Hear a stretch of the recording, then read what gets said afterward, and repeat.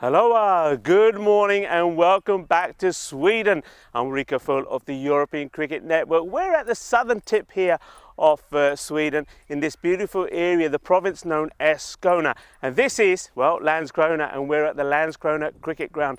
What a start we had to this series yesterday, day one.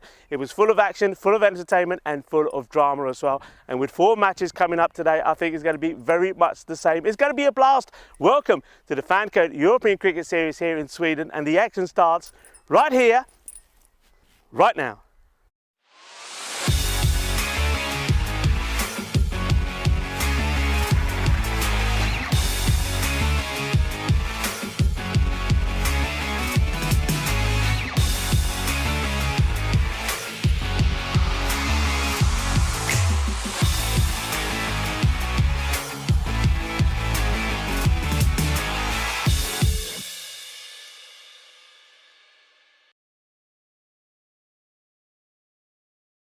The first of the 4 scheduled matches today. We welcome back a team that played really well yesterday. They were really gutsy and they got 2 wins out of 2. The team making their debut, Göteborg Royals, and they'll be looking to keep that 100% record intact. They're up against a team we last saw in 2020, Evergreen. Didn't play here last year, but they'll be hoping that the wealth of knowledge that they've got can register some wins for them here today. And let's see if they can hit back strong here. This is going to be an interesting match. I think there's plenty to play for, and both the captains are with the tournament referee, Rob Kemmett. So let's join it for the all-important coin toss. Heads. Heads is called. It is heads. You'll bat first. You'll bat first, okay. Bharat Konka, the captain of the Royals, deciding he's going to have a bat first. And I think that's a good call. We saw good batting from them yesterday. I think the openers, Natarajan and also Balasubramanian, they are going to be key. If they can get off to a good start and they be supported in the middle order by Chandja and Sisandran, I think they will go on to put a big score on the board. They'll be looking for 100 plus here today. What we did see is these outfields are very fast. So if they can get in, runs are there for the taking. When it comes to them in the field, I think Chandra Jha, he's going to be key with Sisandran once more. But keep an eye out for Banapusa. I think he's a bowler that can take those critical wickets there at the end. Evergreen, what about Evergreen? They're a team we saw, like I said, last time in 2020. They'll be looking to come back and be back in winning ways. I think with the bat for them, Amir Ali and also Umar Nawaz, they're players that perform well the last time they played. They have a strike rate of around about 200, so they are going to be key for them. With the ball, well, this is where there could be an issue. We know that they've got 3 key players that we saw in 2020. They're not playing in this series. So once again, I think they'll be looking at somebody like Imran Kayani to be there taking the wickets. And maybe Umar Nawaz is going to be pretty key for them one more time. This is going to be an interesting match. I think one thing we do know, this pitch, we know it's cool and we know that it's blue. I think it's played really well. I think we've seen the bowlers bend their back and get plenty of return back from it. We've also seen batters play and get good runs, and a good example of that was yesterday. Nawaz Mohammed made 52, a good innings from him, but the bowling of the captain Badan Prabha for the Stars, he took 4 for 5. So it shows you can bowlers get something out of this wicket, and if you apply yourself with the batting, it will do you well as well. Temperatures today are going to start a little bit cool, about 9 degrees, but the sun is making its way out. It's going to be a bit of sun and cloud all the way through. It is time to join the smooth operator, Andrew Ryan, for the start of this match. Thank you very much, Rico. Certainly doesn't come much smoother than the Rico Full outfit choice each day here at the European Cricket Series. Thank you very much for that preview, and in particular, great to get some background on the Evergreen Cricket Club, or one of the perennial powerhouses of Swedish cricket, and they will certainly be one of the favourites to progress through at the top of this group. As long as they can get their playing roster sorted out, certainly a great opportunity for them to introduce themselves to the European Cricket Network fans. We've seen them before a couple of years ago here in the southern part of Sweden. It's a strong lineup at the top. Some question marks certainly about their depth with the bat at the moment. Skipper Amir Ali, he's going to have to carry a lot of the weight, and certainly they might take a slightly more conservative approach in these early games. What we saw yesterday, particularly from this Göteborg Royals side, who just built calmly towards a strong total. And looking at the graphic on screen, that expected score Probably a bit lower than we've come to expect for T10 cricket here, but certainly a function of the strong bowling lineups that are on show here in Sweden, but also just the batting teams trying to take a slightly more methodical approach. We saw a couple of occasions yesterday where the power play elicited a strong score, but otherwise it was very much a focus on just protecting wickets, taking the odd boundary, keeping the run rate somewhere around the 8 to 9 range. This Göteborg Royals side will certainly be all the better for their 2 games yesterday. 2 wins against the Helsingborg Stars. Looked fairly composed in both. Stars gave them a mighty scare in one game. And Madan Prabhu caught down a long off I should say. Probably the turning point of the game. They only needed 11 off 9 at that stage. Couldn't finish the contest, but as it is, the Stars have got plenty of opportunities throughout the rest of this series to get their tournament back on track. But certainly the Göteborg Royals put themselves in the box seat to return for finals day, or for the finals games certainly, when they get to play against the Group B teams. We're about to get underway.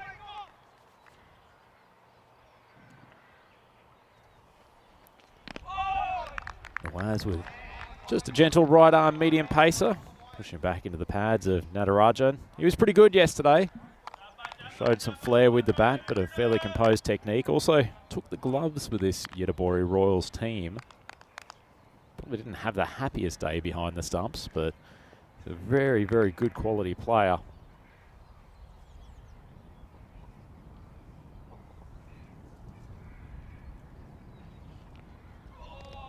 Short and wide. Easy call for the umpire. I suspect that Nawaz will be pleased to see a fair bit of movement away from the batsman. Not controlling it at the moment, but nonetheless, some encouraging signs.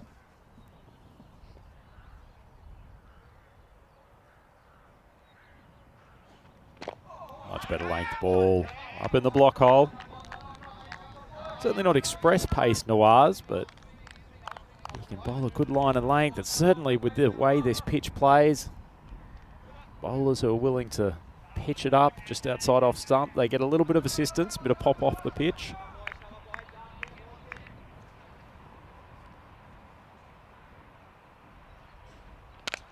It's wide. Natarajan throws the hands of it and cracks it through the covers for the first boundary today. It's a nice start. Nawaz pitching it up. Good to see. They've got a first slip in place, so certainly taking an attacking approach at the start of this T10 innings. That's a lovely shot straight off the meat of the bat.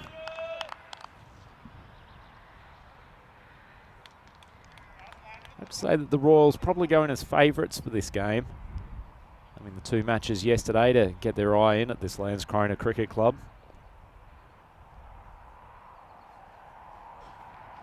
Good length ball, and it's taken the top of off stump. Nawaz comes back from the boundary. Natarajan decides to try to heave him over to the leg side. It wasn't that short. It was a good length ball, and Nawaz is rewarded. Natarajan on his way back to the sheds. Have a look at the replay. Ball just a touch too full to be playing that shot. Trying to force away on the leg side. It's a disappointing dismissal for the Göteborg Royals star batsman, and that's a big early victory for Evergreen Cricket Club. The Royals now 5 for 1. Looks like Anantu Sasindran coming to the crease. Started the batting lineup a little bit down the order yesterday, but showed some good signs, particularly in the second game where they lost some early wickets. Came in and really helped build a defendable total. Another good length ball from Nawaz. Sasindran doesn't take any time getting into his work. Pops it over the top of the cover fielder, and it's pursued with vigour to keep it to a 2. Nawaz once again certainly not shy in getting the ball well pitched up. can see why the skipper has elected to give him the first slip. That's a lovely ball. Once again rewarded for that gutsy full length. And that's a pretty good over from Noah's. 7 runs on the board, and only for the 1 wicket loss. Just have a look at the stats gun on the screen. Evergreen, have a look at their top batters. Seen Kiani before here in the ECS. Recruit to the Evergreen side for this year. He's made some big runs at times. Ali, the man who has got some undoubted power. Strike rate of 206, and Noah's not that far off him. And speaking of man with power and panache, I'd like to welcome to the commentary box for the first time today, Mr. Rico Full. Great to have you on board, Rico. Thank you very much, Andrew. Good morning, everybody. A little bit fresher, has to be said, today. But well, we've got we're in the cube. Maybe that's why it feels a bit colder. We're in the ice cube, the famous cubes that you first saw on the ECC. And they're traveling around with us now. And good start, I suppose, there for Evergreen. They picked up the early wicket off the dangerous Natarajan. Yeah, it was a good piece of bowling from Nawaz, and this is actually the man Kiani, who we mentioned having a look at the run scoring graphic before. It's a nice ball just in that channel outside off stump. Saw a lot of it yesterday, didn't we, Rico, where it was the bowlers who were disciplined, who were willing to bowl on that good line and length, who were the ones that were primarily rewarded. Yeah, for sure. I think we saw a lot of movement yesterday as well, a lot of swing. I wonder if that's going to be a feature today. Nice ball again from Kiani. Left the batsman late. It's a good channel to be operating in. He's not express pace, but disciplined so far. Yeah, Imran Kiani certainly does get this to move, doesn't he? And just having a look, they've got a slip in place. I reckon he's just probably a little bit too wide there. I think he needs to be more sort of a bit closer to keep up more. He's almost sort of between second and third. You see what I mean there? If there is an edge here, he's going to go fine. And maybe he just needs to come into that first stroke, second slip position. Well, he should really know this pitch very well, Kiani. That's a lovely ball. Yeah. Played for Landskrona Cricket Club in the European Cricket Series here last year, so he's certainly familiar with these surroundings.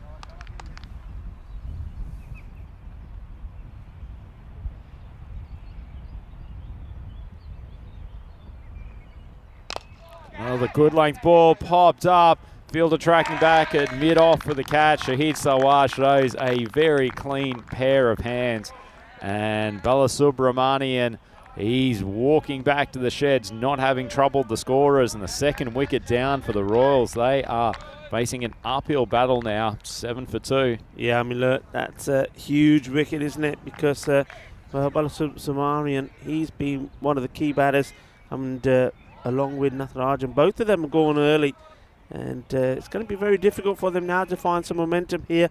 I said in my intro, it was a gutsy performance from them yesterday, but they needed both those openers to perform well. But with Rishi and Sibi now gone, it's going to be hard work for them. Another lovely length ball from Kiani, finding his spot. He's not trying to do anything particularly complicated here. It's just disciplined, consistent right arm median bowling. Good to see. Conker come out to join Sasindran at the batting crease. He's bowled very well, isn't he? He's right on the money. I don't want to curse him. His line has been perfect. Well, you have cursed him, Rico, although he manages to just keep it inside the wide line. T10 bowling, that's actually a pretty good delivery. So the Royals, they end the second over. 2 wickets down, 7 runs on the board. Yeah, the Royals, they've got the work cut out here now. They've got these 2 batters. Sasindran, we know that he can bat pretty well when he's out there now with the captain, Bharat Conga. So we have a look at the standings. Well, it was the Royals that produced 2 victories, 2 from 2 against the Helsingin Stars. That's why they're at the top of the standings there. And then we saw that in the second match, the 2 teams, Yon Shopping, they picked up a good victory, didn't they? But, well, there was a surprise comeback from Seaside as well. I mean, that was a 2-sided match, that was one like you've never seen before. It was Yon Shopping were amazing in the first match, and then Seaside came back strong. It was the contrast between the 2 matches was unbelievable. Quickly the tides can change on the seaside, Rico. That was a topsy-turvy afternoon of cricket and provided great entertainment and the odd moment of comedy as well, including a miraculous catch from Shafat Ali, which we'll talk about again in a moment as Swain comes on to bowl, drags it wide of off stump. The umpire calls wide, but that was a remarkable catch, wasn't it, when he followed Path around to the long off section. Path managed to drop the initial chance right on the boundary, but somehow Ali's managed to pick it up one-handed before it hit the turf. Great moment. It was an amazing moment. The celebrations were spectacular. This one's probably a little bit too wide. Yeah, and it was all about the anticipation. It's like he said, well, I get a feeling this is what's going to happen. He sort of follows the player all the way and then takes the one-handed catch. And the thing was, the player celebrating the most was actually Kumar, the one who actually dropped the catch and then sees it fall into the hands of the Hussain. It was absolutely marvellous.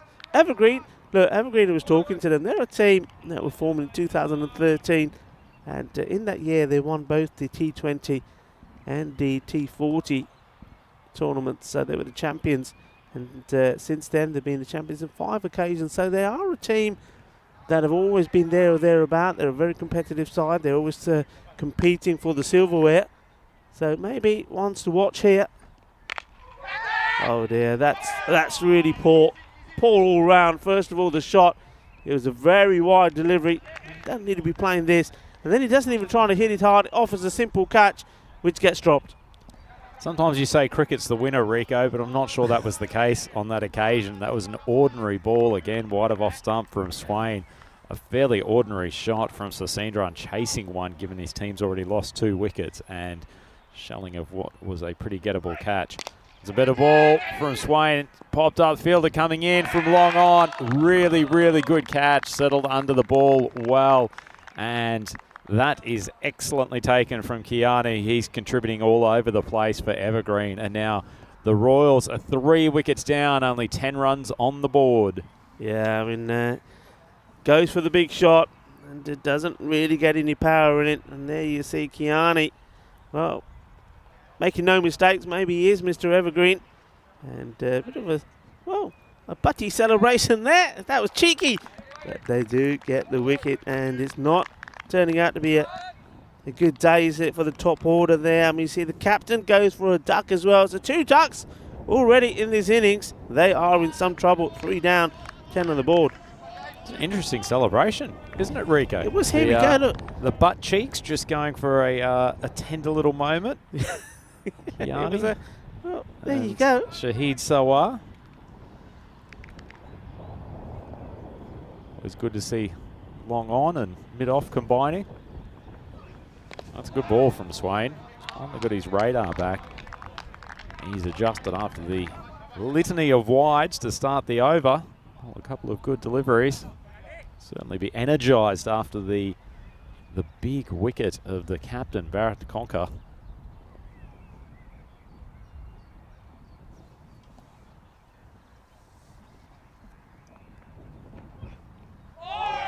Lovely channel. Once again, that is the place to bowl.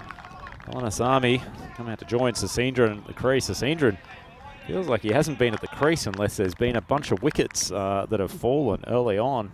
He's going to do his best to try to drag the team up to a defendable total.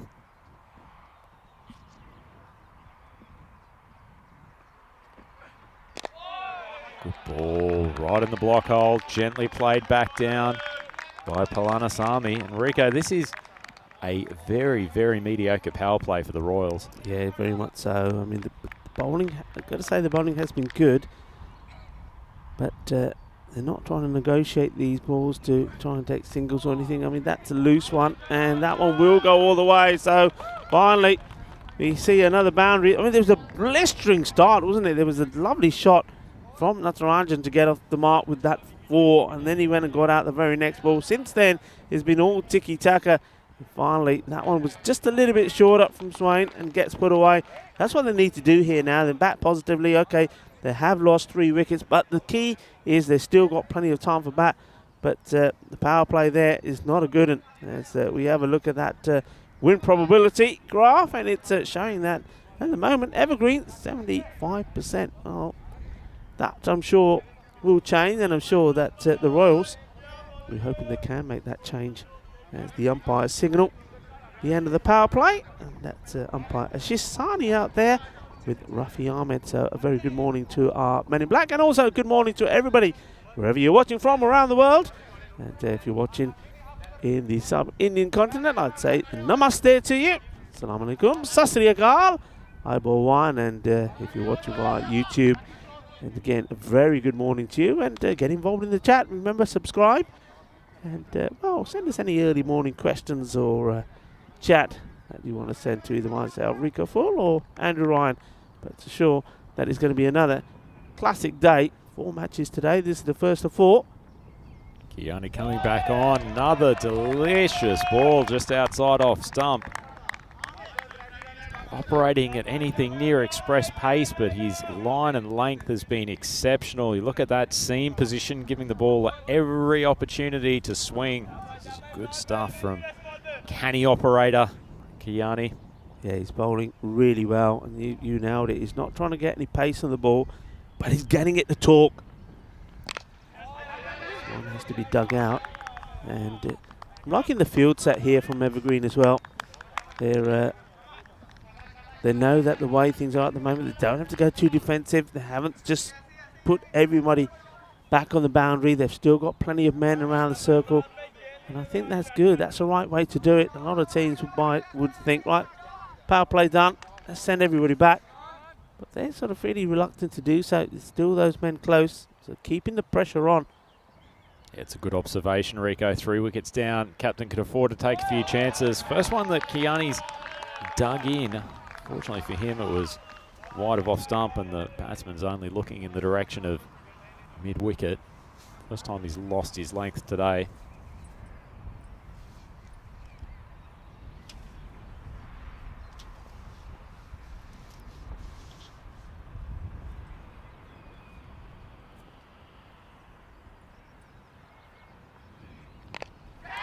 Ball just curling around from off stump. Sasendran a little bit uppish as he plays it around. Mid-wicket might have thought he was in with a chance for a moment.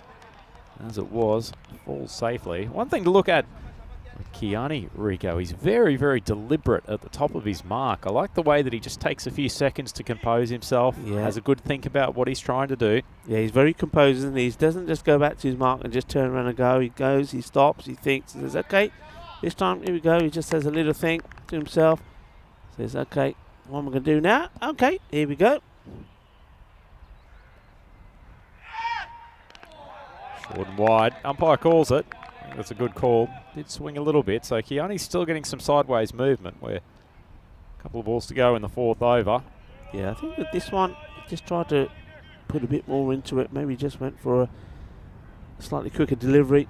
Ends up being a bit short. He just loses his posture a little bit, and that's why that ends up swinging fairly wide. Too short and wide. He'll come back well, though, I'm sure. Oh, look at that. And, that's really well bowled. Right at the batter this time, and gets that movement away. Looks like a classy campaigner, Andrew. Certainly is. Certainly a man who can deliver consistently with the ball. Not trying anything particularly spectacular here. It's just good, disciplined, medium pace bowling, and probably finding out some of these Yadabori Royals batsmen who really want to go after him, but you know, with the situation with the wickets, it's difficult. It's heaved over to the leg side. Fielder coming around from position forward of square. Fires it in. That is the end of the over. The Royals now 17 for 3 after 4. Yes, good morning to everybody, and welcome to this beautiful Landskrona cricket ground. Did you like the shot of the horses there in the background this morning? It's absolutely lovely, the stables. It's a wonderful setting. It's a beautiful part of the country, Rico, and you and I are both big animal lovers too. I think we're absolutely enjoying being surrounded by the stables, being surrounded by nature, and Landskrona, it's a really, really green, open part of southern Sweden. Yeah, it's a very beautiful area, and where we're staying, I mean, that base, I mean, some of the architecture and the buildings there are magnificent. Absolutely, and for those of you who don't know much about Landskrona or Helsingborg, where the team's actually based, it's right on the coast of southern Sweden, probably about an hour north of Malmö by train. Yeah. And probably about an hour and a half north of Copenhagen, the Danish capital. Certainly just a wonderful part of the world to be in at this time of year. That one's a full toss. The umpires have a little look at each other. It will go to the boundary.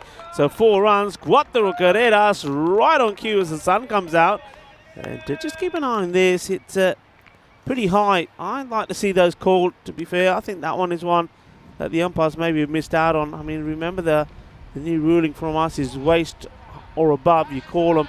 And I think the umpires are encouraged to also say, well, look, if you're unsure, if you're uncertain, we'll call them. And that one, I think they missed out on. But the batter doesn't miss out on the shot, puts it away. So, Palanisami, I think when he first came out, he was a little bit tentative to play his shots.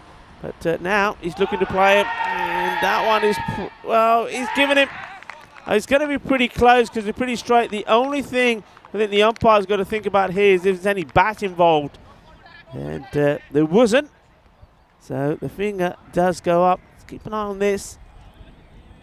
And yeah, that's plumb. That is absolutely plumb. And the batter looks a little surprised there, Andrew. But I think if me and you are bowling, if that's not given, we might be throwing the toys out the pram. To be honest, Rico, I think the only hesitation the umpire had was because there wasn't an appeal for the bowler immediately. At first look, I was stunned that he did not turn around and request an LBW verdict. And I think the umpire had to think for a moment or two of why was there some uncertainty from the bowler. Certainly the batsman pointing to his bat as he's coming back to the crease, but looking at that replay a couple of times, I think it's a good call from the umpire. Nice piece of bowling, actually, as comes through and gets another dot ball, but shown an ability to get some good flight, Mohammad Kadir, and leaving aside that first full toss, he's got some nice shape on these left-arm orthodox deliveries. It's good bowling. I'm liking Kadir's action. It's somebody who looks like he's mastered the art of spin pretty well. And he's getting the ball in the right areas as well. So it's a good start from him. Underutilised weapon in T10s, I think, Rico. The left-arm orthodox spinner. Always getting the ball to pitch and turn away from the right-handers who are tending to try to hit powerfully over mid-wicket. Long on. Certainly if you've got someone who can get a bit of zip off the pitch, the left-arm orthodox, it's a great thing to have in your bowling toolkit. This is fighting right up. It'll just be a bounce. And then comes the throw. I mean, oh, it's gone all the way through. We'll chase it. Andre, Iba. Is he going to get there? Well, he does. And it could have been a nightmare for the fielder. Well, tell you what, Tamil Selvan, heart would have been in his mouth. He's popped one up off another full toss. Wasn't that far off being caught. Decided to charge recklessly down the wicket, but as it is, has profited with a single, and that takes the Yedabori Royals up to 22 for 4 off 5 overs, but they are quickly running out of balls, Rico. Only 30 left. They're probably going to reset their targets and think they can get up to maybe 65 and hope that their strong bowling lineup, who performed well yesterday, can hopefully keep them in the game. Yeah, absolutely. I mean, yesterday they did get those 2 wins, which meant that they finished on the top of the table unbeaten, but here they're staring at defeat. Something special has to happen. And yeah, I think getting to 70 gives them something, but look at the wickets they've lost. I mean, Sasindaran is still there, but we know he can hit the ball pretty well. Hasn't really got going. And it's Temis Sivalan who's out there. Just going back to that LBW, was it the very next ball, the one that was pretty high, or was there a ball in between? Because these little things do make a big difference. I mean, it could have been a free hit. Well, this one is being signalled a free hit. So, correct. Basit Abdul's come on to bowl the 6th over. First one just a little bit out of control. It's a consecutive full tosses. The first ball of an over. That one's a much better length ball. Unfortunately for the bowler, the inside edge has flown away to the fine leg boundary, and the Royals managed to get themselves up. So almost approaching that 30-run mark, which will give them a level of confidence, and boy, they could do with a few more fortunate moments like that. Yeah, Basit Abdul, you see the bowler that they're going to really attack and try and get some momentum in this innings. I mean, 4 wickets down, But, I mean, it's not all about the wickets. It's about taking the opportunities and showing some aggression. And asking for the LBW here, but I suspect that this one, he's bent it a little shorter. He's going to probably go over the stumps. And, yeah, I think the height is an issue there. Yep, good call from the umpire. And just going back to your question from before, Rico, it was the ball after the full toss that the LBW was given from the left-arm spinner as Bill comes and bowls a nice length ball that's once again flown down to the boundary. Great bit of work from the man down at third man. That's Saqib Latif throwing himself into his work. What a fantastic stop this is. I mean, many a fielder would have given up the chase, but this is the difference if you go with your hands, you see. Quite a few would have gone for the feet, and they would have missed it. It would have clonked the foot and still gone over the boundary. Great bit of work. Nice length ball. Turned around to mid-wicket. There could be a chance at the wicket-keeper's end, as it was. The throw was a little bit high, and Sasindran, who's only been there for 10 deliveries, or only faced 10 deliveries, but feels like he's been there for an eternity. Doesn't it just? Teammates have been on a procession back to the sheds. Well, it's poked through the offside. He's found the gap between backward point and forward of point, and that's a much-needed boundary. So Abdul hasn't bowled a bat over here, but just with the no ball, the inside edge, and now Sasindran creating some room. That's another 4 in the books, and this is a helpful over as they try to rebuild some respectability to this batting effort. Yeah, that was a nice shot. All right, it was uppish, but I like the way he does get his wrist in play. He gets the timing and more importantly, the positioning spot on. 4 more. Full ball.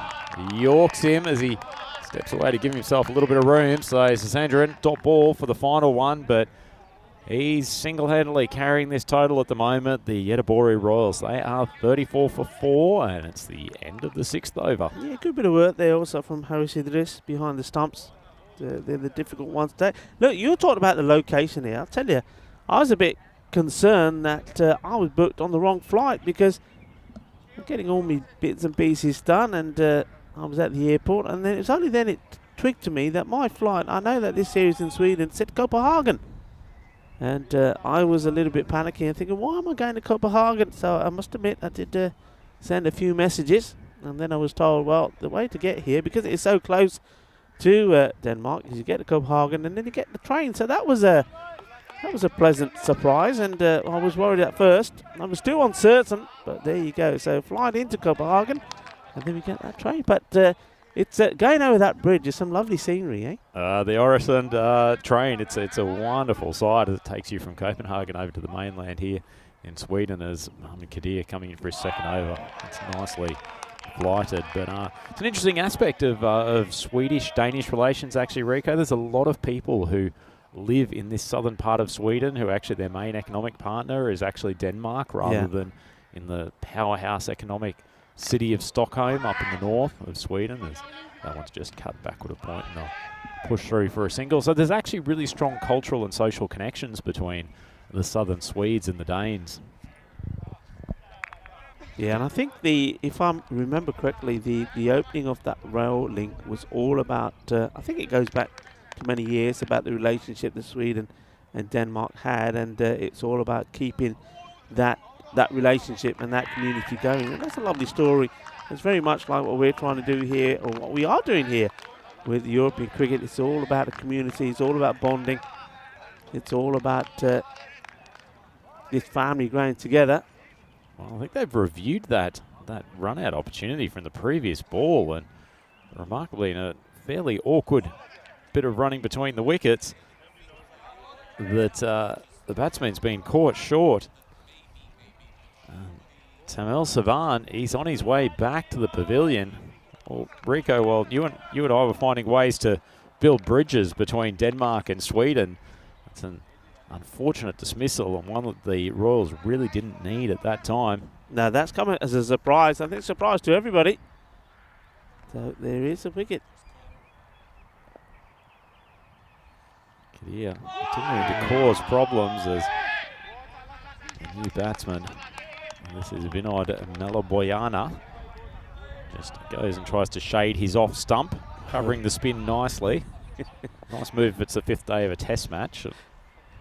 Well, he just plants his foot there, and I think Kadir would have seen that. Let's see what he does here. Oh, well, you can see what he was trying. But this one was probably just going past the leg stick. Clever bowler, Kadir. I like him what I'm seeing. He's going to cause some problems, you know. Yeah, you could almost see that in his head, Rico, wasn't he? That after that first delivery, he was going to aim for the stumps on that last ball. And it's probably just a touch short to catch him in front. But nice piece of bowling from the left arm spinner. That one's a bit short. Opportunity to cut, but plays and misses. Evades the keeper, but there's no run. Yeah, that will be the end of the over as well. And, I think this is where it's one of those when you're in this situation, you ain't got too many runs on the board. I think the non-striker, and you can see there the batter saying, "Come on, you got to go." And well, talk to us about our social media here, Andrew. There's just so many ways to keep up with the European Cricket Network, and I, admittedly, as someone who has to spend a lot more time away from the European Cricket Series as I do actually here in the commentary box, it's great to have ways to follow all across social media platforms: Instagram, YouTube, Twitter, Facebook, and even on TikTok now. And I think also, Rico, you're a big Telegram user, because the Telegram channel, I think, has become a very, very popular way for fans to keep up to date with what's happening. No, you'll have to tell me more about that.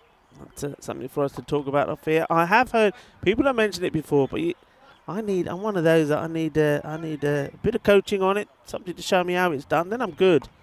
But I'm even still. You see this one? That's probably just okay, just inside that line. That's good delivery. And even still, and I mean, some of the crew here are very helpful when it comes to me doing some of my Instagram posts, because I'm never sure exactly where it's going to go to or what it's going to end up looking like. I did a couple last night, I think, and there's that one that's been played nicely. That's a bit over pitched, and it gives it a fair whack. So see the run here. It's a nice shot, actually. Yeah. Just flicked the ball off his toes and times it nicely. I thought he might have gotten it a bit off the bottom of the bat to start with, but actually he's picked the gap between deep mid-wicket and long on with a lovely stroke. Yeah, Swain coming back into the attack. He's nicked it. He's nicked it. He's going to... Oh, what? There was some noise here. The umpire's giving the wide. Definitely noise. Look, you can't go by the noise. You'll probably find he's nowhere near it. There was a big noise, though. Let's have a look at this. Ooh. Well, what could the noise be? The batter, was he walking? Is he walking here? He sees the ball being called. I think he's walking. Look, he's going. And then he says, "Oh, I've not been given." Well, how about that? Could that be a key point? There was definitely a sound there. And the batter's walking. He looks up and the umpire spread his wings and saying wide ball. And he says, "Okay, fine."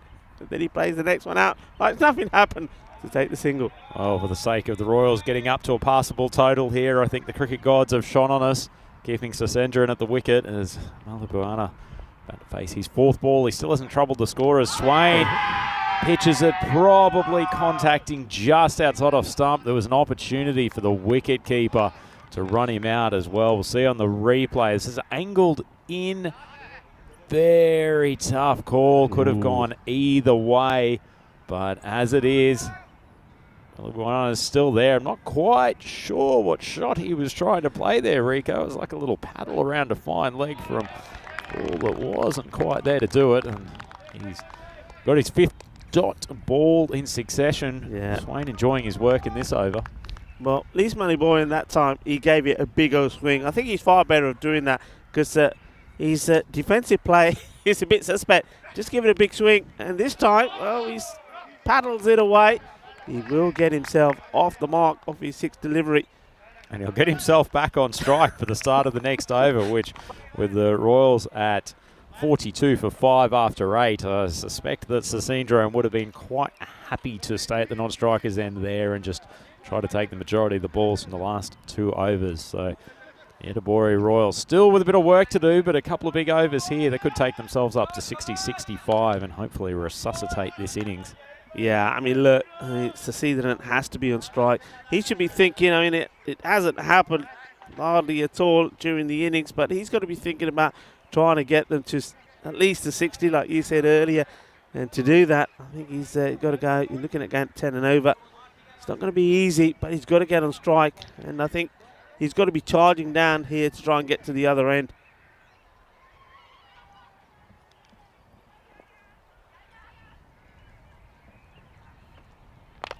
So he fly the ball from Sawa. It's been popped up. Oh, the fielder tracking back for mid-wickets. Made a great effort. I think that was Swain. He's cracked his head.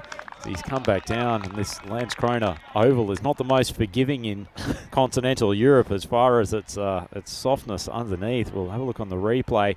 Tracks back, almost manages to grab it, and the melon makes solid contact with the outfield. Yeah, this is a hard ground. That's going to hurt. You can see when he gets up, he's giving his head a bit of a shake. He's got a bit of a smile on his face, so that's all right. I thought he's probably seen a few birds around his head. Nicely bowled from Sawa. Tried to turn around the corner. Malaboyana getting into his work a little bit more here though now. He's made contact with the bat the last 3 balls anyway, which is a good step forward. Sawa continuing the spin attack from Evergreen. They've got some nice variety in the bowling lineup. Keep in mind with the Royal side too, Rico, they're missing a couple of their key players from yesterday. So as that one is flighted onto leg stump, Sasindran swings it around the corner. It's dropped. The fielders just decided to keep on running rather than backtrack for the ball. And the field has come from mid-wicket to clean it up. And that's a helpful turn of events for the Royals. Sasindran could have been back in the pavilion. Tough catch flying around the outfield. Just not sure what possessed him to keep on running a good 40-odd metres past the ball. It was like he was trying to do a time trial in the NFL Combine. Again, there's a leg spinner from Sawa. Got plenty of air. It's like a 9-iron popped into the green. Oh, Sasindran's run out. He turns trying to take the second. And this time he's going to take more than 2 steps towards the pavilion. He's on his way out. Such a disappointing dismissal from the man who had to be there to the end. Yeah, I mean, you can see the bowler just standing there saying, come on, one of you get there, get the catch. And the catch doesn't happen, but the direct hit from the fielder means that Sasindran does have to go. He's made a gutsy 21 of 19, but he was there a long time, and I think he needed to try and control the strike a bit more. And, he was the key batter, so 50 still not on the board as another wicket goes down. Great moment there, which I'll encourage Sawa to watch on the replay tonight, where he's turned his back as the ball was thrown in as though it was coming in at 100 kilometres an hour, as opposed to just floating, tickling the base of the stumps. And while he's taking evasive action, the umpires put the finger up to send Sasindran back to the pavilion. But that is a big wicket loss for the Royals. And this lower order is going to have to swing hard. Short ball, turn around the corner. Fine leg and square leg both converge on it, and they'll keep it to a 1. Oh, we're mixing things up with his spin here. Good to see someone go for the alpha move of bowling in Tom Cruise Top Gun sunglasses when we've got nothing but cloud cover across the top of the Landskrona Cricket Club at the moment. Lets that leg spinner up. He's going to sit and wait for it. Just takes it out to point. Yeah, easy single. Happy to take the single there. You've got to be really attacking these, haven't you? I mean, they're being floated up. You've got to go for it. And just the single, the 40. I think the score is, there we go, 49. 6 down. One over to go, Rico. What's the plan from here? Well, yeah, I mean, the plan should have happened probably at around the 6 over mark when it was.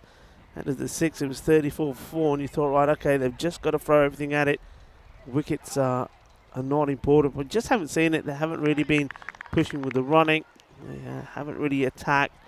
And Evergreen, well, at the moment, they look like their comeback back to ECS after being absent last year. It's going to be a productive one, especially in this match.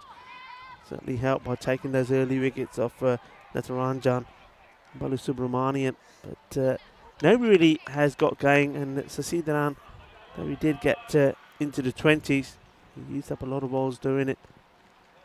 And it was. It's come on to close out the innings. I just Checking the ball here for a moment. Coming together for a quick chat.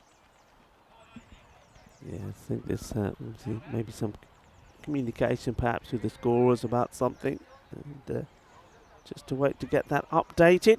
What do you think? I mean, it's not what you expected from the Royals today. I mean, the team that unbeaten yesterday, they would have been on a high, and winning the toss and wanting to bat as well. It's been a very, well, you've got to say, disappointing performance from them. Yeah, disappointing. As we said, missing a couple of their best players, which I think will hurt them in the bowling lineup as well. As comes in, nice ball, just outside off stump again. And he really set the tone early on today with a good over. Get things kicked off. But it's been a disciplined bowling performance all around from Evergreen. Everyone they've brought on has not only stuck to the plan, but added some variety to the bowling attack. It's been good all-round performance from them first up.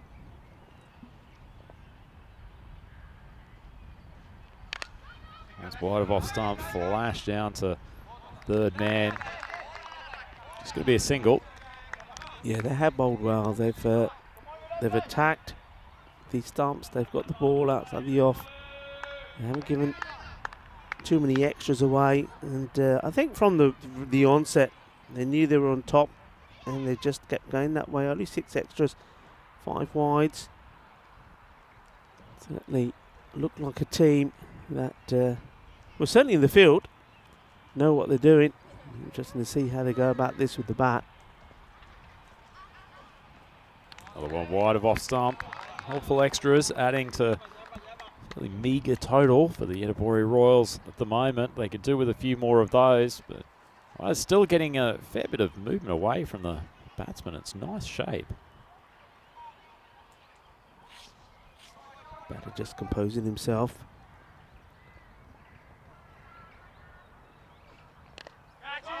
One zeroed straight into the stance. Mello Boyana just gets it high. Keeper rolls around and actually takes a really good catch. Harris Idris, he hasn't had too much to do. He's got the sleeves rolled up. He's ready to put in the work. And that's a good grab to send Mello Boyana back to the pavilion. And yet another wicket goes down for the Royals. They are now 7 down, and he's managed to get straight in front of fine leg. Clearly didn't trust him too much with taking the catch. Have a look at this. He says his mind, yeah. Well, I think the wicketkeeper there, Harris Idris, knew exactly what was going to happen if he doesn't take this catch, because the fielder there, he's just standing there with his hands like he's like, you know, I don't know what he's waiting for something to drop in his hands. And well done to Idris. Well, isn't he cold? He must be cold. And look at the pads there. He's like a chill out look. It's a workman-like look for a wicketkeeper, isn't it? One flap folded down, the short sleeves as though he's going to a pub rock session back in the early 80s or hitting the gym later on today. As you say, Rico, can certainly see why he jumped in front of the fine leg fielder. He was going to miss it by about a metre. I love it. That's well done, and he has a little mumble to himself there, the fielder as well. It's almost like the wicketkeeper is not acknowledging him at all. It was like, who are you? What are you doing here? Well, we get ready to go here. 2 more balls to go, 53. Can something amazing happen to get to this 60? A couple of boundaries will do him good here. Well, nope, it's not going to be. And, the Royals just haven't got going this morning. The team unbeaten yesterday, and now they're going to have to do something pretty amazing with the ball if they're not to go down and suffer their first defeat in this FanCode European Cricket Series in Landskrona. Here we go, final ball of the innings. Beautiful ball from Nawaz outside off stump, and that's very much indicative of how Evergreen's bowling lineup have gone about their work today. They've been very impressive, very consistent, bowled some good channels, and that's a disappointing batting performance from the Edinburgh Royals after their double success yesterday. They have managed to construct an innings of only 53 runs, and with the early wickets in particular hampering their ability to really pressure the scoreboard. 7 wickets down across that 10 overs, and leaving aside Sasindra, and no one really got started, did they, Rico? No, nobody got started, and this was the problem right at the beginning. That was he played a lovely shot for 4 and then goes right around, plays all around it, gets bowled, and Nataraja had to go. He went for 4 or 4 deliveries. His other opener, well, Balasubramanian, he wasn't able to hang around either. He got a duck. They just couldn't get started. Nothing went their way. I think they came out, bearing in mind they played yesterday, they came out playing like they were playing the first match in this series. They just didn't look confident, and really they threw their wickets away, and Evergreen was saying, well, thank you very much, we'll take that, and they certainly did. Well, that one they didn't take. That was a bad bit of cricket, but since after that everything really was snapped up. They just looked like a good team, and the bowling there of Kiani, I like Kiani, and I think also Kadir. I think those two are going to cause teams problems all the way through the series. But that was the one we thought should have been called a no ball, and the very next ball, well, you know what happens. How's that? Well, he's plump, and the umpire has to give it. So maybe a little bit unfortunate, but for me the question is, how are the Royals going to respond when they're out there with the ball? Yeah, it was certainly some nice bowling from the left-arm spinner, Mohammad Kadir, in the middle of that innings, and between him and the off-spinner Shahid Sawar, they've shown that they've got a nice spin attack, which will serve them well as we move through the remainder of this European Cricket Series tournament. Their fielding was also pretty sharp for the most part, and that was a helpful wicket towards the back end of the innings. And Antu Sasindran had batted well up until that point, just turned blind, and he was run out up the bowler's end. And to cap things off, the wicket keeper, Haris Idris, he was pushing Fine Leg out of the way. Fine Leg decided, I'll give you a round of applause for taking away what should have been my starring catch of the innings. And that was almost all she wrote in the 10 overs for the Edinburgh Royals. They ended up 53 for 7, and that is probably not a target that's going to cause too many heart flutters in the Evergreen batting lineup. But nonetheless, the Edinburgh Royals, they did bowl well yesterday, and they have got some weapons with the ball. No more so than that man, Antu Sasindran, who once again had to carry their batting lineup. He came out at 3 today, scored 21 off 19, and played a couple of good shots, but not a single other batsman managing to get into double figures. Subhash Palanasamy batted pretty well until he was the victim of a lovely bit of flighted left-arm bowling from Mohammad Kadir. He was out for 9 off 8. Malaboyana, tough start, did well to construct 6 off 11 back into the innings, but it was a very, very tough morning for the Edinburgh Royals, and after their success yesterday, then you'd have to say that Evergreen are definitely favourites to take their first win in this European Cricket Series Landskrona tournament. This is Group A, Match 5 that we have here at the moment. There's 3 more matches to go today, including a rematch of these two teams for game number 2. Look at the Evergreen bowling card. Umar Nawaz was pretty solid at the top of the order, but Imran Kiani, he bowled the 2nd and 4th over and was miserly as you can be. 2 overs, only 3 runs and the 1 wicket, and everyone bowled pretty consistently from that point on. Rajiv Swain gave away a couple of boundaries. It's a little bit unlucky with one flying down to Fine Leg, but other than that, I think they will be very happy with their work. So this match poised with a pretty high win probability for Evergreen Cricket Club, and that will certainly give them confidence as they go and chase a fairly simple target of 54 runs from their 10 overs. We will be back here at Landskrona Cricket Club in southern Sweden in just a few minutes. Please join myself, Andrew Ryan, and Rico Full for the second innings.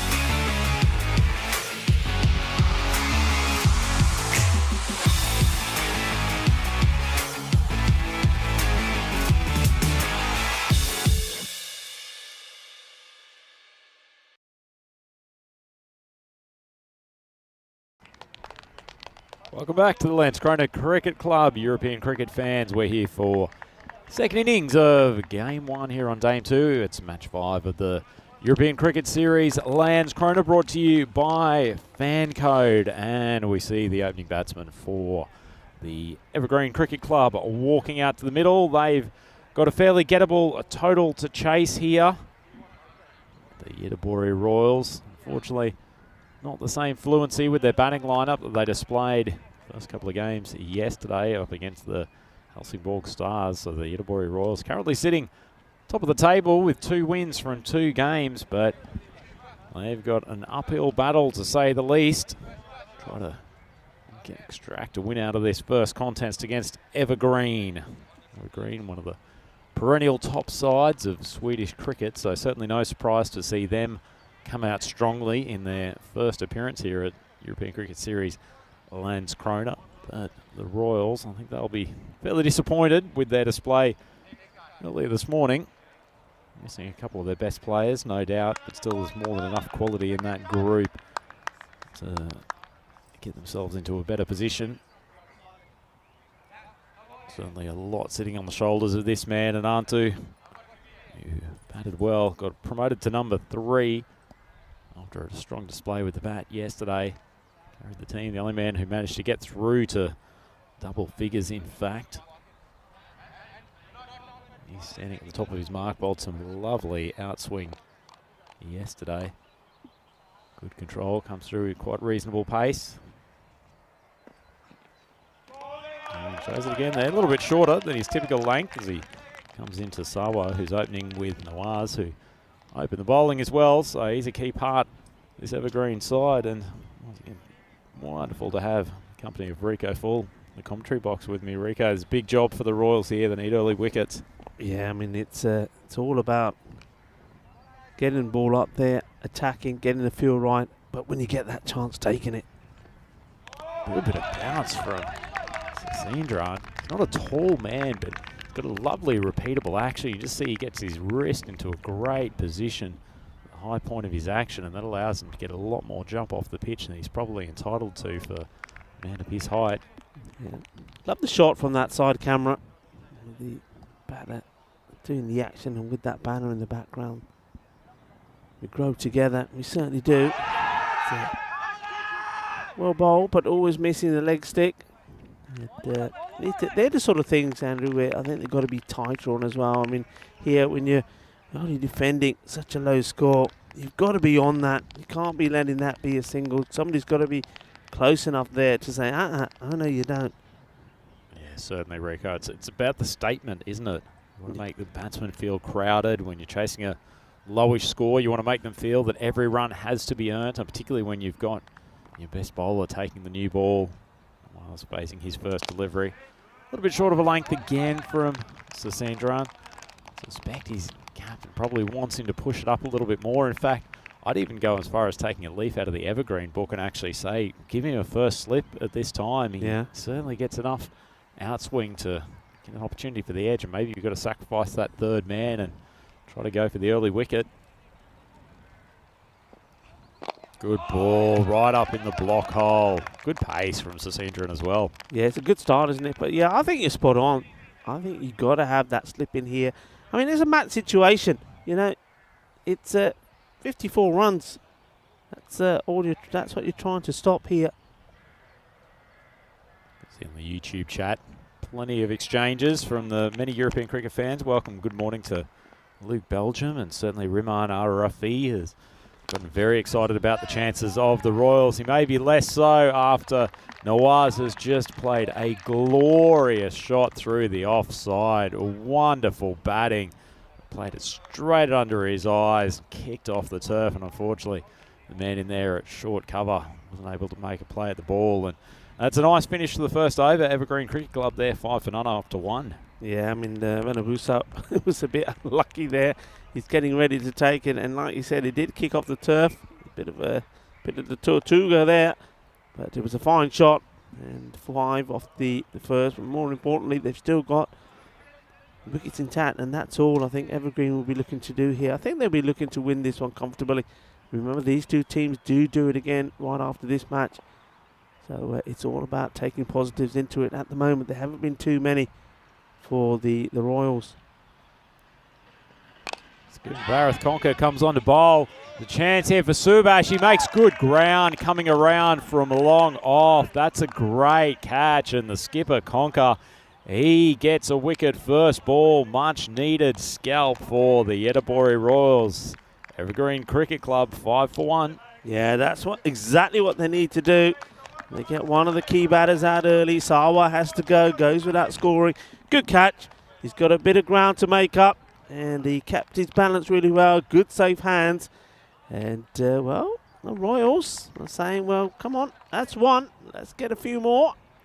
That will give them a bit of encouragement. Certainly will give them a bit of hope. They need to take wickets early. Get 3 wickets in this power play. Who knows? Yeah, certainly I can see the excitement from Rumama Rafi in the chat. I reckon he senses the Royals could be on for a bit of an upset win here. Good fielding from Subhash. Shows the advantage of picking up the ball early and making quick movements towards the ball. Conker coming in for his second delivery. Well, that one's a little bit wider of off stump, and it's been thrashed for a wonderful strike over the cover boundary.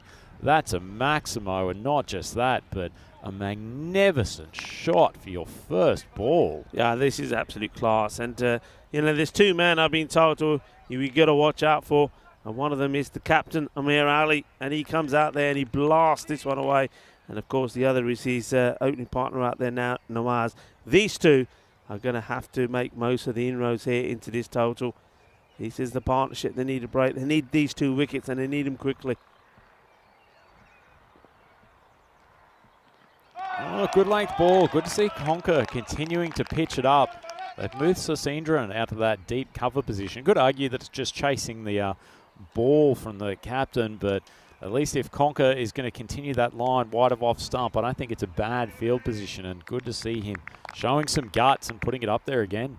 Yeah, I mean, it's fair enough. I mean, you know that Ali is looking to play his shots, that's for sure.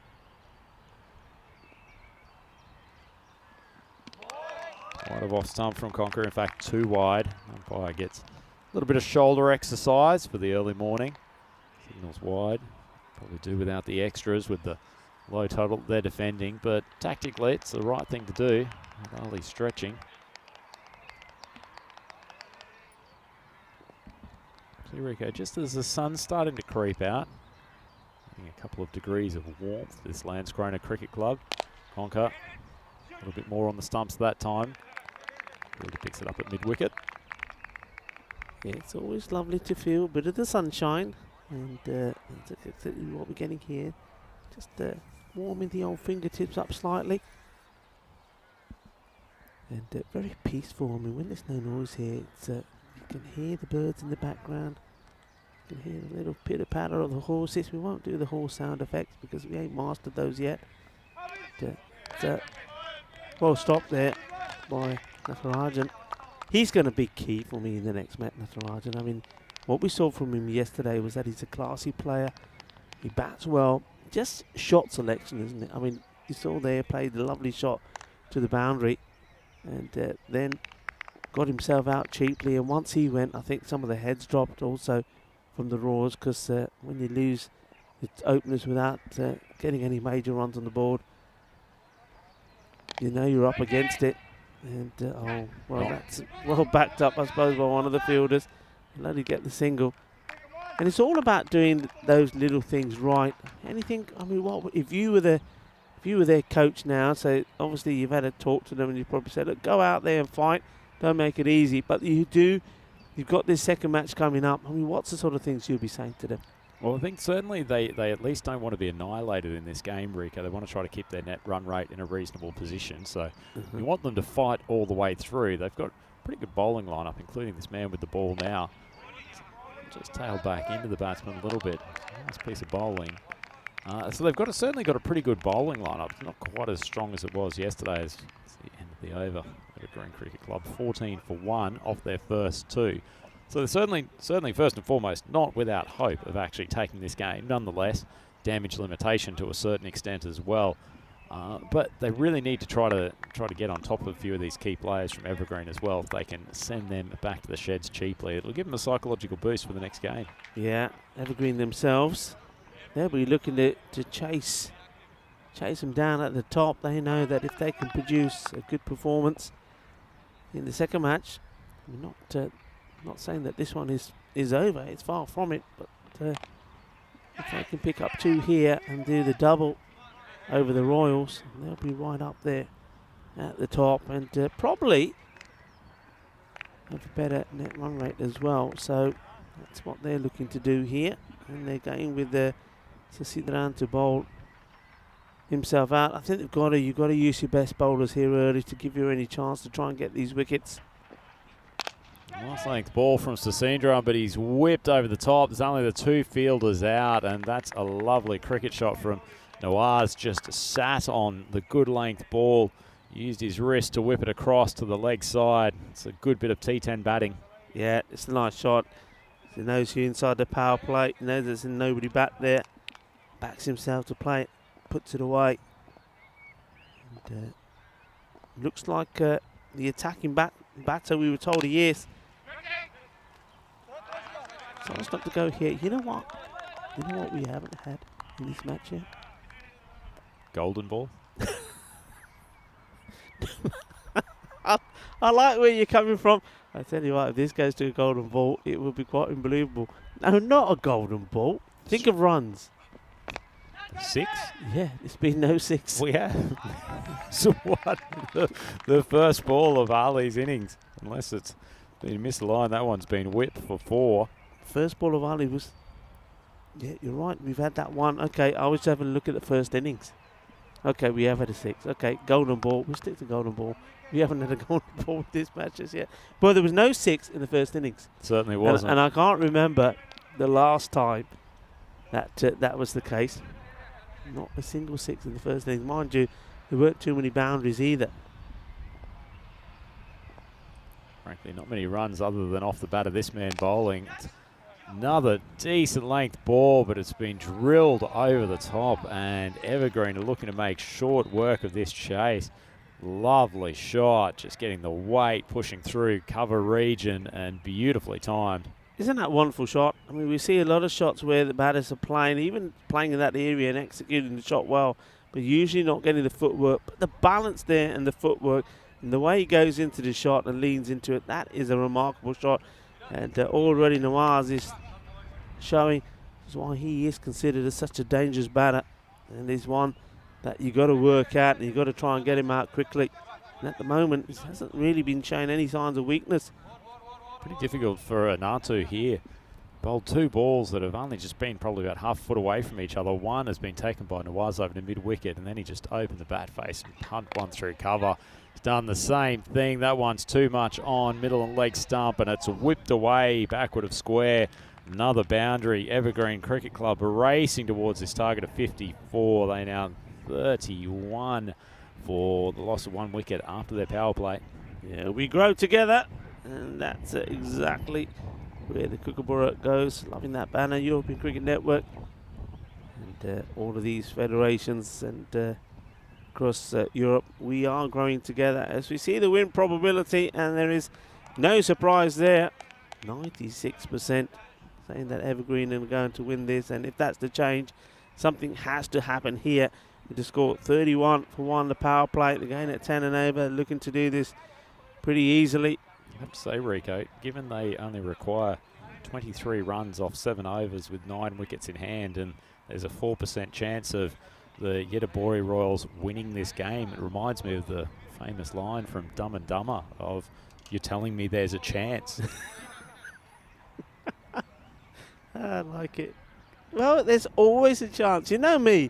I'm always the sort of guy that says, no, you always back the underdogs, or it's not over till it's over. And that's probably because I've played in a number of matches with some of the amazing things that have happened to our team many a times. So I'm always one to say, look, until it's done, it's not done. I'm always the nervous one. People will tell you, if you would be at the ground now, I mean, for example, as that one's been played out, if I was one of the Evergreen players now, I'd still be saying to them, it's not won yet. We haven't won it yet. They will be saying, what are you talking about, Rico? It's done. No, it's not won yet. And I'd be sat in my chair, and I wouldn't move out of that chair until we won, because I thought, if I move away from it, then something will happen. We'll lose wickets or something. Very superstitious in that way. So it's not done yet. But I am too, Rick, although I tend to go for the opposite. I'll pace up and down continuously. You're a pacer, yeah. Looking like a man that desperately needs a toilet with none inside. As that one's flown out to cover, has come in and taken a good catch. Another reward for Conker, keeping the ball well pitched out, up outside off stump. And Nawaz, who has thrashed the ball to all corners of the ground so far, he departs for 20 off 10 balls. A much-needed wicket for Bharat Conker. It ain't over yet. I was just watching the replay there, the fielder. He had the ball. I think, what does he do here? He's fine here. Then I think he's trying to throw it, bite to the umpire or something, and he ends up, it just goes, lobs it straight up in the air. Then he has to chase after it. Good catch, though. And it just keeps them alive, doesn't it? Keeps them alive, gives them hope. I mean, this is where you're saying to yourself, right, look, 8 more. Do that 8 more times. We've done it. Well, I wonder what the win probability's cracked up to with that, seeing Nawaz back in the pavilion. Maybe they're up to 6 or 7% now, as getting an action replay of the fielder coming in off the boundary, taking that catch. Well judged catch, to be honest. That was hit with a reasonable bit of height, reasonable bit of power, and certainly the outfielders have done their job today when they've had the opportunities. Yeah, nice catch taken. It's little things like this which is also important for them to go into that next match. I mean, you were saying it's all about going out there, perform well, so you are ready for the next match, and that's what they're trying to do. They're trying to take the positives from it. Good ball in the block out from Conker. That's what he did yesterday. Yeah, with a great amount of success. And just to note, it was Venapusa who took that catch out on the boundary, nicely held by the outfielder. Yeah, but it's little things like that. Just go. I mean, you've just taken a wicket, and it's a huge wicket. A new batter comes in, and you've just allowed him to take a very easy single because you haven't changed the field. And I think that's very important. New batter comes in a tight game like this. You need wickets. Bring them back in. And, you know, I would still do it even to Ali. Ali, all right, I know you, as you reminded me, he's hit the only 6 in this match, but he's only on 9 of 6 balls. Put pressure on him. You need wickets. Yeah, it's good chat, Rico.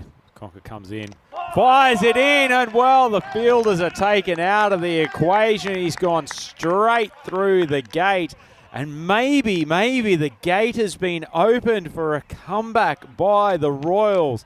The skipper, Conker, putting this team on his back and carrying them with 3 wickets, going straight through the thrashing bat of Ali. What a wicket. Oh, this is great bowling. I love seeing this. I love seeing bowlers, players that just don't give up. And Conker, the captain, Bharat Conker, he doesn't give up. Gets an absolute beauty in there. And both the key batters are now gone. Nawaz goes, as you know, for 20 of 9. And that was the big one. That's the one they needed. And all of a sudden, they're back in it. It's all the threes, 33 for 3. And they cannot stop believing. That's a great bit of bowling.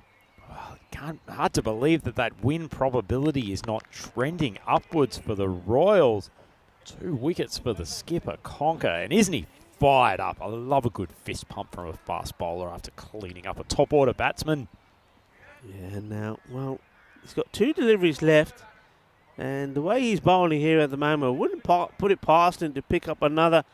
We saw a fall for yesterday, didn't we? From Madan Prabha from the Stars. Well, can we see another here? Oh, spears it in. Tell you what, not a bad ball to a new bat. Just squeezed out. They're going to take the single. And big thing to note, Rico, we know that top 3 from Evergreen is really the strength of their batting order. Few question marks over the middle and lower order and their ability to carry the team. Probably not enough runs on the board for the day for the Royals, but you never know, a wicket or 2 could turn this. But they are in with a shot here. They definitely are, and it gives them the opportunity also to see what they've got going into the next match. So I think if they see that it's not a lot, they'll know that if they can get those earlier wickets, who knows. But that was a nice looking shot, just uses his feet well. I mean, Kiani is out there at the moment, and I'm suspecting from what we've seen from Kiani, especially when he was out there in the field, that he's probably a pretty decent player. As we have a look at the fantasy, these two teams doing it again. No changes in the lineup, so it will be as they are. Yeah, absolutely, and I think we'll get to see a few more bowlers from the Royals side. Certainly Siva Venapusa looks pretty good value there at 8.5. He's tended to get overs for the Royals, and actually he's coming on to bowl this next over. But Ananta Sansajan, he's the must-have from the Bori Royals side. Plenty to choose from the Evergreen group as well. Certainly that top 3 batsmen, they'll be looking to do the bulk of the run scoring for them in this European Cricket Series tournament. As Siva comes on, good length ball, just dabbed behind point. They'll rush through for the single. Yeah, see, again there, I'm going to probably repeat myself, but there can't be a single here. You've got to be tight. You know that they can do it in singles easily. They only need 3 runs per over if it's going to go that far. Everybody's got to be in here. Just don't give those easy singles. I mean, look at the field on the leg side. Nobody in close. Short of a lane, gets through to the keeper. Just having a look at the YouTube chat, Rico. Michael Payne pointing out that the Royals have got the runs on the board, and in European Cricket Series, the cricket, that is always a big factor. Still a target of 54, so 18 runs required from Evergreen from about 5.5 overs. And a big probing question from the man, coming back to one of our discussions early on, as we'll just see this ball from Siva, decent length, and it's played out towards the man coming in from wideish long on. Slight fumble, but it won't come back for a second as much as he goads them to try to take it. The man's asked whether or not you'll come in riding on one of the local horses to open up a game during the course of this tournament, Rico. It's not a bad suggestion. It's not a bad suggestion. Up in the air, as he got the legs of fielder, I think he's coming too quick, and he's 6 runs. And well, spare a thought for him there. I mean, he's done really well. I mean, he's overcommitted coming in, hasn't he? And then he back paddles. He takes the catch, that's hedge, only to find that he's gone over the rope. Look, here is where he needs to get his balance. But you see, if he doesn't run in and he stays where he is, he's taking the catch and he's not on the move. 6 runs. And that's the second 6. And it's, well, why are you so quiet? Come on. Yeah, I agree, Rico. As you said, if he had have just held his position on the boundary, he would have taken that probably about half a metre inside, and it was that momentum point. He actually did well in reversing back and actually took a catch that went into an awkward spot. But when you're defending a target of 54, that's a big turnaround. That one could have made all the difference, couldn't it? Take another wicket there, but instead, all he's done is put 6 on the board, and this wide is a pretty close one. The umpires have been pretty consistent on it. Look, it's probably anything that's touching that line, they're going to call it. And that movement away, the umpire says, sorry, just caught it, just kissed it. That's not what you want to be bowling extras at the moment. Good length ball, thrashed towards backward point. It's well fielded. Shot at the stumps, but no run-out opportunity. And in fact, could have been an option. Oh, there might be at the wicket-keeper's end. Oh, no. Oh, dear, oh, dear. Oh, that was excruciating to watch, Rico, as that ball floated in. The keeper, Natarajan, has come in, and I don't know whether he tried to backhand paddle it onto the stumps or he just couldn't get to the right side. But as it turns out, there's no run out. And Evergreen, they are 46 for 3 after 5 overs. Look, I don't know why Natarajan doesn't try and go to the ball. He's doing the pitter-patter by the stumps, go to the ball, take it and get the run out. And in the end, it's an eventful over. We saw a catch that should have been, but the fielder goes over the rope and turns it into a 6. And a run-out opportunity goes amiss there as well. So they have had opportunities, but as it is at the halfway point, 46 for 3. And Evergreen eyeing up a welcome return for them to a European Cricket Series. Last time we saw them, 2020. They did not play last year. And here they are looking to register a victory, and a victory against a team who yesterday, Hitibori, did not lose a match. So it's a good comeback, isn't it, for Evergreen? Certainly is. Certainly, poor Siva Venapusa could be entitled to expect more from that last over than having figures of none for 11. He certainly bowled better than that. But as it is, Palanasamy coming and taking the ball with his right arm spin. The 6th over here. Green would love to be able to knock these runs off this over and give their net run rate a really big boost. It's popped off the pitch, called wide. But on the replay, it's a good take from Natarajan. Well, this is a bit of excessive aggression on the stops here. Look at this. He said, like, how about that? He's absolutely thumped them over. Never mind taking the bails off. Like just. Ooh, tell you what. There was a moment in which the back foot of the batsman there was just lifted just a little touch off the ground. Might see that replay again, perhaps after the end of this ball as Subhash comes in.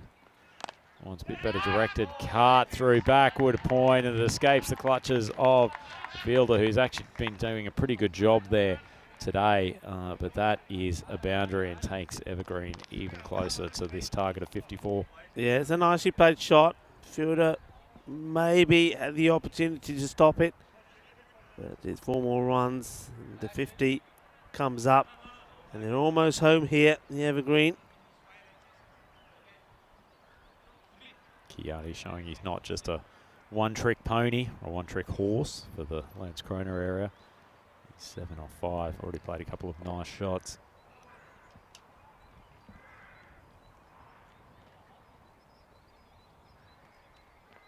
Good length ball, rocks onto the back foot. Fielder gets the body behind it this time. Fires it into Natarajan. He's not gloving too many cleanly across these first 2 days. Natarajan, is he? No, he's not. I mean, I'm just looking that one again there. I think his gloves were pretty close to being over the stumps in that one. But it was the fiery throw back to him, wasn't it? Certainly take no prisoners fielding from the Yedibori Royals. It's a nice ball. Wide of off stump, but just tight enough to make it difficult for a good cut shot from Idris, who's looked pretty comfortable out there thus far. Natarajan continuing to maybe needs a little bit of sticky material in those gloves to help things along. Yeah, those gloves don't seem to be working for him at the moment. Oh, the good length ball. He's once again failed to glove it, Rico. I've almost got little Maximos sitting on my shoulder just bemoaning the effort from the keeper. Yeah, he can't get it into his gloves here at the moment, Natarajan. And here we go, maybe here. Now this one will go to the man at third. Gets the throw in, so we're a run away from victory with the ball to go. So will it happen in the 6th? Or will we go into the 7th? Well, it's a burning question on everyone's lips, Rico. Evergreen needing 1 run, 25 balls. The win probability is certainly in their favour at the moment as Palanasamy see if he can get through this over and extend it into the 7th. It's bowled a pretty reasonable over so far. Kiani on strike. Well, what a way to end the match. A wide, not gloved by the keeper. And that is all she wrote. In this first contest today, Rico, got to say, it's probably not one the Royals will look back too fondly upon, but Evergreen, they've gotten their account open with a win from their first game in this European Cricket Series Landskrona tournament, brought to you by FanCode. They've chased down a target of 54 with only 5 overs and 5 balls required, and that man on screen, Kiani, he was very, very good today. Set things up with an excellent spell of right arm medium pace bowling, and he's got a big smile on his face. It certainly has. He's probably looking for his camel as well. He's thinking I parked it somewhere. But so you have a look at these highlights. That was a good catch. He did pretty well, but really they had too much work to do. And there were opportunities. Look, once they got rid of Nawazi, who batted well with 20 of those 9, they needed to take the opportunities that came their way. And that nicely just worked away there and on the leg side.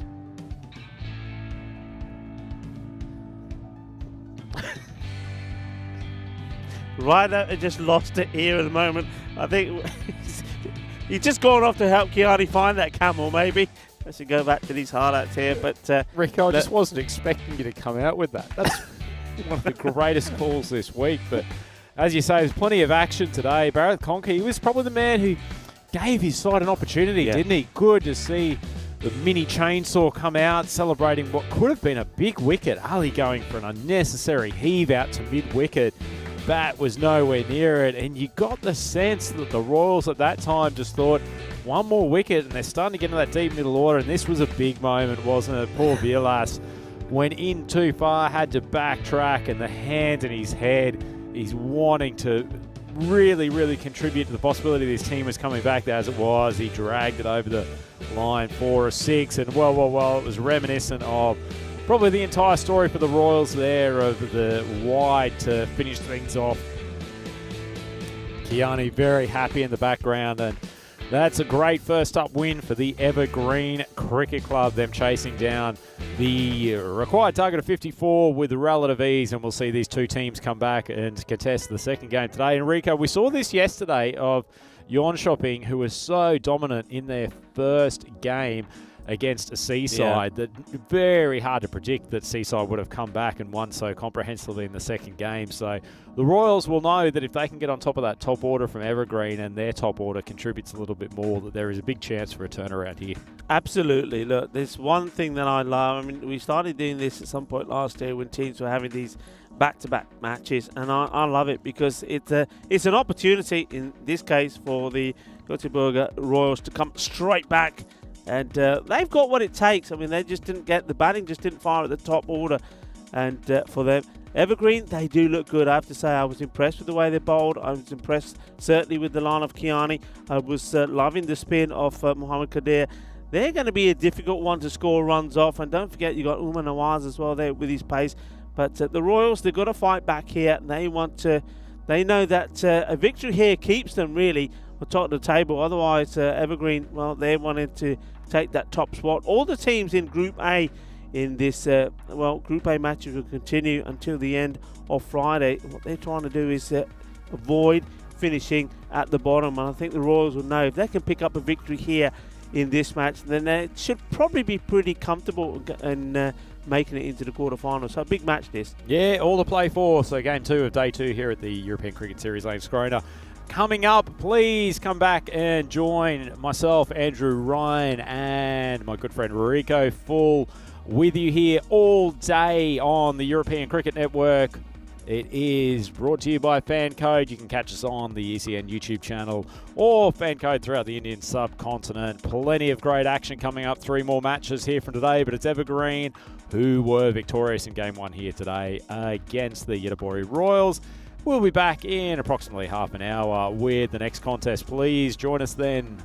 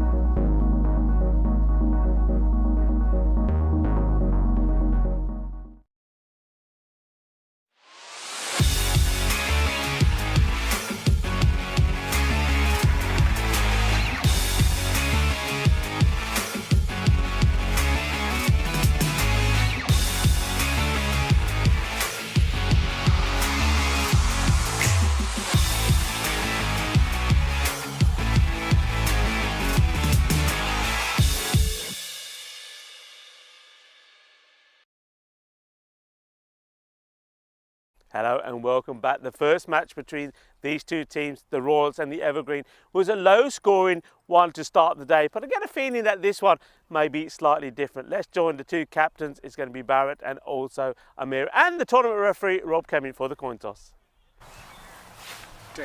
Fails called. It's hits. But real bet. Okay. Yeah. Barrett, the captain of the Royals, he wants to have a bat again. It didn't go so well for them the first time round in that last match, but I think he's confident that his openers are going to perform here. And that's Ranjan. I think he's going to go big. He was disappointed the way he got out, played a nice shot and got out. I think he's got to get a good score on the board. If he's supported well by the other openers, I think Sasidran, he's another one that can play an important role for you. Try and get you up to that 100 mark, which will give them, I think, a good steed in this match. With the ball, Sasidran is going to be a key again. And Venapusa, look out for him. I think he's always going to do some good work with the ball. Evergreen, they will be relying, of course, on their main batters, and that's going to be Umair Ali and also to Umair Nawaz. But with the ball, I think they bowled really well. I think their fielding was superb here today. I love the bowling of Mohammed Kadir. He looks class. And Mr. Evergreen, as the name goes, Kiani was good as well. This is going to be a good match. Which way is the result going to go? Well, let's go back to Andrew Ryan in the commentary box for the start of the first ball. Thank you very much, Rico Full. Fabulous analysis as we move into game 2 here on the second day of play here at the Landskrona Cricket Club in the Skåne region of Sweden, and giving you a great vista of how things look in the local area. You can see the sea out to the right-hand side, the wind turbines in the background, and right in the middle of a big sports complex here. There's a wonderful running track and plenty of football fields on the other side, but the piste de résistance, that is that wonderful blue pitch in the middle of the Landskrona Cricket Club ground, and that's where we'll see our two combatants this morning. The Evergreen Cricket Club up against the Göteborg Royals. The Royals looking to exact revenge on their opponents after being obliterated in the first game this morning. And the Royals going out there with Rishi Natarajan, going to open again with Spana Sibi Balu Subramanian. They've had good moments throughout this tournament so far, but neither of them unfortunately able to produce in game 1 today. Certainly a step up against this good quality bowling attack from Evergreen. Bat versus ball wall. Not looking so great for the Royals on that analysis. Expected score of 78. Well, they didn't really get close to that the previous game, only racking up 53 in their allotted overs. Evergreen chasing it down after a few wobbles. The top order dismissed certainly that power top 3. Big weapons, but the bowling attack from the Royals actually didn't do a bad job. Just didn't have quite enough runs to play with.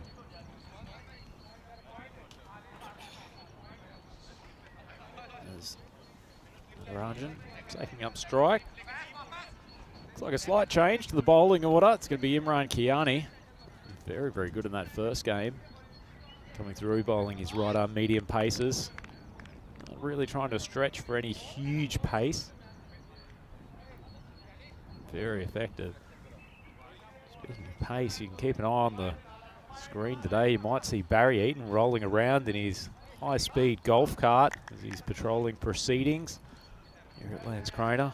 Just trying to keep an eye on all the punters, the crowd, the seagulls. Plenty of creatures around the ground, all getting involved in the European cricket action. Well, I know we've got quite a bit of horse jumping stuff behind us. I think Barry's using that as a little bit of a race course. I think he's set the fastest lap time so far. For those of you old enough, it's almost like a little mini It's a Knockout in the 1980s.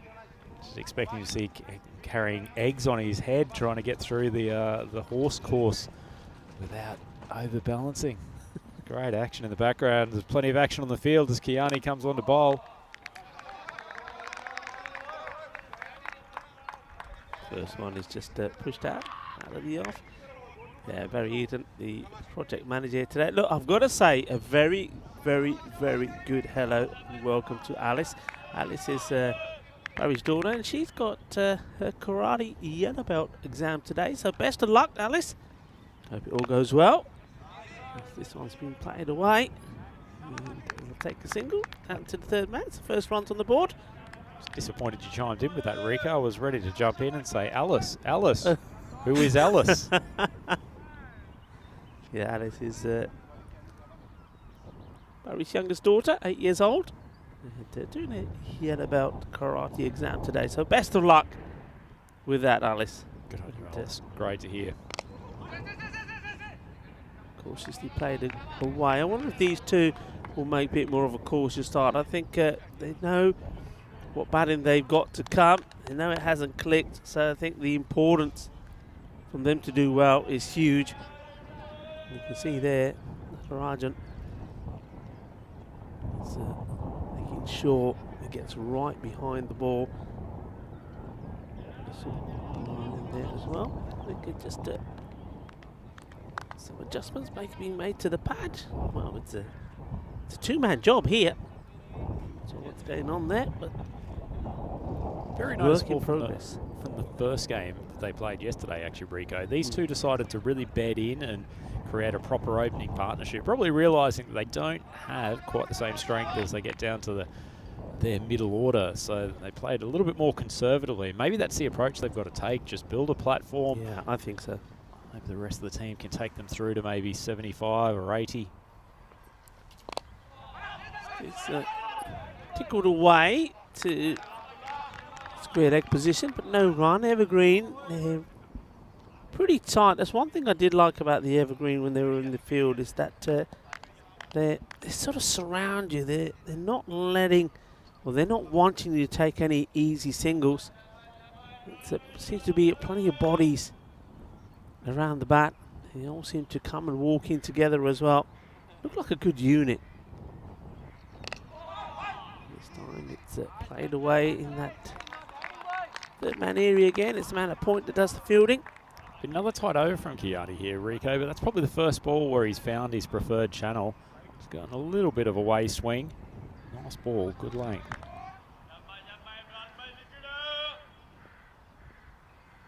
So, turning out to be a nice day. We're getting a bit of cloud and sun.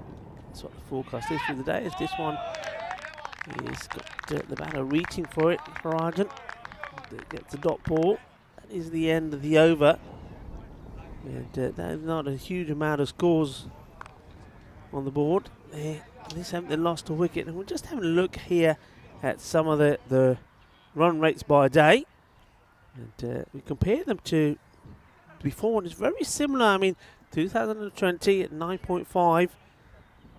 The over rate, 9.9 last year. And here at the moment, I think 8.8. But I think that will change. But it's quite, that surprises me a little, because looking at what we saw certainly earlier yesterday, how the ball was travelling along the outfield, you think this is definitely about a 110. So I'd expect to see that around sort of the 11 mark. But what are your thoughts on that? I think, Rico, this is a ground where you can get rewarded for playing technically correct cricket shots, actually. And the more you try to force on this particular pitch, the more you're likely to end up punting those balls. They're going to be caught by long on, long off. Whereas actually getting on the back foot, crunching balls through point or square leg, you can do very well. Good example of it there, actually. The batsman's trying to commit through on the front foot. It's called wide, but just that immediate need to get the weight moving forward to something that could easily have been crunched through the point region. Yeah. Always Naeem. Tight call, but once again, the umpires there have been very consistent on that. Nicely played from Balasubramanian. Just actually keeping his weight a little bit more balanced, being able to rock onto the back foot and press it towards point where there's always going to be a single between those two fielders. Yeah, coming back to your point, Rico, I think more players try to thrash straight down the ground here. It's a pitch that's got a little bit of bounce off a good length, as we've seen throughout the first day and a half. Shot at the stumps. Almost be an overthrow there, but it cleans up his work. That it's really, really difficult to try to force down the ground here. You've got to be patient, try to play shots that are geared towards the length that you're receiving, and just respect what the bowler's giving you. Just having a bit of a chat with the bowler here. giving him some instructions. I think it's been a nice start by West Naeem. Comes in again. Oh, that's an absolute beaut. What a lovely ball that is. And they get the breakthrough. And it's, well, Balasubramanian, that has to go. What a good delivery this is. He sort of goes wide of the crease, the young man, and gets this to come in. And Naeem goes, there you go. And a lovely shot that of seeing the bails go in different directions as well. It looks good, doesn't he? Classy delivery. Yeah, nice ball. And if you look here, he turns around, wants immediate for recognition from the umpire of what a good quality seed that was. The umpire nods his head in agreement and says, that is well bowled, young man. And things have started nicely again for the Evergreen Cricket Club. Balasubramanian, he's dismissed. And in the second over, the loss of one of the top order batsmen was probably not part of the plan, particularly with this somewhat conservative start from the Royals. Yeah, and that's you can see that Simi there. He's just trying to not overcommit, just trying to stick around for a bit. But that one done him. I think all the other deliveries, he had him playing outside the off. Oh, we've lost a man. One of our men in black is down. Oh, that's an incredible moment early in this game. Well, we might have a look at this later. Oh, let's have a look at this. Oh, he nearly gets another. New batter comes in and normally goes straight away. That's well bowled. Yorker-led delivery. That's what you want to beat to the new batter. He's constant turning around. As See, actually, this is going to be a wonderful replay to see. Backtracking, goes down. Gil Adnan, one of our men in black. Or Gil, what have you been putting in your water? We caught you. It's like someone pulled the carpet from underneath poor Adnan as he's trying to hoof back into position. What is it about horses that can't walk backwards? And maybe you have to add Swedish umpires to that list. Congratulations to our production team for capturing that wonderful bit of footage. Yeah. So I was going to say with Naeem, the amount he turns around back after he's bowled, it looks like he's had his dad with him every time that he's bowled, and he's consistently turning around for recognition. There you go, he does it again after that ball. I love this. I'm going to keep an eye out with the second over. That's the end of the second. Look, 5-1. He's saying, look, me? No, I haven't touched a drop. Not a drop. I promise. Kuch nahi pita. Main theek hai. Gaya. Chaklo, maine chaklo. Follow. Down he goes. Oh, I love this bit of action. Yeah, well done to Andis from our production partner, Spring Productions, and also Richard and Karina here as we have a look at the tables. Yeah, well, the Royals still sitting on top of that table, courtesy of their 2 wins yesterday, but things have started a little bit rocky in this second game after they've lost the first here against Evergreen today. They've chosen to go out and bat in this second game, facing the wily outswing of Imran Kiani. Bowled the third over, only 5 runs on the board. Right on the button as always. Yeah, he is. He's haven't seen as much movement sort of away here. Now, maybe it's just bowling a slightly different line. He seems to be attacking the stumps a little bit more as opposed to bowling outside the off stump. So, Ranjan has to perform in this one. Well, there you go, right on cue. That's what he was doing in the first match. He's getting that ball sort of, I don't know, about a few centimetres outside the off, and then it moves away viciously, and Natarajan is drawn to play at it. And it makes it look like he's leaving it, but I think he's had a good go at this first before he decides to move the bat out of the way. Tell you what, he only just pulled the bat back at the last second. Lovely teasing ball from Kiriani. This one will be a wide. It's good work from the keeper, Idris. See what he's trying to do. He's getting a lot of movement when he's pitching the ball outside the off. It's moving away. So what he's trying to capture that movement by pitching it on the leg, but it doesn't seem to be doing it when he's pitching the ball there. And I think that's all to do with the way it's coming out of the hand and the arm action. It certainly hasn't got back into his consistent rhythmical channel that he was bowling in the first game, Kieran. He hasn't been hurt on the scoreboard, only 3 runs off his 1.2 overs so far. It's a better line and good backing up from Landskrona, so he's certainly showing a bit of a 10. He wants to get to the action end. Using the wrist there a lot, really showing the face of the bat. It was good backing up from Landskrona. If you're not scoring the runs through boundaries, then you've absolutely got to keep this scoreboard ticking over through singles. And they're a good swarming fielding unit, Evergreen, but with good backing up, there's no reason they shouldn't be able to keep it ticking over, even with the slightly more defensive shots. Oh, well bowled and gone. And this is a really good delivery. And Landskrona, he wanted to get to the action end, but all he's able to do is put his fourth ball, I should say, straight up in the air. Catch is taken. What a good delivery this is, though. Look at the movement here. And just does him. That's the line he was trying to capture. He doesn't get it right a couple of times, but this time spot on. And that young man takes a catch. He's having a good day there, isn't he? Yeah, he started well today, Awais Naseem. Bowled a good over last. And then it's taken a sharp catch that actually swung late, came off the flying edge. And so it's a nice, sharp grab, as it is. Landskrona showed some promise with the bat on a couple of occasions, just turning the bat face, trying to put that through mid-wicket. Kiryani doing as advertised, just consistently swinging the ball away from the batsman, and it's causing havoc amongst this Edinburgh Royals squad.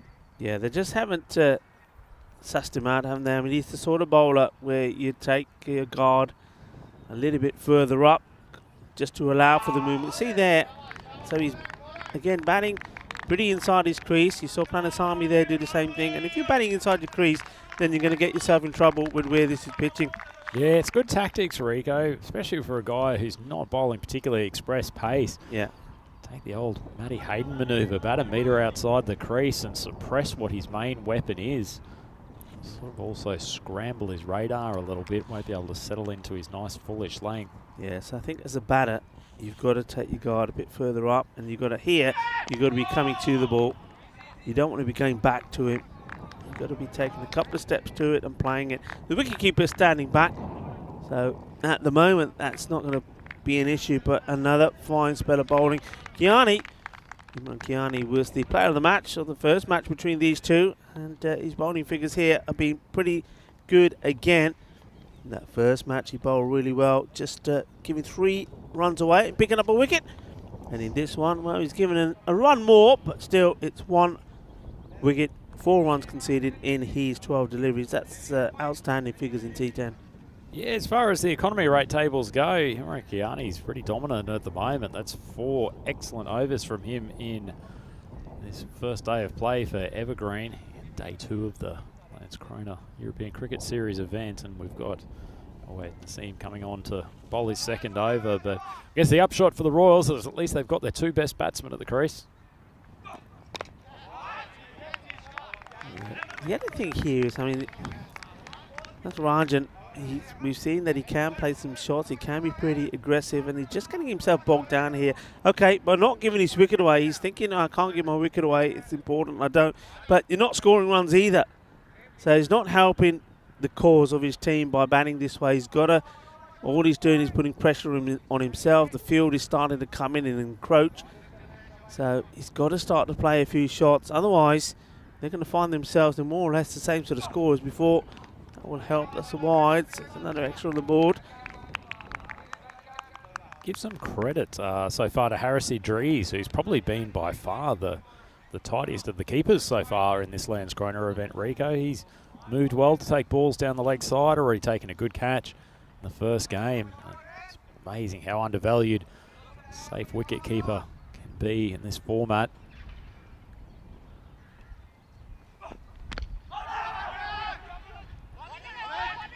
Out on this, and it was a run. Don't know where he was running there. It sort of goes halfway and then sent back. Natarajan not interested. See, he's not looking at all, and he's saying, "Nah, I'm not coming. Go back."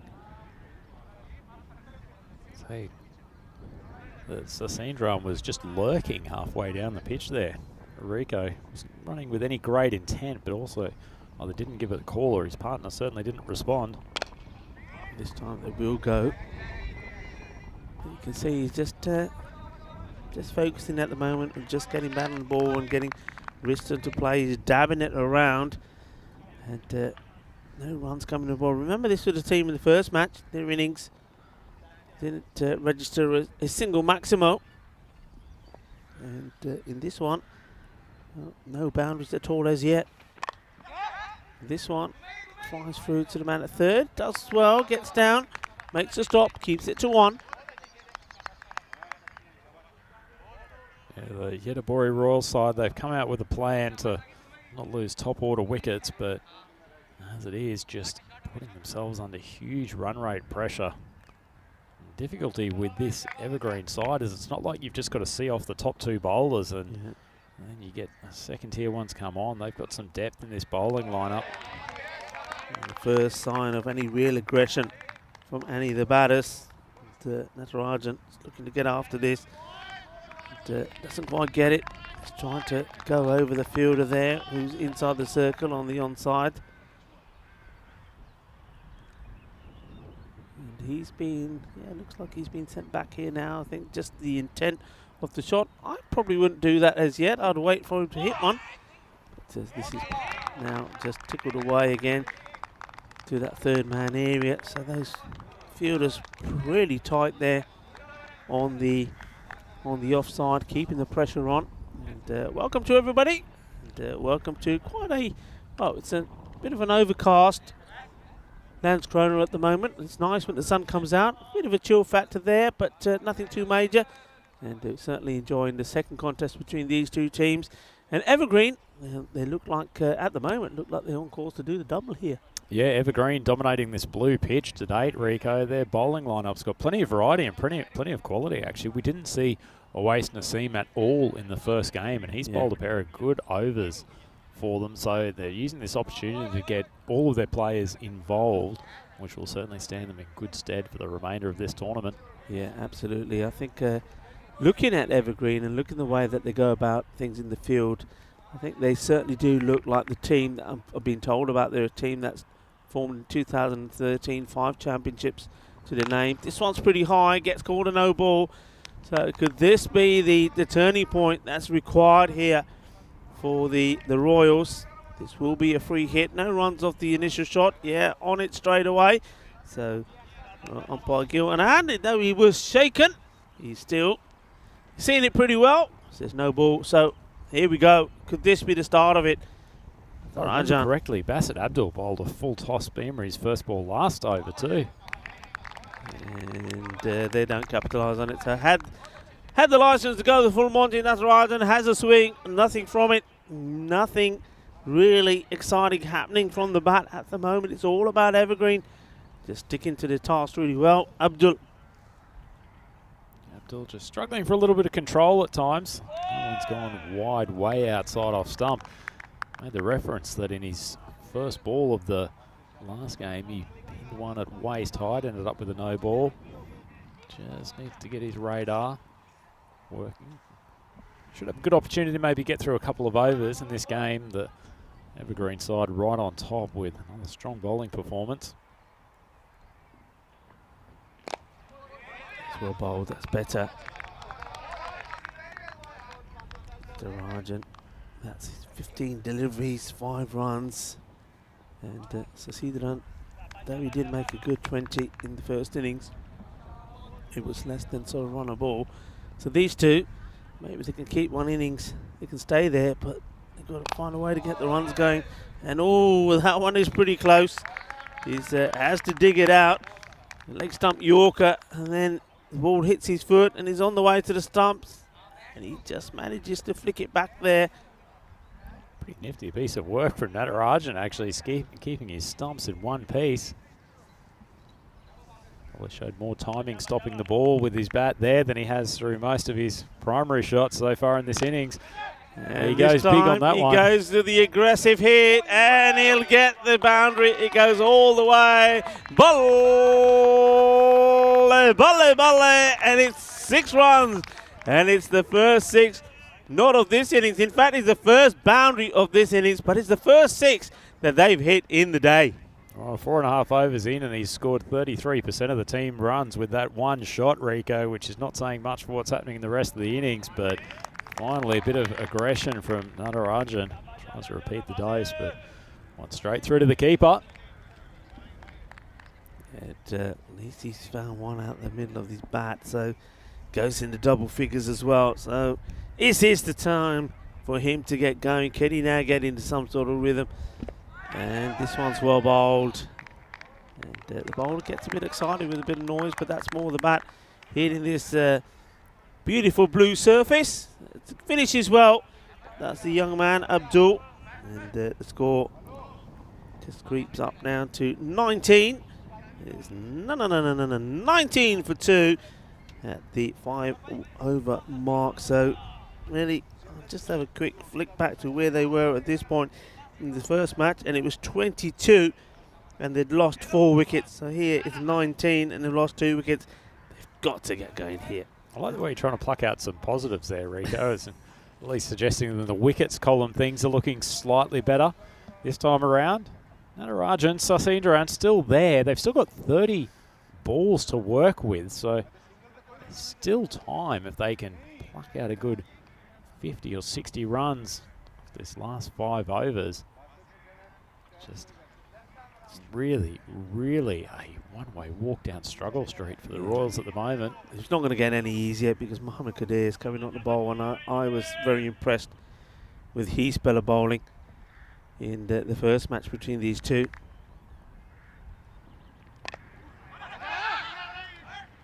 Take the single, and that'll be disappointing, I think, for Evergreen to give that one away. They've got plenty of bodies there on that offside, and they should be able to get them set. That one is there to stop them taking that cheeky single. I like the batting manoeuvre though, Rico. I think this is a pretty true pitch in terms of the bounce.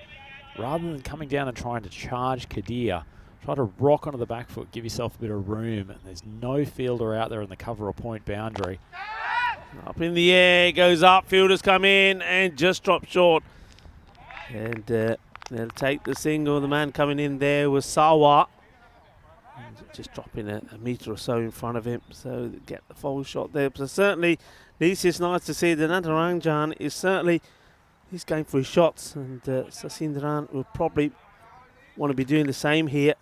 They've got plenty of batting to come in terms of wickets, and that's well bowled. Don't know if this touches anything. The chase is on. It won't go to the boundary. Keep an eye on the umpire. I think this probably will be byes, will it? Yeah, 2 byes. Good delivery, and manages to find its way through. It's a great length for Mohammad Qadir. Talked about the batsman rocking on the back foot in that first ball. He's just shifted his length a little bit fuller. Sandra tries to create some space and work that one over the leg side. Completely needless, given that that's where the most defended part of the ground is. Yeah.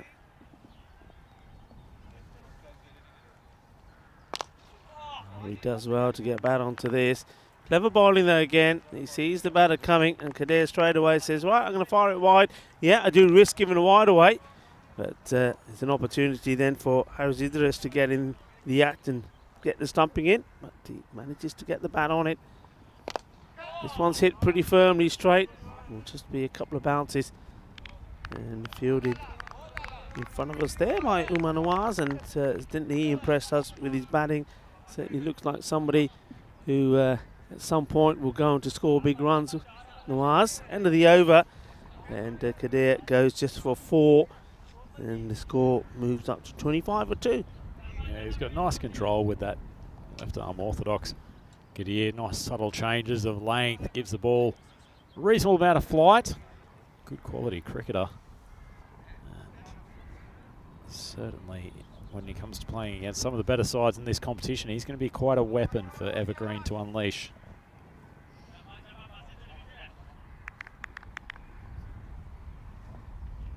Basit Abdul. It's ready to bowl this, the start of the 7th. Pretty full, hit pretty well, and it's going to be 4 runs. Smacked hard. And once again, the fielder that's in the action is Sawa. Just going to hand to it, but can't stop it. Good use of the feet. That's nice to see. Comes out and meets his on the full. hits it firmly and straight, and Sarwar gets a hand to it. Can't stop the boundary. 4 runs. Once again, Abdul starting with his traditional full toss. The first ball of his over. Smoke straight down the ground. It's a nice shot from Natarajan. Rocks on the back foot, pulls that. Fielder coming around from long on. He's going to keep it to a 1. It's a nice bit of work in the outfield. Yeah, it does well. He's busy man out there, Sarwar.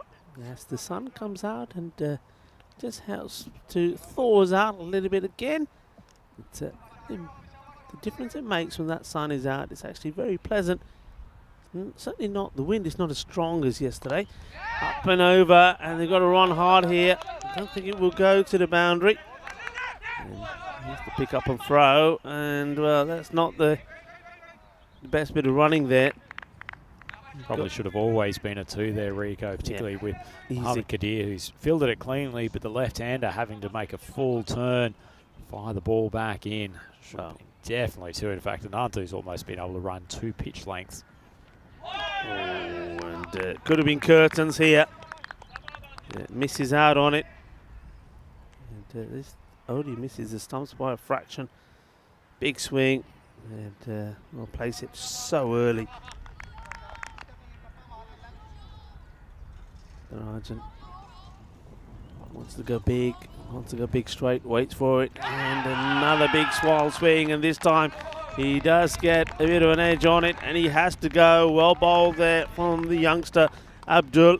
Picks up a wicket. That's his first, 1 for 14, and Natarajan, he has to go, and go back to the one where they should have run 2, and he wouldn't have been on strike, and he may have still been there.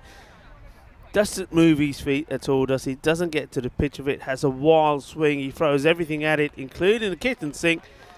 It just gets a little edge, and off he goes. When coaches talk about keeping the head stable, Rico, I think Natarajan's gone to the opposite end of that spectrum. In fact, his head was moving so much he actually had time to turn around and see the keeper glove the ball cleanly. There's absolutely no hope of making good contact with that, and he's back in the sheds. Disappointing end to his innings. 3 wickets down for the Royals. Only 31 on the board. Yeah, when your best batter in your team is struggling, you know that the team is going to struggle, and that's exactly what's happened here with the Royals. And that's well bowled. Abdul just gets that one inside the line, short of length.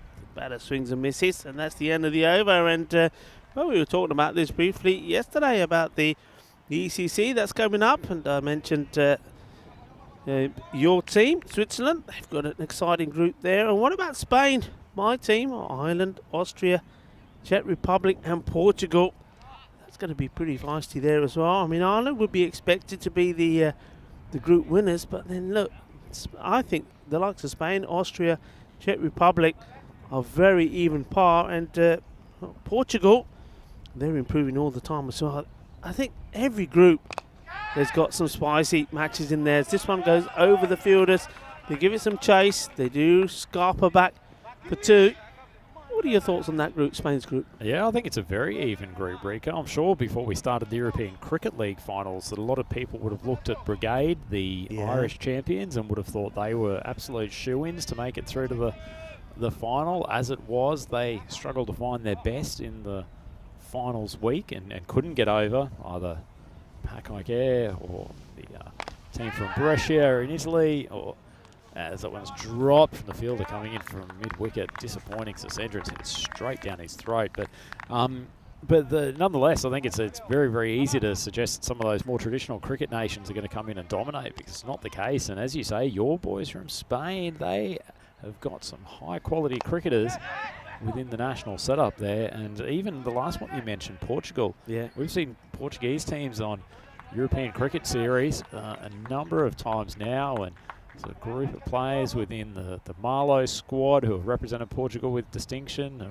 Werris Cricket Club, who Conrad and Paolo and the group from there have got some excellent players. So it's really well-balanced group A. Yeah, I think it is. And of course, we were talking about the European Cricket Championship, which is like the Euros of football, and like the Euros of football, it's just interesting instead. I like that. Yeah, It definitely is, and if you watched it last year from Cardamom, Spain, you know what we're talking about. This one's up in the air. The bowler says, I'll take it. Wicketkeeper stops, and he makes it count. And Kadir, he said, I'm not dropping it off mine. And, it's well taken, so well done, well bowled. Another wicket goes. So we saw Kiani drop one earlier on the boundary. So he says, well, okay, if I can't trust me fielders, I'll take it myself, and whether I do it crocodile style or not, it makes no difference. Another one bites the dust. And the ball went securely into the hands. It was a hard pair of hands, to say the least, Rico, but affects the catch, and skipper Conker goes back to the sheds. Unfortunately not contributing too many to the total for the Royals, and they are once again really struggling. This has been an incredible turnaround for them after starting the tournament with 2 wins yesterday against the Helsingborg Stars, as he comes up with another dot ball. It's the end of the over. The Itabori Royals, they are 36 for 4 and only 2 overs left in this first innings. Yeah, I mean, it's quite amazing. I think if you watch the matches yesterday, look, yesterday the Royals, they got a 6-run win against the Helsingborg Stars after posting 90 for 2. And in that second match, a little bit less, 83 for 7. And that was Helsingborg Stars were 63, so a win by 20 runs. And here they have just struggled to score any runs, only 53 in that first match. And the way this is looking with 12 balls to go, well, it looked like they might even fall short of that. As you see the bowler just adjusting his field, it's going to be Saqib Latif. He's adjusting the field. Rico, big hello to Krishna, who's just joined us on the YouTube chat from Orlando, Florida. Wow. Hotbeds of cricket in the United States. So great to have you with us today, Krishna.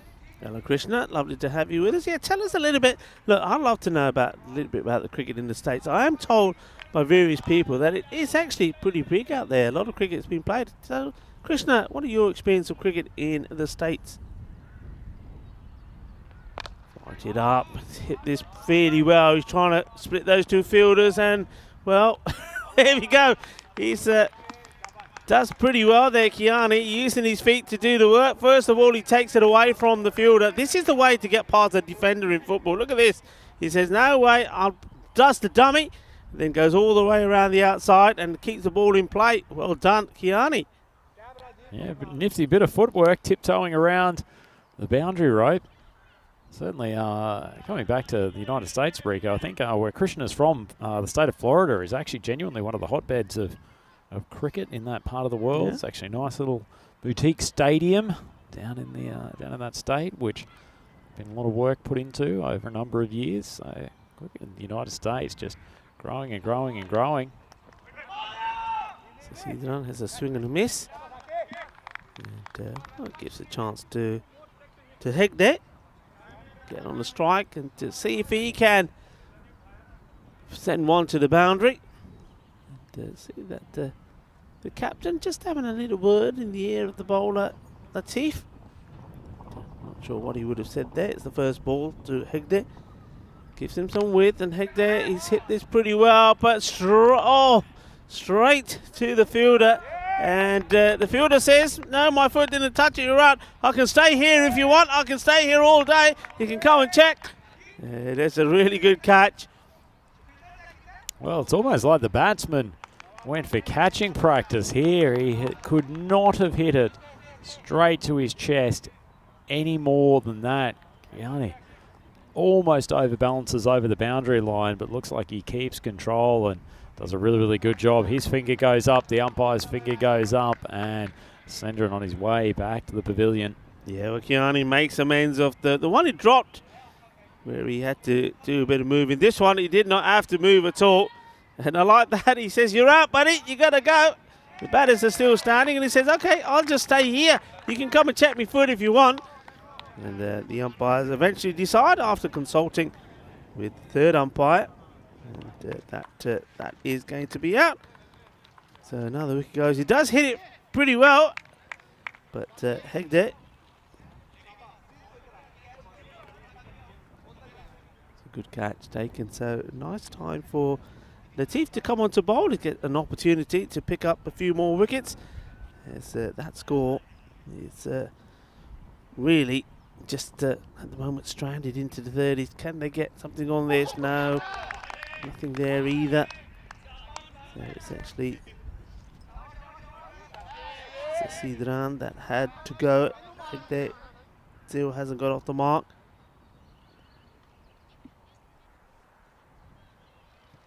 Krishna.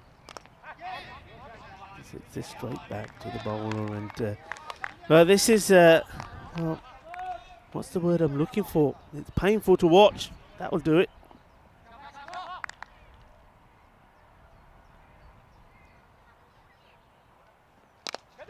Oh, this could be another wicket, and it will be. No mistakes there from this time. Is Sawa takes the catch.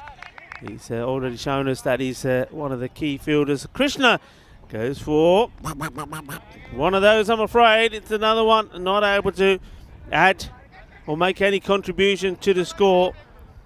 And things just going from bad to worse. And that over comes to an end. And the Royals, 38 now for 6. 6 balls to go. Well, if we're trying to look for positive, Rico, it's giving you the opportunity to pull out the Rico duck again, which is a great contribution to the commentary this week, and let's hope we have plenty more of those in the coming days, although less from the entertainment side. Not too many runs coming off the blade of the Yetabori Royals batsman, and well, if they thought the last game was a difficult one on the batting front, things are looking even more grim in this contest. 9 overs down, they are only 38 for 6, so still some work to do to even reach the total of 53, which they put up in game 1 this morning. Things not getting any easier. Rajiv Swain pulled a pretty nice first over. Coming on to close it out for Evergreen in the 10th. Gets bat onto ball. They do get a single, so creeping towards getting into the 40s, but I think they already know and probably will be resigned to the fact that that is unlikely, very unlikely to be enough. And, batting a long way outside of his crease, but standing fairly way down the leg stick. Not going to get bat onto ball here. This one was just a tad too wide, and yeah, good call that from the umpire. Ball just catching some of that line, and spreads his arms, so left to bowl that again. And this one straight over the stumps, and Temur Sovan at this moment in time doesn't look like he's going to make contact with the ball. I think this is where, as a bowler, you're looking to pick up as many scalps as you can. Well, I say he's not able to make contact.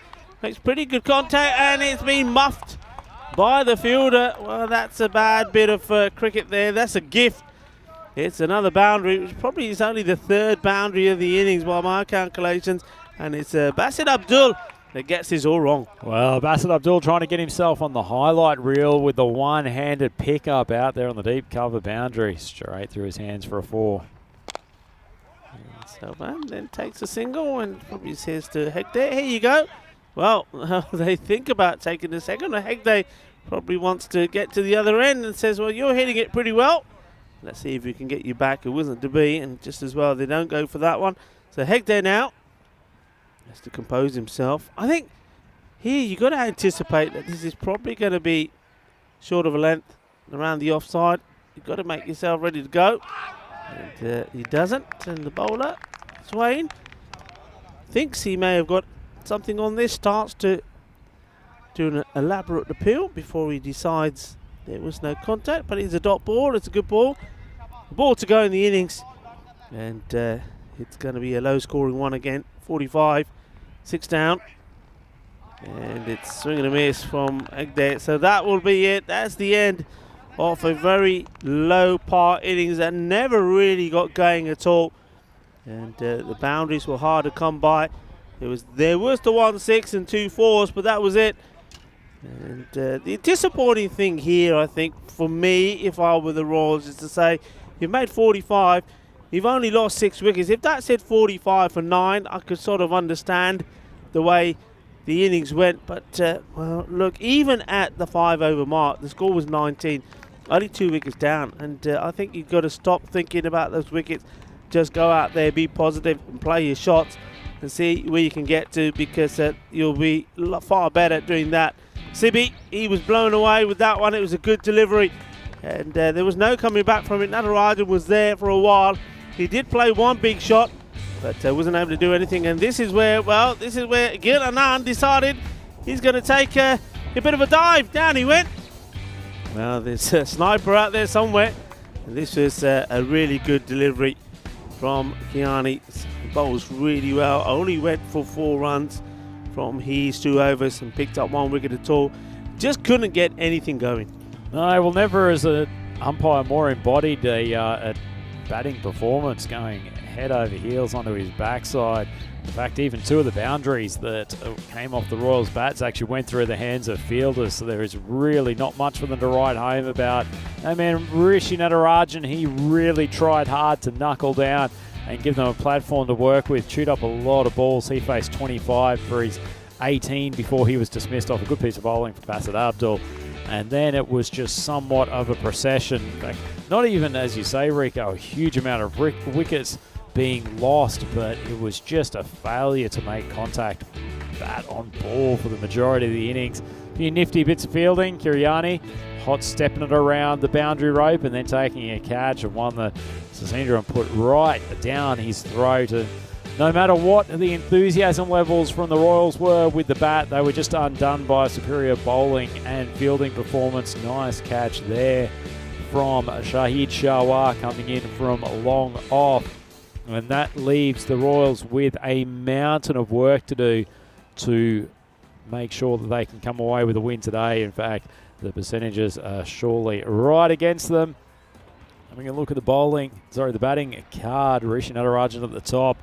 Scored 18 off 25 before he was a victim of a nice piece of bowling from Basit Abdul. The rest of the side unable to get to double figures. Natu Sasindran, he batted capably again, shown himself, got plenty of fight, but he held out to Kiani on the boundary off a nice bit of bowling from Latif. And the evergreen bowling card, it's all good news for them there. Wickets in the column of every bowler aside from poor Rajiv Swain, who bowled 1 over at the end. But Saqib Latif with his slow spinners getting 2 for 2 off his solitary over. And Muhammad Qadir once again pretty impressive with his left arm orthodox. He took 1 for 9, and that leaves the Royals with only 45 on the board, and that's going to be a challenging total to defend against what is a pretty top-heavy batting lineup from the Evergreen Cricket Club. Win probability very much in Evergreen's favour at the moment, but nonetheless, they've still got runs to chase down. And then we will be back here. It's Andrew Ryan with a Rico Full on the European Cricket Network, the second innings of Match 6. It's our second from today of a 4-match buffet here at the Landskrona Cricket Club. Please join us for the chase in a few minutes' time.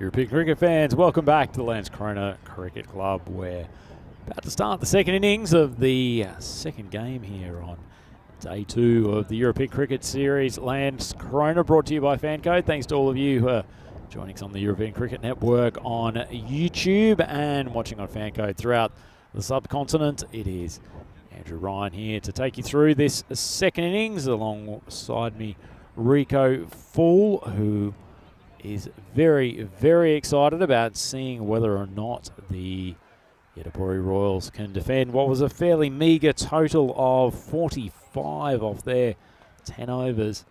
Certainly had some difficulty dealing with the high-quality bowling attack that Evergreen have rolled out for these first 2 games here today.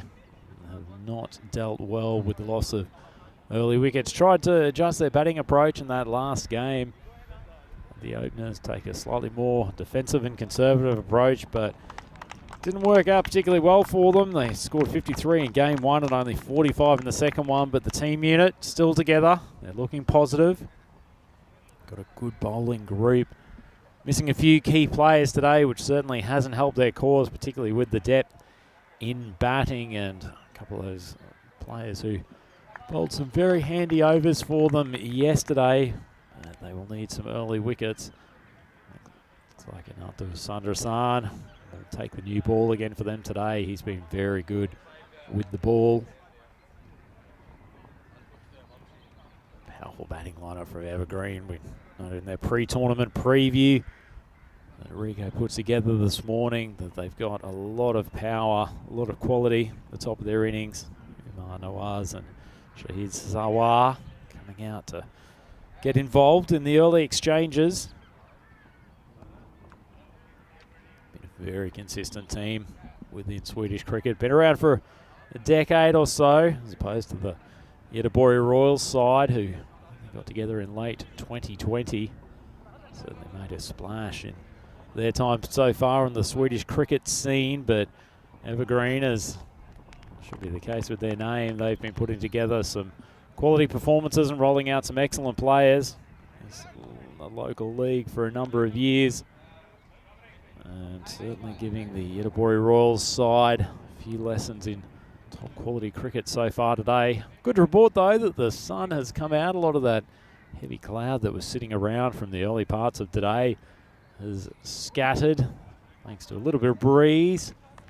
Certainly the temperature feels like it's increased by a couple of degrees over what it was when we got play started this morning. It's turned into a wonderful day for cricket, and keeping our fingers crossed that this is the weather we'll have for the rest of the afternoon as Sasindran charges in. First ball, drops it short, swings away.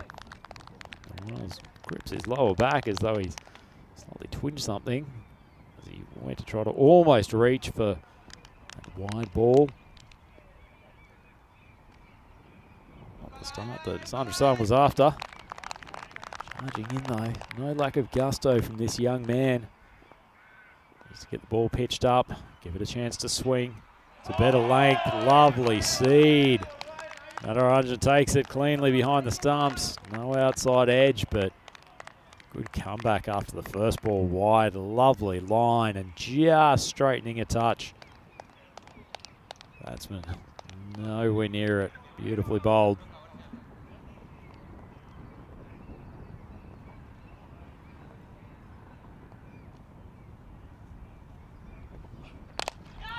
A decent length ball, whipped straight down the ground, showed the strength of his wrist work in the first game, Nawaz, and he's put it on show again there. That wasn't a bad ball from Sandersan, but he got his weight moving, thrust through the ball. Didn't time it perfectly, but only 2 fieldsmen allowed outside of the circle. He's opening 3 overs. On the deep cover boundary, they're just going to shift the field a little bit. They keep a man down there at long on, given they know there's a little bit of favouritism from Nawaz to the leg side, especially when he's trying to hit with a bit of power. So they're bringing in the fielder from deep cover. Looks like Subhash is being pushed back to long on. Also shifting the man back here to long off. That's Vilas. An indicator that Anantha is going to bowl full and straight, or certainly should be with this field in place.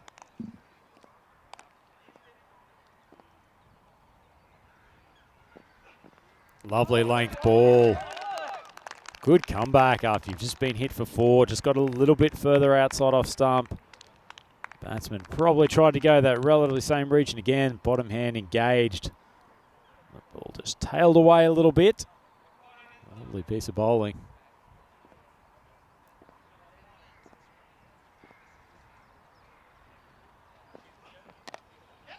Just a touch shorter. Didn't give it the chance to swing. That's a disappointing bit of fielding. Defending such a small total. Ball's raced away into the boundary. Very, very fast part of the outfield there behind point. And unfortunately, an ordinary effort from the infielder. Hustling chase, but to no avail. And Sandersan probably entitled to expect better of his fielding corps. He's continually running in and trying hard with the ball. Needs to be backed up.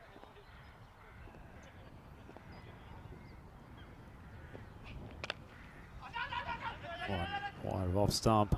Hits the bottom end of the bat, and they'll sneak through for a single. One ball to go in the over. Pretty tidy start from Evergreen so far. Question on the YouTube chat, and great for everyone to be joining us on the YouTube chat today. Thanks for everyone for some engaging comments. Question from Ninja of is the rope or the is the boundary line painted or is it a rope? It's actually a combination of both. We've got the permanent paint indicating where the rope goes, and we've got the rope laid over the top of it, so very easy to pick up on the coverage and for us here as well as Sandersan drifts onto the leg side, neatly tucked around by Sawa. He's going to push through for the second. Sharper throw might have had some concerning moments for it, but as it is, he pushes through for 2, and that's a nice start for Evergreen there, 12 for none off the first over. Only needing further 34 runs. 54 balls left in the kit bag, so that runs per over requirement is not a challenging one for a team of their quality. One starts well. He's 9 off 5, his partner. Sawa just tickling a nice 2 to get his account open. Not a bad over from Sandersan, to be fair. Just up against some good quality cricketers here, and as happened in the first game, the skipper, Barath Conker, he's had a tough day today.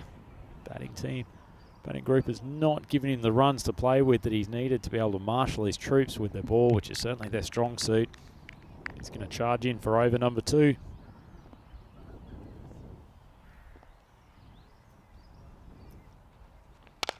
Short of a length, he comes down the track, swings it over the top of the straight camera. That's a wonderful strike, and the umpire's arms go up. That is a brutal shot from Nawaz. He got it cleanly out of the meat of the bat, and that's carried a good 20-something metres over the boundary rope. Wonderful shot. Barath Conker. Been a tough enough day as skipper as it is, without being absolutely pumped over the straight boundary first ball. Gotta get it up in that Yorker region. He bowled a number of good balls in the first game today and yesterday, for that matter. That's better. Spears it in. Never getting a chance to hit leg stump, but nonetheless, good reply from him. A little bit wider.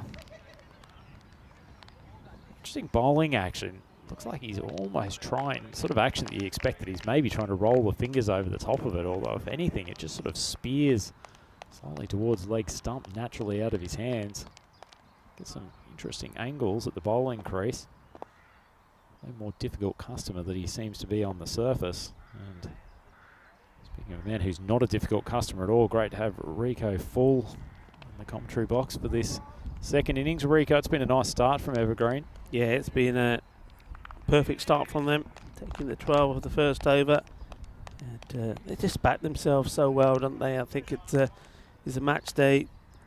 They're looking to win with plenty to spare in terms of time, and it will certainly do them a world of good in the table, because not only are they looking to go to the top, because they will, because their net run rate is going to be far superior against a team the Royals, who started on the top at the start of the day after their 2 victories against Helsingborg Stars yesterday, but they just look like a different team today. It's almost like they've, I don't know, they've come into this matches not expecting to win. You know, body language just hasn't been good. They just haven't been up for it. Konka comes in and he gets this one through. What a good take that is from the keeper. Natarajan, things haven't been working for him well with the bat. I know what you're going to say. It doesn't go in the gloves, but he does make the stop. And, well, that was sort of a goalkeeper style. Needed to stop that. That could have been more valuable runs. He's got an intriguing technique with the gloves. Natarajan did take one cleanly in the first over, I'm pleased to report. Continues to charge in. Oh, and the fielder, I think, was put off there by looking more at the batters than concentrating on the ball. He heard the shouts, he knew where to get there quickly, not able to pick it up. So it goes through him, they do get the single, and I think this is what Nawaz wants. Nawaz wants to strike. Sawa is happy to give it to him. So, captain now. Bowling to Nawaz. He's bowled well, has Konka. He's probably been the only highlight, really, for the Royals as he comes in. And this is a beautiful shot, and it's one bounce, 4 runs, right into the banner there. The European Cricket Network, and let's play cricket together. And at the moment, Nawaz, he's playing cricket very well. What a beautiful shot. Just hits this through the ball, gets it over that inner fielder and crashes into the banner there. Lovely shot, lovely technique. Yeah, beautiful timing. Hasn't really tried to overhit that at all, but just allowed the wrist to do the work. Konka under pressure, 1 ball to go. Slashes hard, and the chance goes down. And the fielder is letting us know that that hurts, and there's Vasami Krishnan. And, well, he had one in the ribs yesterday, and now he's got one in his fingers. He's certainly the man that's taken a lot of the punishment out in the field. Jumping up, and oh, yeah, that is right, the fingers. You see here, look, even while he's chasing the ball, he's putting his hand at the back, saying, hi, yaar, sata fair lucky. And the poor guy, and he's trying everything, but that goes to the boundary as well.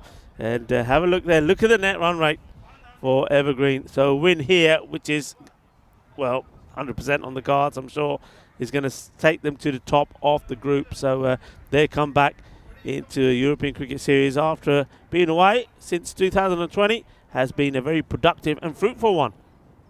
Yeah, it certainly has been. And while we're waiting for the new bowler to come on, a couple of interesting questions in the chat, Rico. Actually, one from Ninj, who was inquiring about the boundary rope earlier, asking the question of, given we've got a painted boundary line as well as a rope boundary, which one takes precedence? Good question. Very good question. And, well, for me, and I know that taking this from the umpires, it would be the rope. That was my instinctual response, although I wasn't 100% sure, but having a man of your esteem coming up with the same answer gives me some confidence. Take the single, and that's what they want to do. Sawa, he knows what his role is here. Take the single and say, there you go. Yeah, the rope always take the precedent, because obviously, of course, this is a difference. See, a painted line, if you've got a fielder that's making a stop in a really close one, well, you can't see if he touches the line or not, can you? The rope always tells you the rope moves, so yeah, you go with the rope. I think the line is there just as a guide, really, for the ground staff to know where the rope will be going. That one goes through, that's well bowled. And talking of ground staff, it's Kasir Zaman, it's the groundsman here, and can I just say to you, Kasir, if you're listening, I think the work that you've done here is absolutely outstanding. The ground looks beautiful. Really is one of the nicest grounds in continental Europe, isn't it, Rico? It's super surface for cricket.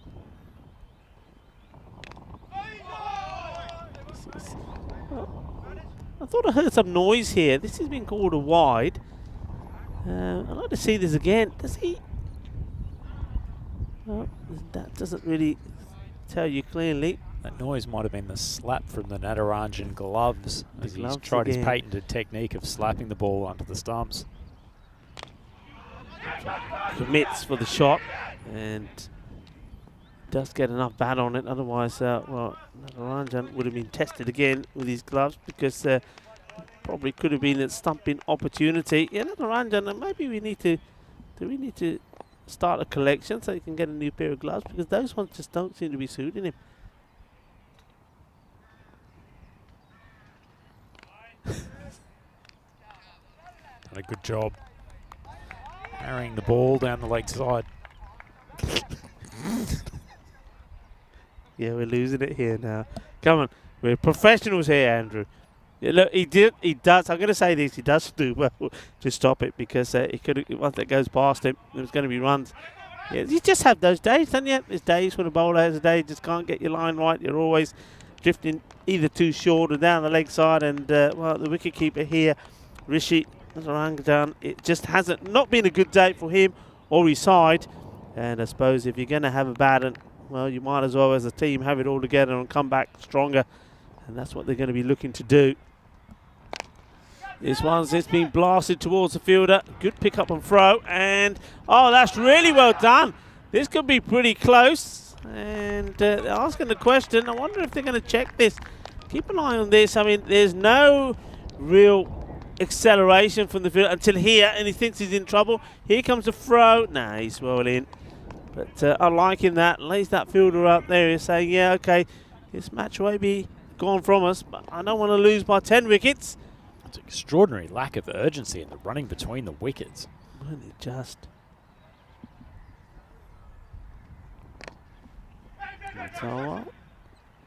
Just trying to get that single again. He's been going that run a ball, but it won't be the case now. That's the dot. Is the end of the over, and that's why he didn't want to take the single there. Nawaz. So 36 on the board. 3 wickets gone. Nice over from Palanisamy, only going for 6 runs. Stop the bleeding somewhat. As Yatabori looking down the barrel of what is a challenging defence. And Rico, well, isn't this extraordinary? Our win probability graph, first time ever I've seen this. First time is ever. 100%. It's because with the batting side. They're cheating. They heard me say 100%. Said this is definitely 100% win in the bag, and I think they thought, right, okay, if Rico says it, it's got to be done, because Rico normally never says that. He always says there's a chance.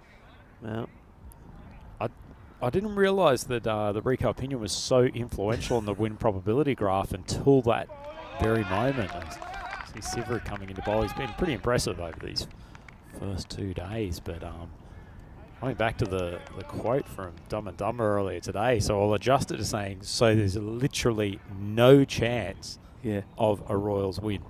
No chance. I think we should be focusing more on, can the Royals get a wicket and make it sort of, at least they don't lose by 10 wickets, because that sort of hurts you even more. Nawaz just missing out on one there. Hasn't missed too many. And gets beaten by another. That's well bowled. Now, Anapasu, I mentioned him in my intro. I thought I was impressed with his bowling yesterday. We didn't see him come on at all in the first match. And here he is. He's got 2 past Nawaz. I suspect that Nawaz may just sit back and wait for this one and try to pull or hook him. And he does wait for it this time. Place it to the fielder, who does stop it eventually. Here comes the throw.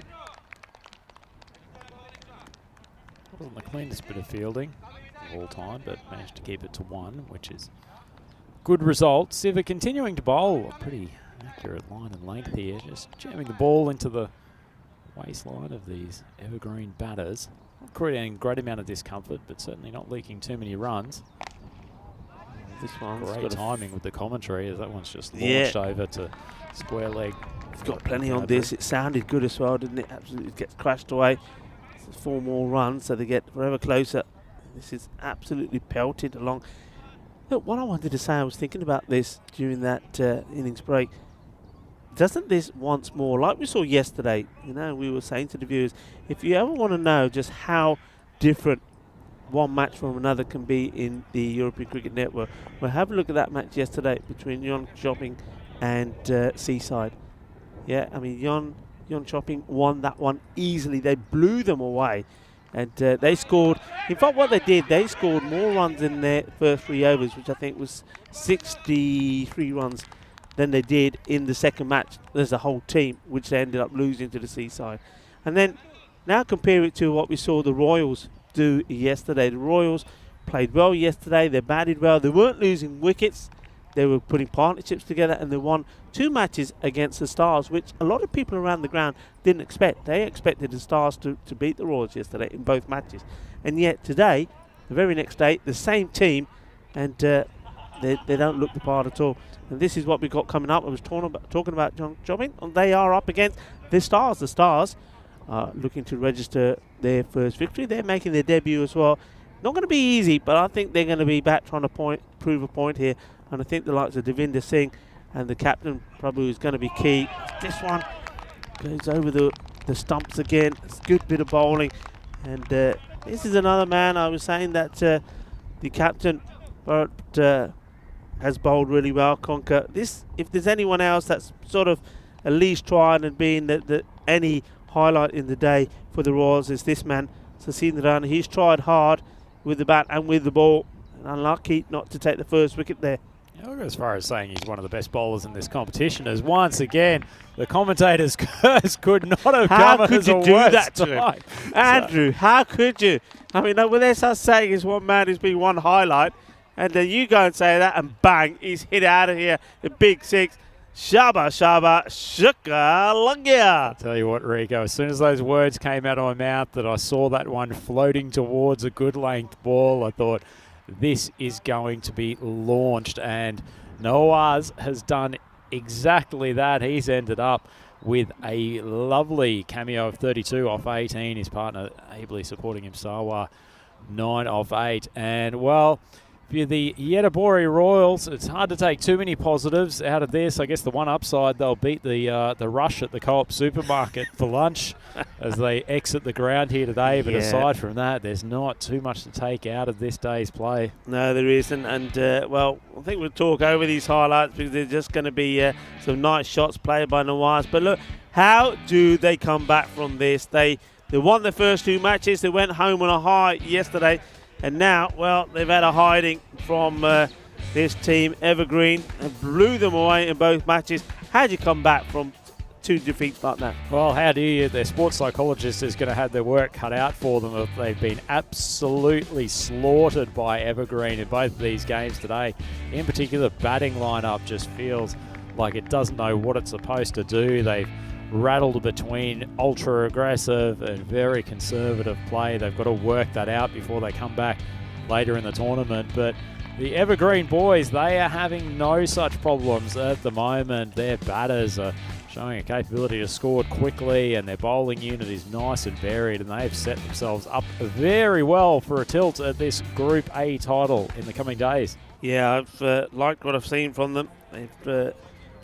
They've batted aggressively, and that's the other thing you see, and maybe that's something that the Royals can learn from Evergreen, that even though there's a low score, Evergreen didn't approach it saying, well, we don't need to play our shots, we don't need to be too aggressive, we can just play the ball around. They still went out there and played the same style, and that's one thing I think the Royals have to do when they're out there, when they're batting. They've got to be aggressive, they've got to be prepared to go for the shot. And if you lose a wicket or 2 early on, it doesn't matter. It's trying to get the runs on the board, because look, they've lost badly to Evergreen, but in both those matches, they haven't been bowled out.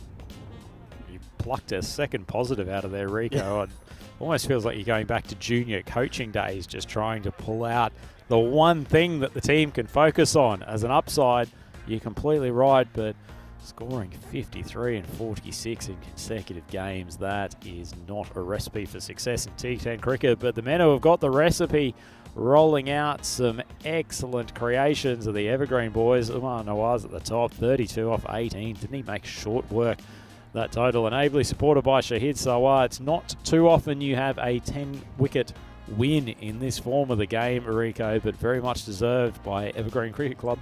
Yeah, absolutely. Well, Evergreen, there will finish the day sort of right up there at the top of the table, and they'll be quite happy with the work they've done so far. And I think also you'd have to say it's the old saying that they did it without really sweating too much. It's a good win from them. And we certainly look forward to the next match. We've got about 40 minutes in that as we just look at those bowling figures. No wickets being able to be taken there. I think Siva Hunapusha, I think he bowled well. I'm surprised he didn't feature more in this match. And there's your match summary there. So the Royals, has been a very disappointing day for them indeed. And only managed to score 53 in the first match between these two, and Evergreen winning that by 7 wickets. And this time round, it's 45, and Evergreen winning by 10 wickets. So Evergreen are on a high. They will go to the top of the table. The Royals now, they need to find a way to pick themselves up, and well, they've got some time to ponder. Well, we've got some time to ponder about the matches that we've seen so far, and the matches coming up. The next match coming up here is going to be a classy one, as we see the Stars. They're coming up against John Shopping. That, I think, is going to be an interesting match. So join me, Rico Full and Andrew Ryan, as we come back in around 40 minutes' time.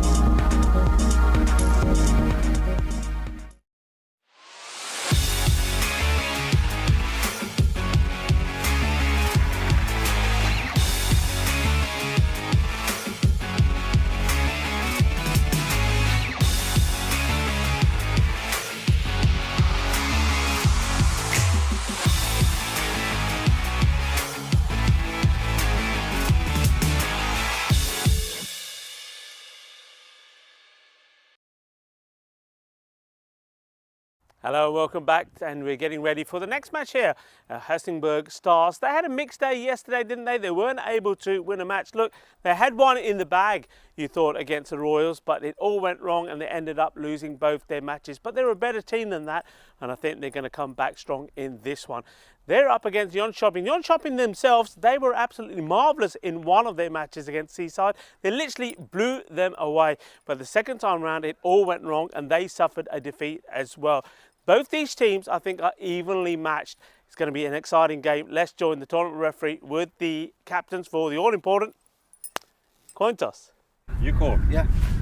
Heads. Heads is called. It is tails. Yeah, we are going back first. You're going to bet. Okay. Yes. Kasim, the captain of Jönköping, winning the toss and decided that they're going to have a bat first. And I think it's a good move from him. He knows he's got strength and really a lot of key players with the batting. One who was outstanding yesterday in one of the matches, the one that they won, was Sami Ibrahim. He was superb. He blasted the ball all over the place. 46 of just 14 deliveries. If he can come good for his side, well, I think they're capable of beating everybody. There was key contributions there also from Riaz Khan. And the news is there's some more key players in their side as well. All-rounders like Nasir, Sahir Gul and also Zahib Ullah will help support them. And certainly with the opening bowlers such as Azim there and Patel, they're looking to be a strong unit here today. The team that they're up against, well, we know it was all up and down, wasn't there, for the Helsingborg Stars. They looked like they had victory in their grasp against the Royals, but managed somehow to throw it away. I think their captain, Prabhu, is going to be very key to bounce back hard here. I think Devinder Singh is the key player. Those two batters have to go big. And with the ball, well, maybe somebody like Shetty is going to be a key player. He's a good all-rounder for them as well. And I think Krishnamurthy and also Sapro are going to be key there. It's going to be a very interesting and exciting match. And let's go over to the commentary booth for the start of this one with Andrew Ryan. Thank you very much, Rico Full, doing a wonderful job with the coin toss and the introductions today. Great, obviously, to have Sir Rob Kemming, the Dutch maestro, knocking things out in the middle as well, making sure that everything's done in accordance with European cricket standards. And speaking of European cricket standards, we should have a significant upping of the competitiveness of games today with this contest between Jönköping, who are 1-1 after a pair of inconsistent performances yesterday. Absolutely brutalised Seaside in the first game, but brought back down to earth with a thud in the second. They're taking on the Helsingborg Stars, who were probably in a position to win both of their games yesterday against the Royals from Göteborg, but unfortunately we're not successful in either. Just managed to come up with some poor tactical choices at the wrong time, but they will be in with a big shout here today. And bat versus ball wall, showing how close that we expect this contest to be. The expected score for Jönköping 85 versus Helsingborg 82. Wouldn't surprise me at all if the margin of victory is very close to that minuscule 3 runs when we get to the end of this contest. Been going out with their typical opening partnership. Riaz Khan, the diminutive figure at the top of the order, and he's joined there by Sami Ibrahim Kill, who absolutely annihilated the Seaside bowlers the first game yesterday, but his fortunes were very much that of Jönköping overall. Really couldn't get it going in the second. Early victim out LBW. Looks like Sachin Shetty is going to take the new ball for Jönköping. Pretty well yesterday. Keeps it in a nice channel just outside off stump. Pretty consistent. No huge amount of pace or bounce necessarily, but just really makes the batsmen take risks if they particularly want to hit down the ground. And speaking of down the ground, bit of protection there at the moment in the form of Devinder Singh. Long on. Also got man in what is probably cow corner deep mid wicket as Shetty comes in for the first delivery today. It's just pushed out to long off. Quick single taken. Already a sense of atmosphere around the ground. The crowd has doubled in the last half an hour as a bit of anticipation that we're going to have a couple of good contests here. Landskrona Cricket Club ground. Yellow on display between these two teams. Something Probably not unfamiliar sight in Sweden.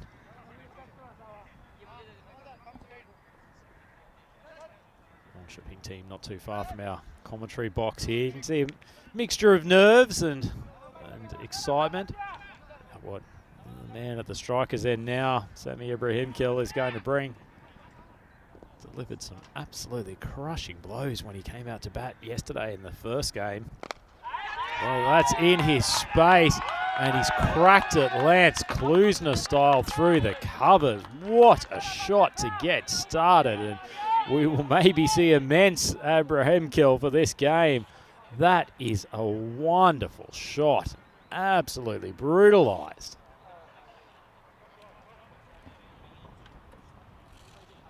It's going to give him no shortage of confidence. Shetty just drifting one up, probably a touch full, right in the Ibrahimkil wheelhouse. It's a better length ball. Forced into play off the back foot. Not a huge amount of footwork from Ibrahimkil, but keeps it out. It's a good comeback from Shetty.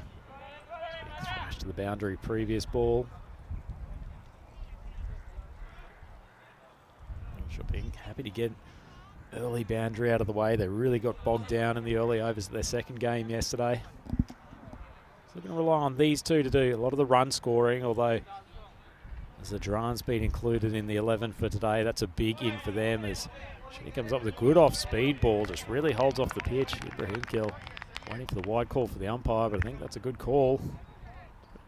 Really just got the off-spin off the pitch, but it was within the wide line, so it's a good decision. Shetty 2 more balls to get through this first over. Another full one, it's in the block hole. Ibrahimkil drives it down. Nicely fielded, and they'll keep it to a single. I'm feeling this is going to be a pair of really good contests this afternoon. Certainly the Stars better side than they showed, certainly in closing those two games yesterday. Like a few of the teams here, they've actually got some good depth. That down to 7 or 8. Making contributions throughout the whole lineup. Full ball, Khan drives nicely, and it's gone through the fielder at long off. That's a second boundary for the over, and that probably tilts the balance of power in this game so far into the hands of Jönköping. They are now 10 for none after the first, and what a moment to bring the commentary superstar Rico Full into the commentary box. Thank you very much. As we have a look at both these teams and Jönköping, their batters, well, no surprise there. The man is out there, Sami Ibrahim. What a strike rate, 255. And his opening partner, Riaz Khan, 176, and Rehan there on 100. And over to the other side, well, Devinder Singh, we know, and Shetty, they're two men that were out there. And their captain, Prabhu, they're going to be the three. But with the bowling, Prabhu there as well. Of course, remember, he took 4 for 5. That was huge from him. And Krishnamurthy is the other economic bowler.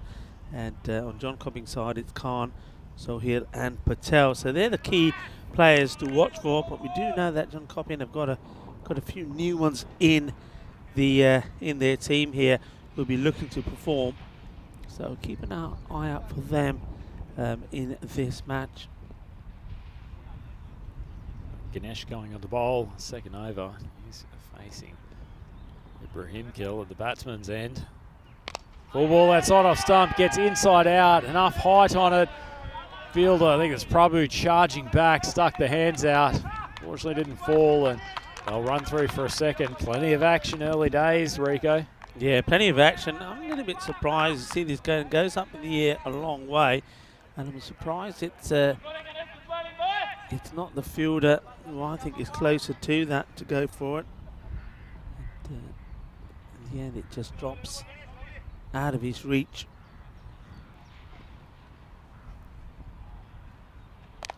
Ganesh bowls it just outside off stumps, a good lane.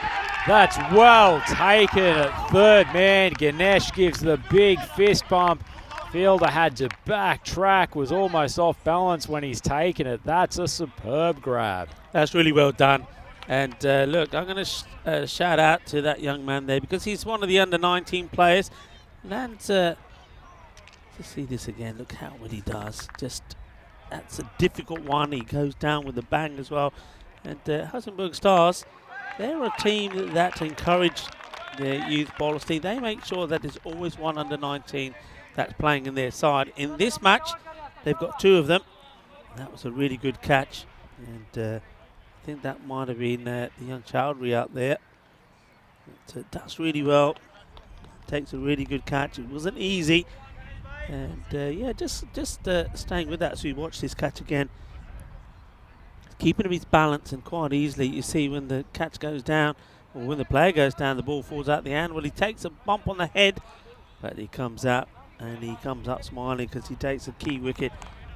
Yeah, they've got a good 3 junior sides, under 12, under 13s and under 19s. Also a women's team that has been started recently, so it's all good work there from this Helsingborg side.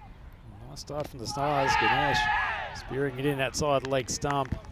Drops him on the pads. And it's a nice start from him. This is Nasser Bacha. He's come out to join Riaz Khan at the crease. New inclusion in the side today. Talented batsman. Pushed up to the number 3 spot. Ganesh proving himself to be a pretty consistent bowler. He's been relied upon to bowl one of the power play overs in the game so far. Doing a good job of it. Comes from wide of the crease. Pushes it through to the keeper, and consecutive dot balls for Nasir as he gets his European Cricket Series campaign underway.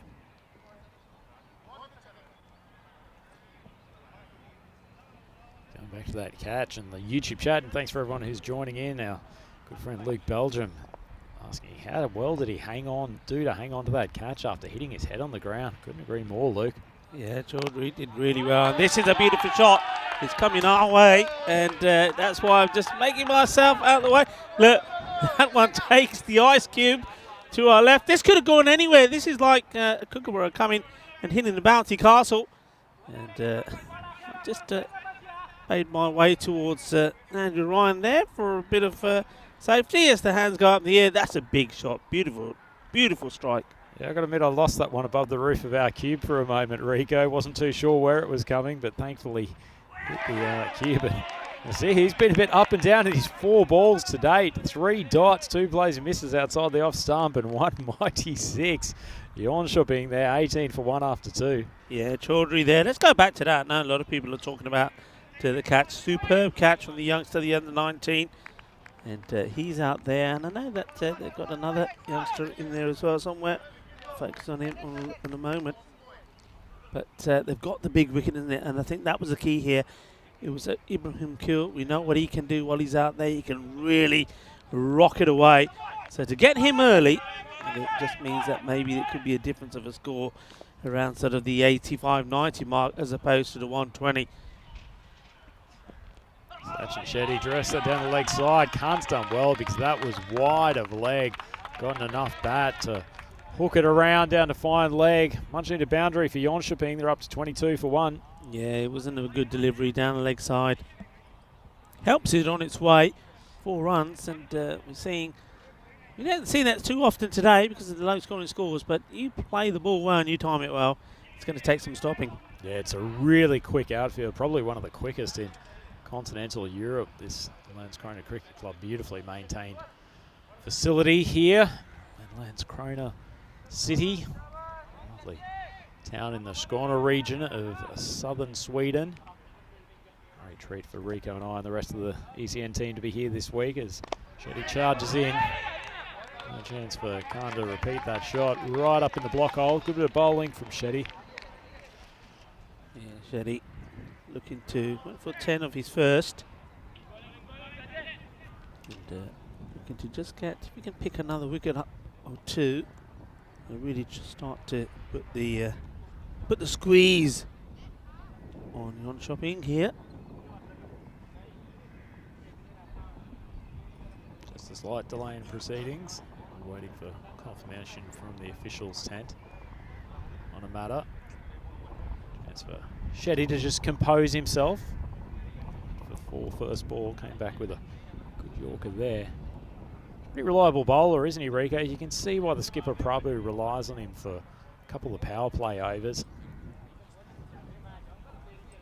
He's a good, solid line and length bowler. At least he's a man that you can really set a field to, which I think is important as a captain in these T10 games. Very much. Hello to everybody. It's tuning in. Rico Full here, and everyone. What's your? I mean, we know that cricket is a sport that you have to try and develop. Your thought on this policy about the youth, making sure that it's always a youth player playing in your team. Do you like that? You like that idea? Yeah, I do. Well, I think it's got to be a club by club decision. Certainly, going back in Sweden, in Switzerland a few years ago, we actually had league points attributable to younger players, which I don't think is necessarily a bad policy whatsoever.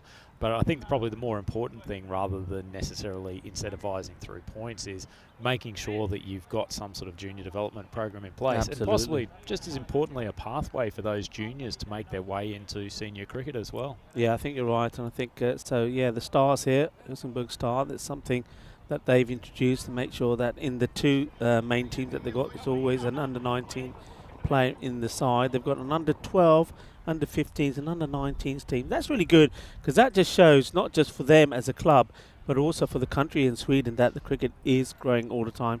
Fantastic. And I know that back in Italy, when I was there last year speaking to some of the teams in Rome, and I'm pretty sure that in their main Serie League, it's the same. I think the teams that are playing in that top flight, they always have to, I believe it's 2 under-19 junior players, and I think that's a good opportunity for those players to develop, because sometimes what you do get, especially in the top sides, is that though the juniors should probably or could probably be in the team, that reluctant to add them in, because I mean it happens, doesn't it? You always get 1 or 2 old timers that think, no, it's not time for me to sort of make way just yet. So it happens a lot later. So to encourage the juniors to play early on, I think that's good. A bit of encouragement for the Helsingborg Stars team in the form of Sachin Shetty getting through. Another good over here.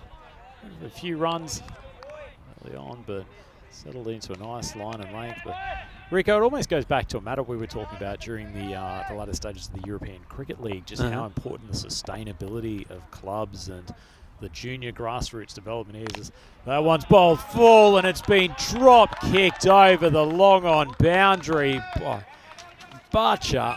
That is a beautiful cricket stroke. Oh, Butcher says he makes himself some space, and he absolutely creams this. This is big. Not only does it go a long way up, he's got the distance as well. 6 more to him. He's having a bit of fun out there, is Natcha. Good shot.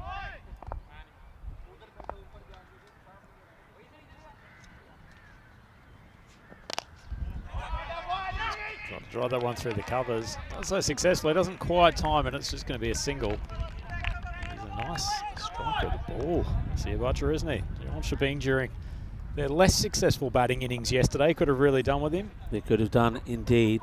This is it's a nice showing really, because even though they lost Sami early, it's a nice shots being played. Well, that wasn't the best of deliveries. And this one, well, it's going to be bonus points. It goes in the net. It's in the back of the net. It is. Well, what are we going to give for that? That's got to be a 12, isn't it? Not a bad shout, Rico. Not sure that was the first thing on Riaz Khan's mind, but he's found the back of the net with unerring accuracy there, hasn't he? And that's the end of the over. Jon Shopping, 34 for 1. That's pretty good power play, actually, and showing the fact that in the win probability they're currently at 74%, but 2 balls from that over from Shetty, Rico, pinned at Riaz Khan's legs. It's not the place you want to bowl to him. He's a very composed batsman. He's put both of them away. Yeah, you're absolutely right. That last one wasn't good, and it just strays it right down the leg side. Probably looking to get that Yorker in, but he's put it away, and as you saw there, put it in the corner of the net as well. So 34 for 1. They're going at just over around that over the 10. That's key, because that means that they're going to get to the 100, and they'll be hoping that with the wickets in hand, maybe later on around about the 7th over point, that they can really get good acceleration in at some point. Yeah, both of these batsmen have started off with a nice clip. He's 14 off 5 and Batcher 13 off 7. He's almost dealing exclusively in maximos at the moment, as Ganesh Krishnamurthy coming on to bowl his second over.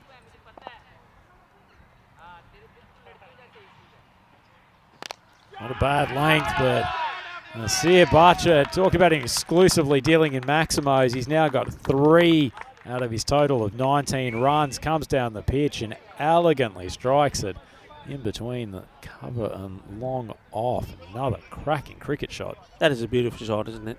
He uses his feet so well, gets to the pitch and then executes it perfectly. The balance is good.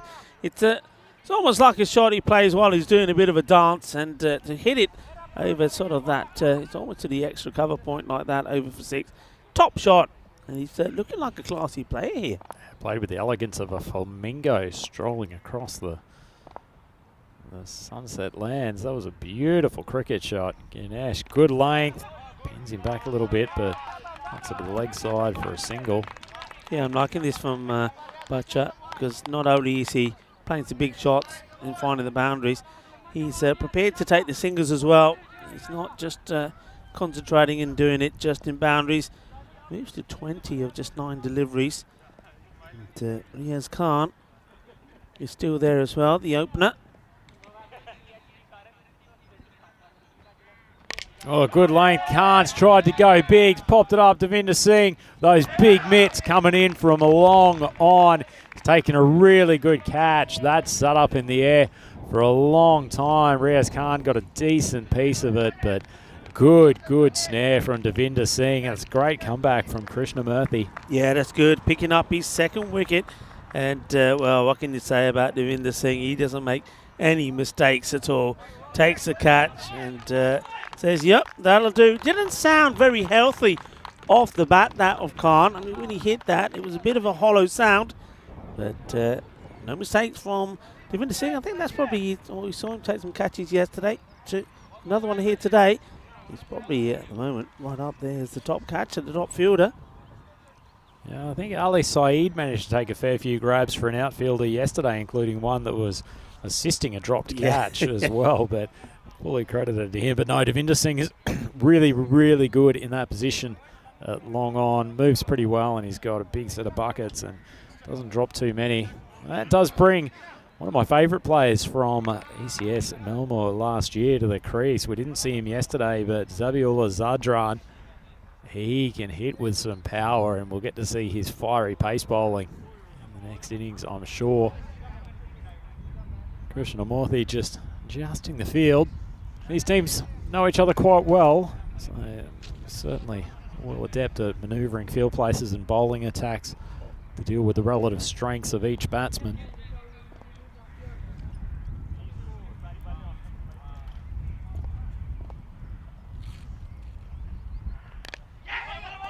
Nice ball just outside off stump, and Zadran plays it calmly just behind point. Yeah, for 3 for a single. Nice bit of action there. The fielder charging in, and very quick to release it.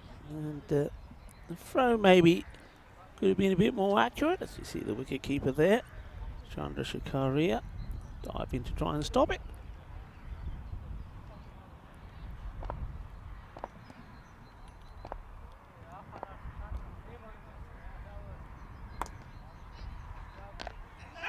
A bit short of a lane.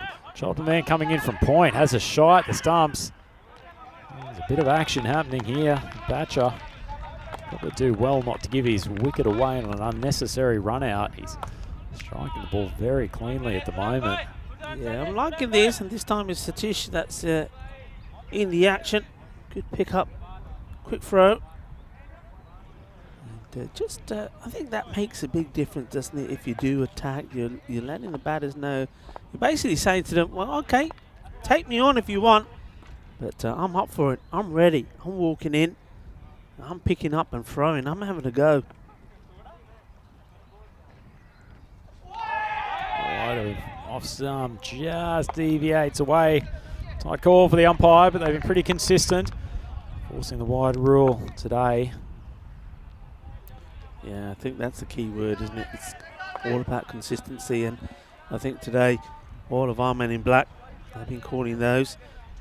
And Gil Adnan gives that the wide, and he's out there with Rafi Ahmed.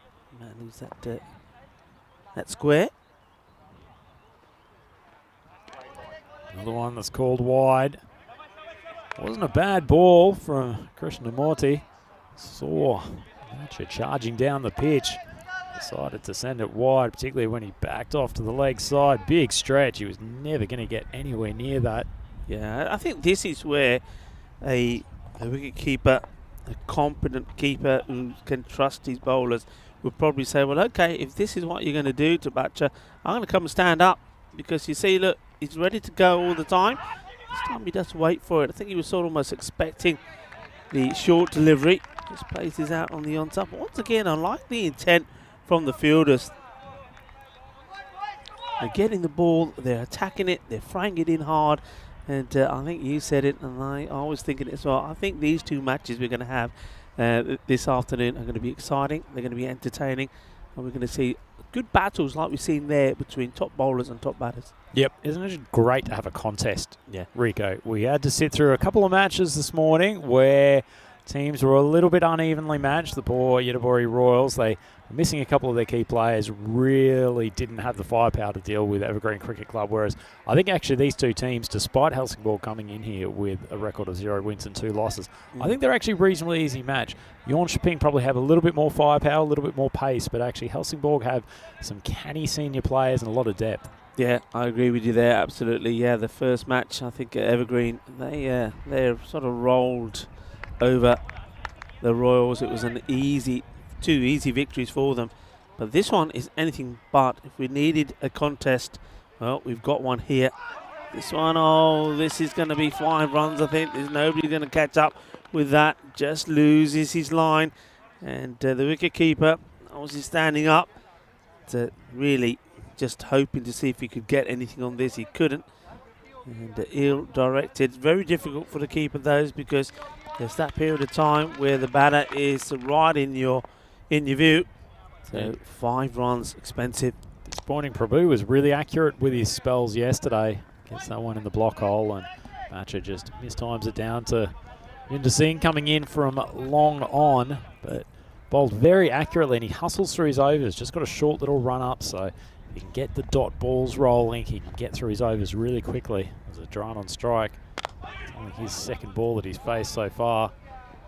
Bunts it out to wide of cover. Yeah, the interesting thing there is because of that wide ball, we saw that the keeper, Chandra Shakira, stood up. As soon as the wide has been bowled, he's gone back. So all of us, the opportunity for the stumping now goes. Just played out the single. They won't mind the singles here at this point. I mean, they're just trying to maybe just slow that rate down a little bit. Currently going around 12, so they're certainly on for the 120. With a bit of batsman at the crease. If these two can stay in for the next 3 or 4 overs, they'll be in good stead. Just inside that wide line. Well bowled from Prabhu. He doesn't really want to drift onto the stumps or middle and leg too much against Zadran. Very, very strong hitter. Lovely timer of the ball.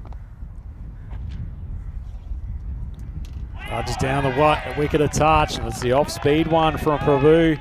Consecutive dot balls, and he's frustrating Zadran a touch.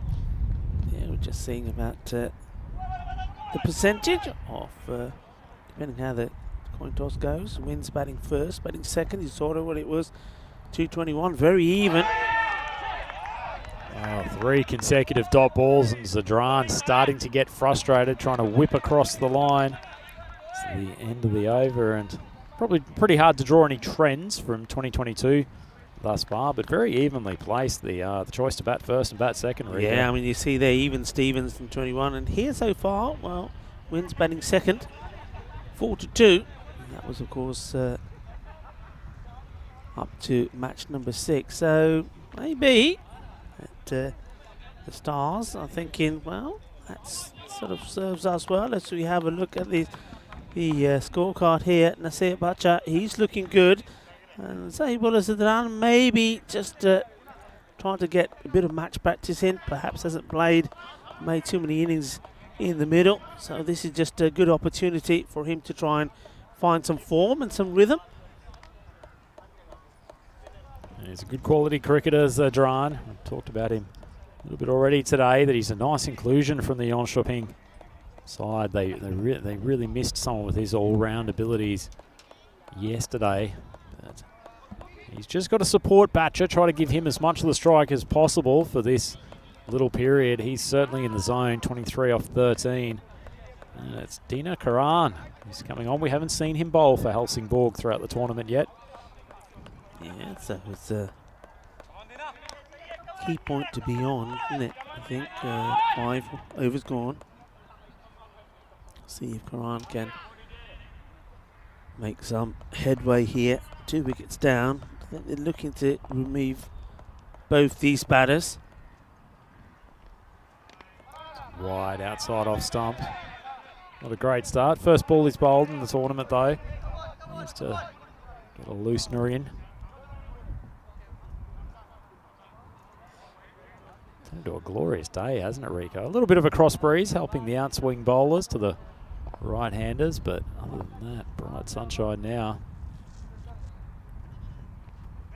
That's a better ball. A little bit of jump off the pitch just on that nice spot just outside off stump. It's a good comeback after the wide first ball. Yeah, it is. And the observation here is obviously, if you have a look at this field, I mean, look how many men are on the offside compared to the leg. You've only got those, is it the 2? It's just something, no, 3. This man just hiding behind the umpire. 3 men on the leg side, and that's why he's keeping, it's so important that that's where he keeps the ball, and he could be rewarded for it. And no, it's just over the fielder.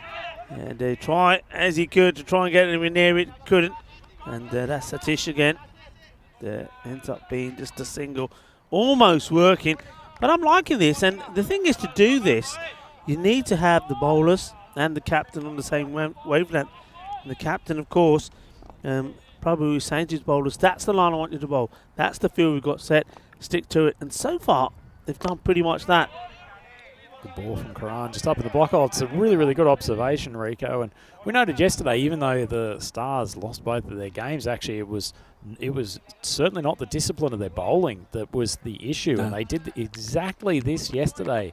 They bowled very much to a plan, just group of right arm seamers, really, really giving it a little bit of a push outside off stump, trying to surround both the outer and inner ring with fielders on that side. As Karan bowls one on the stumps, finger goes up, he's celebrating. That's a big wicket. They should have had Batcher caught early in the over, but as it is, he doesn't damage the scoreboard too much. He's out for 24, and the Helsingborg Stars working their way back into this game. Jönköping 56 for 3. Yeah, this is really good bowling. And if you watch this again, what you'll see is that Rocha is starting to move. I think he's expecting this ball to be again wide. See that little movement? He's expecting it to be wide outside the off stump again. So he thinks, I'm going to get there first. The bowler sees it, fires that Yorker length delivery in, and that is knocking him out. That is great cricket. Great bit of bowling. Well done to Karan there, picking up his first wicket in this European Cricket Series. Yeah, good bit of bowling.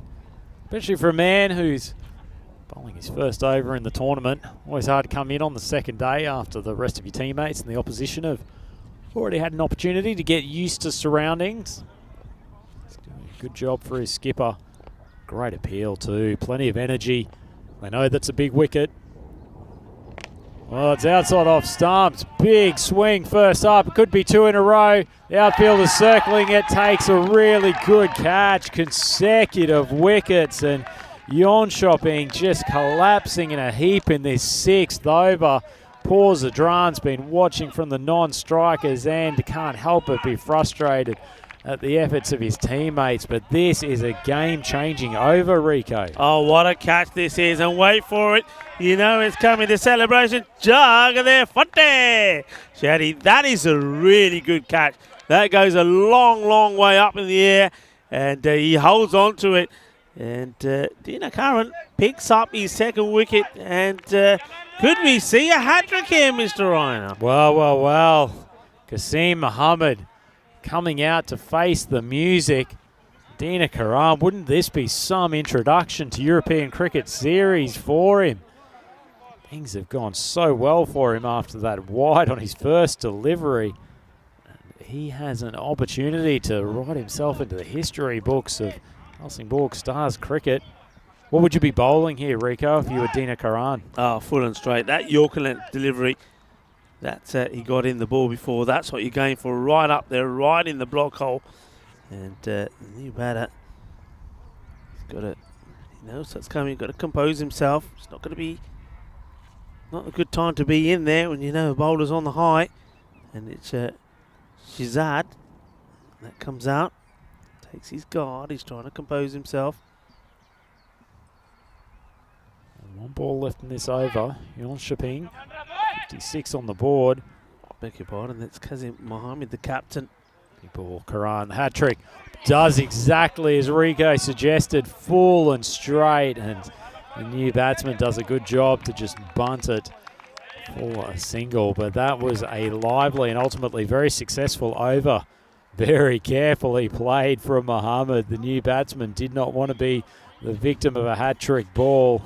And Yonshaping creep their way to 57 for 4 off 6 overs. Rico, this is delicately poised, isn't it? Very much so. I think I was saying there when he come into bowl, if you could just pick up 2 wickets, maybe get rid of some of these danger batters, and they would really slow things down there at the moment, and that's exactly what he's done. Evenly poised, it definitely is. Look, you go at 10 and over from here, you're going to get yourself close to that 100, but don't forget at one point, around about the 3rd and 4th over, that score was likely to be about 120. That was what was being predicted, and that's going to change here now. And I'd love to see what the win probability is here. I mean, it's got to be even Stevens here at the moment because this match is very evenly poised. 57 for 4, 6 overs gone. Yeah, only 12 runs off the last 2 overs. Helsingborg Stars managed to reel it back in, and now they've got their off-spinner Rohit Sapru. Glided outside off stump. Too wide though. Get any off break off this blue pitch here at Landskrona Cricket Club. Got a big job to do, Sapro. He's got the momentum with the Stars. Another one floaty. Does get a little bit of turn. Zadran has to sprint through. Peel comes up. Well, they look like they're going to review this. Now, does he get turn on this or does he get bat on it? I think he edges this. So first is that edge, and then here comes a throw. Keep an eye on it. I think he just slides the bat in there. Let's have a look at this, and ooh, that's pretty close, isn't it? Pretty good bit of running from Zadran. He's a good athlete, and as you say, Rico, slid the bat. Well done. I think this will be given not out. Great to have the video review here, though, making sure that these crucial decisions are called correctly. Yeah, and that's nice. It's a good bit of teamwork there, I think. The umpires calling it quickly, working well together, getting the third umpire then to have a look. That's what it's all about, getting it right. And third umpire for this match is Ashish, and he says it's not out. So we continue. But yeah, it was the edge there as well first. Slows that one right down, cracked, square. It's only probably going to be a single. Zadran pretty keen to get back to the striker's end. He's been starved of the strikes so far. Goes up to 4 off 7. He's been out there some period of time and brings Mohammed on to strike. Right again, just tries to poke it behind point unsuccessfully. Well taken. Been pretty good. Chandra Shekharaya. The gloves behind the stumps. Hard ball. Pace that Sapru bowls. If he does push that one wide, the batsman's generally got plenty of time to get back, retrieve their ground. Well, you can see that was the plan, but yeah, there's just no speed on it. One taunting the umpire to call wide. The arms stay down, and pressure probably goes on to Mohammed now. It's been another tight over, only 4 off it so far. Well, he comes down the track, gets that on the full. His times it slightly, and the fielder coming around from cow corner will keep it to a 1. Some pressure now on Zadran. Yeah. 1 ball left in this over. Sabru throws one up. I suspect he's going to launch. Bowls flatter. Zadran, big swing, but No ding and straight through to the wicket keeper. That's ultimately another successful over, at least in terms of run minimisation for the Helsingborg Stars. Jönköping 62 for 4. And looking at the schedule coming up, Rico, we're here in Landskrona for 2 weeks. Great to be with you. It's a lovely part of Sweden, but the Scandi swing doesn't stop there. 2 weeks in Stockholm. I like that, this Scandi swing. Yeah, 2 weeks in Stockholm, where Mr. Maximo Vinisandu will be joining us back after his break to Australia. And if he is tuning in, a very warm welcome to you. Hope you're enjoying your time in Prague at the moment. And talking to Prague, well, we'll be going to Prague after Stockholm. And this is beautifully picked up. This will go all the way. Balle, Kinna Sona, Kinna Bada Shaka. And didn't they need this? Because when we have a look at those scores per over, it started well, didn't they? The first one, 10, 8, 16, 11. And then it started to go downwards, 8, 4 and 5. They need a big over, and they need to start here. And that's exactly what the captains got in plan.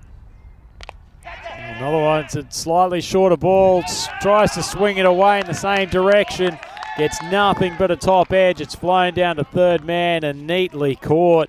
That's a great comeback from Dina Karan after being smoked for a maximum first ball of this over. He picks up his third wicket, and Jönköping continue to lose batsmen with regularity.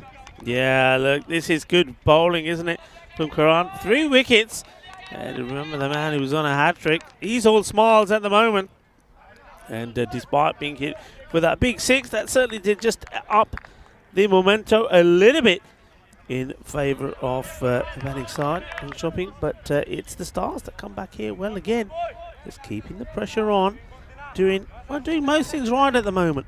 Still very delicately poised this game. Jönköping, they've got a decent amount of runs on the board already. Still 2.5 overs to go. Whether or not this is an imposing total or a pretty gettable one, a lot's going to come down to these last 16 balls. Mohammed Tanvir swings hard. Well, Karan's going to have his 4th. What a remarkable bowling performance. And he's on yet another hat-trick, Rico. Oh, this is just amazing. Well, he bowled well the first time round in this match, bowling for a hat-trick. Got it right up there where it needed to be. But it was carefully played by Kasim. Well, he does get Kasim the ball before this one. And now the new batter goes as well. And he's having a good day. Well, not only has he got an opportunity for a hat-trick, we could see 5 wickets as well. And interesting enough, the only other player that picked up 4 wickets is his captain in the match yesterday against the Royals. He took 4 for 5. And Karan here has taken 4 for 10, and he's got 3 deliveries. This one is a hat-trick one. Oh, he does get an edge. Well, he's probably thinking, why didn't I put a slip in there? He goes for 4. Well bowled, he's unlucky. Yeah, that was a super delivery. He found the channel just outside off stump. The new batsman plays away from his body, thickish outside edge, and nowhere near the keeper, unfortunately, for Karan, and it goes flying away to the boundary. And Jönköping, they needed that. Talaroma comes out for first ball, takes their total up to 72. A couple of balls left in the 8th over. It's driven straight back at the bowler. Might have been an opportunity for a run if they'd come quickly, but as it is, another dot ball. Zadran just still can't get on strike. He's only faced 8 balls since coming to the wicket. And a lot of the reason for that has been Dina Karan's tight bowling. Been a superb 2-over spell from him. He's got 4 for 14. Pushes that one wide of off stump. And another excellent over from Karan. 4 wickets for his day. Jönköping, they're now 6 down, 72 on the board, and only 2 overs left. Yeah, and he's probably a little bit fortunate to get away with that one. I think pretty tight on those and called them. But what a fine bit of bowling there.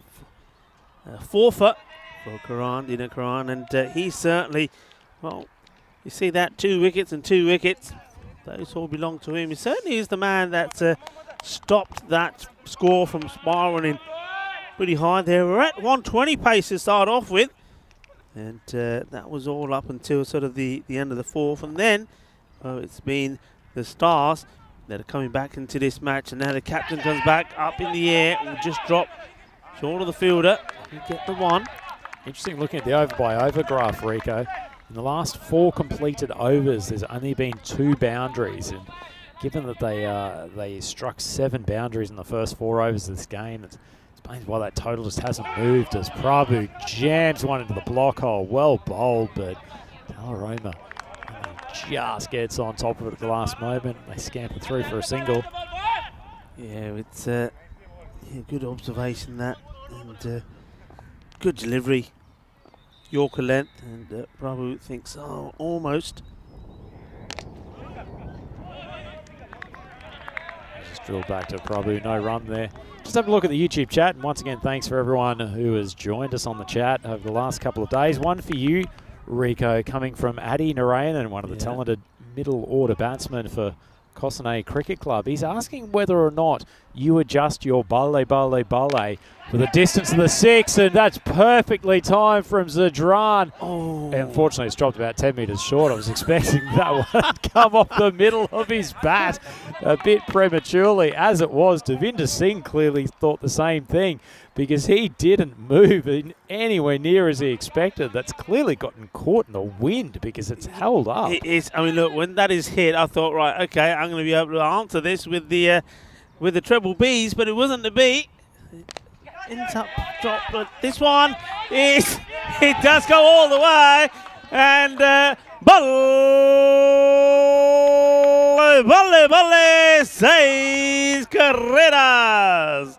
And, well, look, I will admit, if some of them go a long, long way, yeah, I think those balles go a little bit higher pitch, and there may be a little bit of all of them as well. But Chandru, he slips and sees this one go over his head. That was an opportunity. So this match, it's sort of going up and down like a roller coaster at the moment. Then the swing and a miss. It's all happening out there. So those couple of boundaries. An opportunity before that one that went for 6 for Devinder Singh. Totally misses that one. But like you said, I think he thinks he's going way over his head. And somehow it ends up dropping just about a yard in front of him. It's incredible, those 2 shots, actually. I thought Zadran's was travelling a long way and has held up. And the one that Chandru unfortunately slipped over there, he'd moved in. And that one actually looked like it was flying short and then just carried a further couple of metres. But I've got to say, Rico, I'm none the wiser as to the linkage of balle with the distance, because you gave that a great carry on the first balle, and that one only went about a metre over the boundary. Yeah, I think that was just me getting excited that somebody wanted me to do it, and it was right on cue. But yeah, I mean, I suppose not really, but if it is a big one, yeah, it will go big. And here we go. This one is just over him, and it's 6 carreras más. Gaya, shaka, lagia, manos, arriba, vidro, 6 carreras más. Well, we've been waiting for Zadran to explode with this innings. He's finally managed to hit one off the meat of the bat. Poor Chandra is getting peppered down at this long off position. Rohit Sapru, he's under pressure bowling this 10th over. Yonsha being on course for 100. That's cracked out to the point boundary. Well fielded by the man coming in. That's actually a great throw from the outfield. Zadran must have been very keen to get back up to the strikers, and he's turned blind. He's slipped as he's looked to come around for the second, but in the end, probably not a bad thing. He would likely have been run out at the striker's end. What a good arm that was. Big, powerful, strong throw. And he wasn't going to get back, was he? So probably 4 balls to get through this over. Floats it. Omar steps across to the off stump. He's played that well.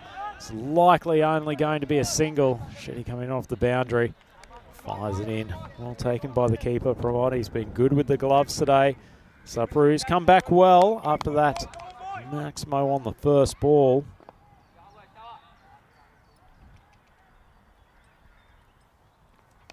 Floats it outside off stump. Doesn't come cleanly. That is well taken. That's an excellent catch from, I think there might be Prabhu out there at backward of point. He's jumped up and To be honest, if he didn't take the catch, that was likely flying to the boundary. And just when Zadran was starting to get his eye in, he's walking back to the pavilion. Fortunately, only going in a runner ball. They maybe needed a few more Zadran explosions to push this total up, but it's a good comeback from Sapru after being smoked over the boundary first delivery. Yeah, it's a good catch actually. Like you say, he needs to make it, needs to take it, because it's that point of the match at the moment, can go either way. It's nicely struck by Zazkan. Fielder coming in from long off should keep it to 1. They've been good in the outfield so far, Helsingborg. They've taken their catches. And some good throws come in. No extra runs that they've allowed the Jönköping team to escape with. Final ball. Floats it up into the hitting zone, and he's been smacked over the long on boundary. That's a fantastic way to finish this innings. And boy, after a few sedate games earlier on today, the boys from Jönköping have given us plenty of action with the bat. It's been complemented by an excellent display at times with the ball and in the field from Helsingborg. And boy, oh boy, Rico, we've been treated to quite a display in this first innings. Yeah, we certainly have. Look, we expected this to be a more competitive match, and from what we saw out there, the battle and the tussle between batters and bowlers, it certainly proved to be.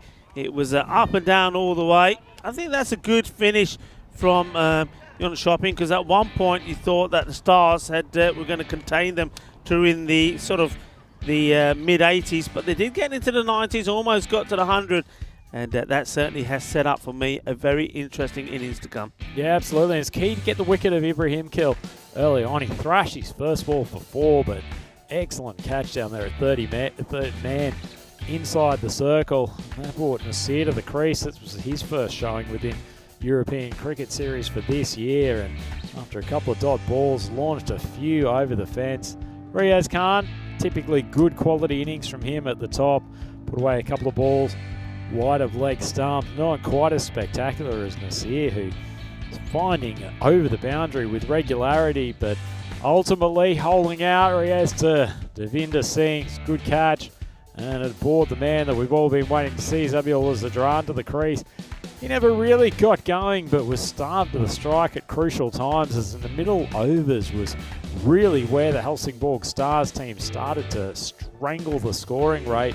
Skipper Prabhu, and in particular this man, Dina Karan, on a hat-trick in both overs in this innings. What a great introduction to him for the European Cricket Series for this year. And the bowling from Helsingborg ably supported by an excellent job in the outfield. Shetty with good hands.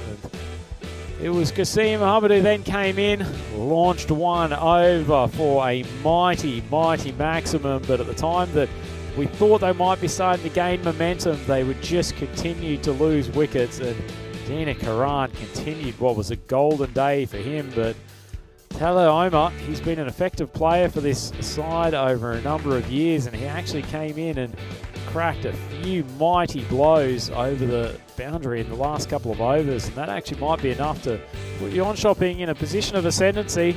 Helsingborg Stars probably a little bit weaker with the bat than they are with the ball and in the field. They're going to have a tough job in chasing down a target of 97 that the Jönköping team have put on the board, but this is a very evenly poised match. The Jönköping batting lineup giving them plenty to play with, and they've got a pretty good bowling attack, so we'll have some confidence of registering their second win. Look at the batting card. Riaz Khan started with 14 up at the top, and it was really Nasser Butcher coming in at number 3. He had 24 off 16. That was the man who paced the innings. Zadran hit one maximum, but couldn't get the same rhythm going, and I'm sure we'll see better from him later in the tournament. And as I said, Delaroma down the bottom of the innings, 18 off 8. That could be the match-winning innings. That was a great contribution from him, and he will be mighty pleased with his efforts this afternoon. The Helsingborg Stars, they took their catch as well, and they bowled pretty consistently. Just allowed enough maximums throughout the innings that kept that score ticking over, but the undoubted star there, after a good opening spell of 2 wickets from Krishnamurthy, was Dina Karan. 2 overs, 4 wickets for 14 runs. He was both economical and taking wickets with regularity, twice being on a hat trick in the one innings. Pretty remarkable stuff. So that sets us up here very nicely for a cracking Game 3 here on the second day of ECS Landskrona, brought to you by FanCode. I'm Andrew Ryan, joined by Rico Full in the commentary box all day here. This is our third of 4 matches from Landskrona Cricket Club, and it's going to be a cracking chase. The Helsingborg Stars trying to pursue target of 97 from their 10 overs. We'll be back here for the second innings in a few moments, so please join us then.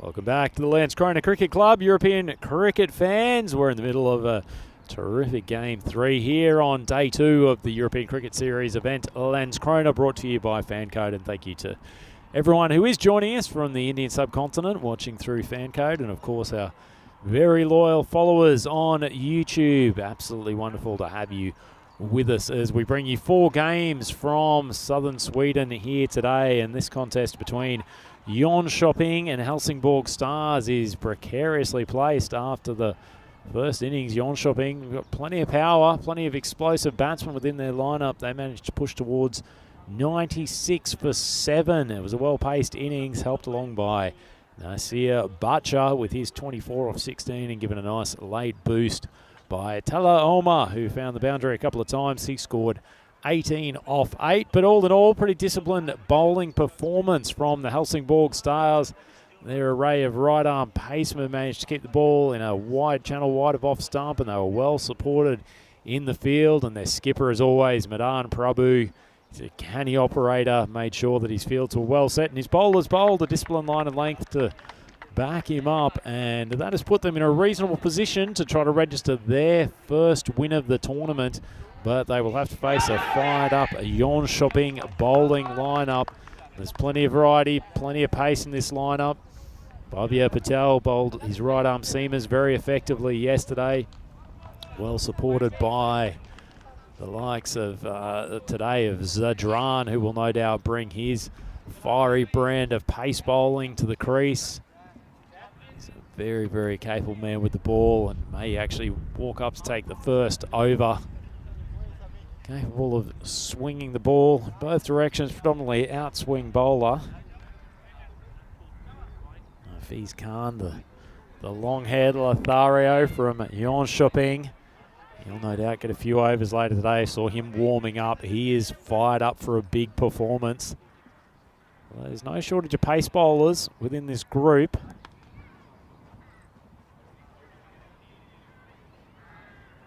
Certainly is Zadran, who is coming on to take the first over. A few instructions from Sami Ibrahimkil. Of course, Ibrahimkil, magnificent performance with the bat yesterday. Started very brightly today. Thrashed his first ball to the boundary. It was reminiscent of Landskrona in the 1999 World Cup. But unfortunately, only for a very, very brief moment. Well, he was ultimately dismissed. Called down a third man very smartly. Jönköping will feel like they've put themselves in a great position to win this game, but the bowling lineup needs to make some early incisions and see if their middle order bowlers can just keep things tight. So there's Zadran coming from the top of his mark, charging into bowl. Ooh, good pace and a little bit of movement away, but it's front foot, no ball. Big early call from the umpire and free hit opportunity. Well, what a start from Zadran. Beats the bat with a big outswinger, but oversteps, and it's going to be a free hit.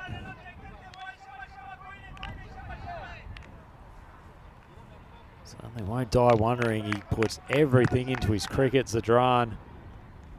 Big body rotation as he gets to the crease. So here's the free hit opportunity. Good length ball, gets a bit of pop. Rico full nods his head in appreciation. Doesn't mind a bit of pace himself, Rico. That's a big wafty swing. Suhar Shetty loves to play the cross-bat shots, but needs to judge his line and length a little bit more. As we see the Rico nod. Great action replay on commentator cam. Zadran manages to get out of the no ball situation without any further dramas. The ball just dug in short of a length. Shetty pulls it straight to mid on. It's just going to be a single, fielded there by Ibrahimkil. Rico. Interesting start here. Zadran came as advertised, bowling with a fair bit of bustle, fair bit of pace. Yeah, I'm liking it. As you said, I do like the pace and charging in. It's giving it 100%. And Zadran, he didn't quite go off the mark as you expected with the bat. 13 of 13. Just a small break in proceedings. Well, the batsman, I think this is Pramod Chandra Seiko Raya.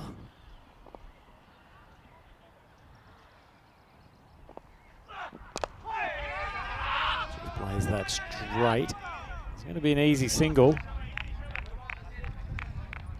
Seem to have gone for an opening pair here who might actually be able to see out these first couple of overs, Rico, and then maybe get their middle order, the likes of Prabhu and Devinder Singh, to really try to up the run rate coming into overs 5, 6, 7.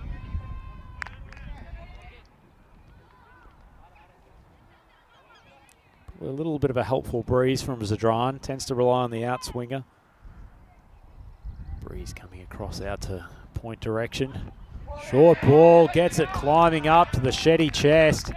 Shetty tried to back away, give himself some room. He looks a bit perturbed at the extra pace that Zadran's coming through with. Body weight going all the wrong direction, and that one's climbed just above shoulder height. Excellent bowling from Zadran.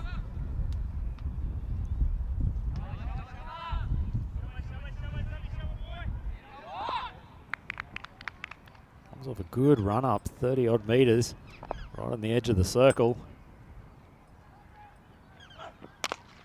Full ball pulled straight again. There'll be a chance at the bowler's end. He doesn't go there, decides to go to Pramad's end. That's not great choice with the fielding. Probably needed a call from his teammates.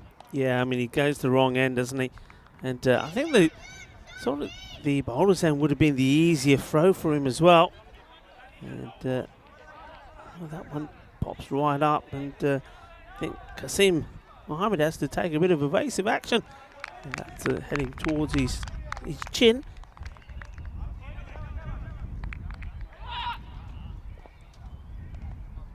Zadran charging in again, putting all of his energy into these deliveries. Lovely ball.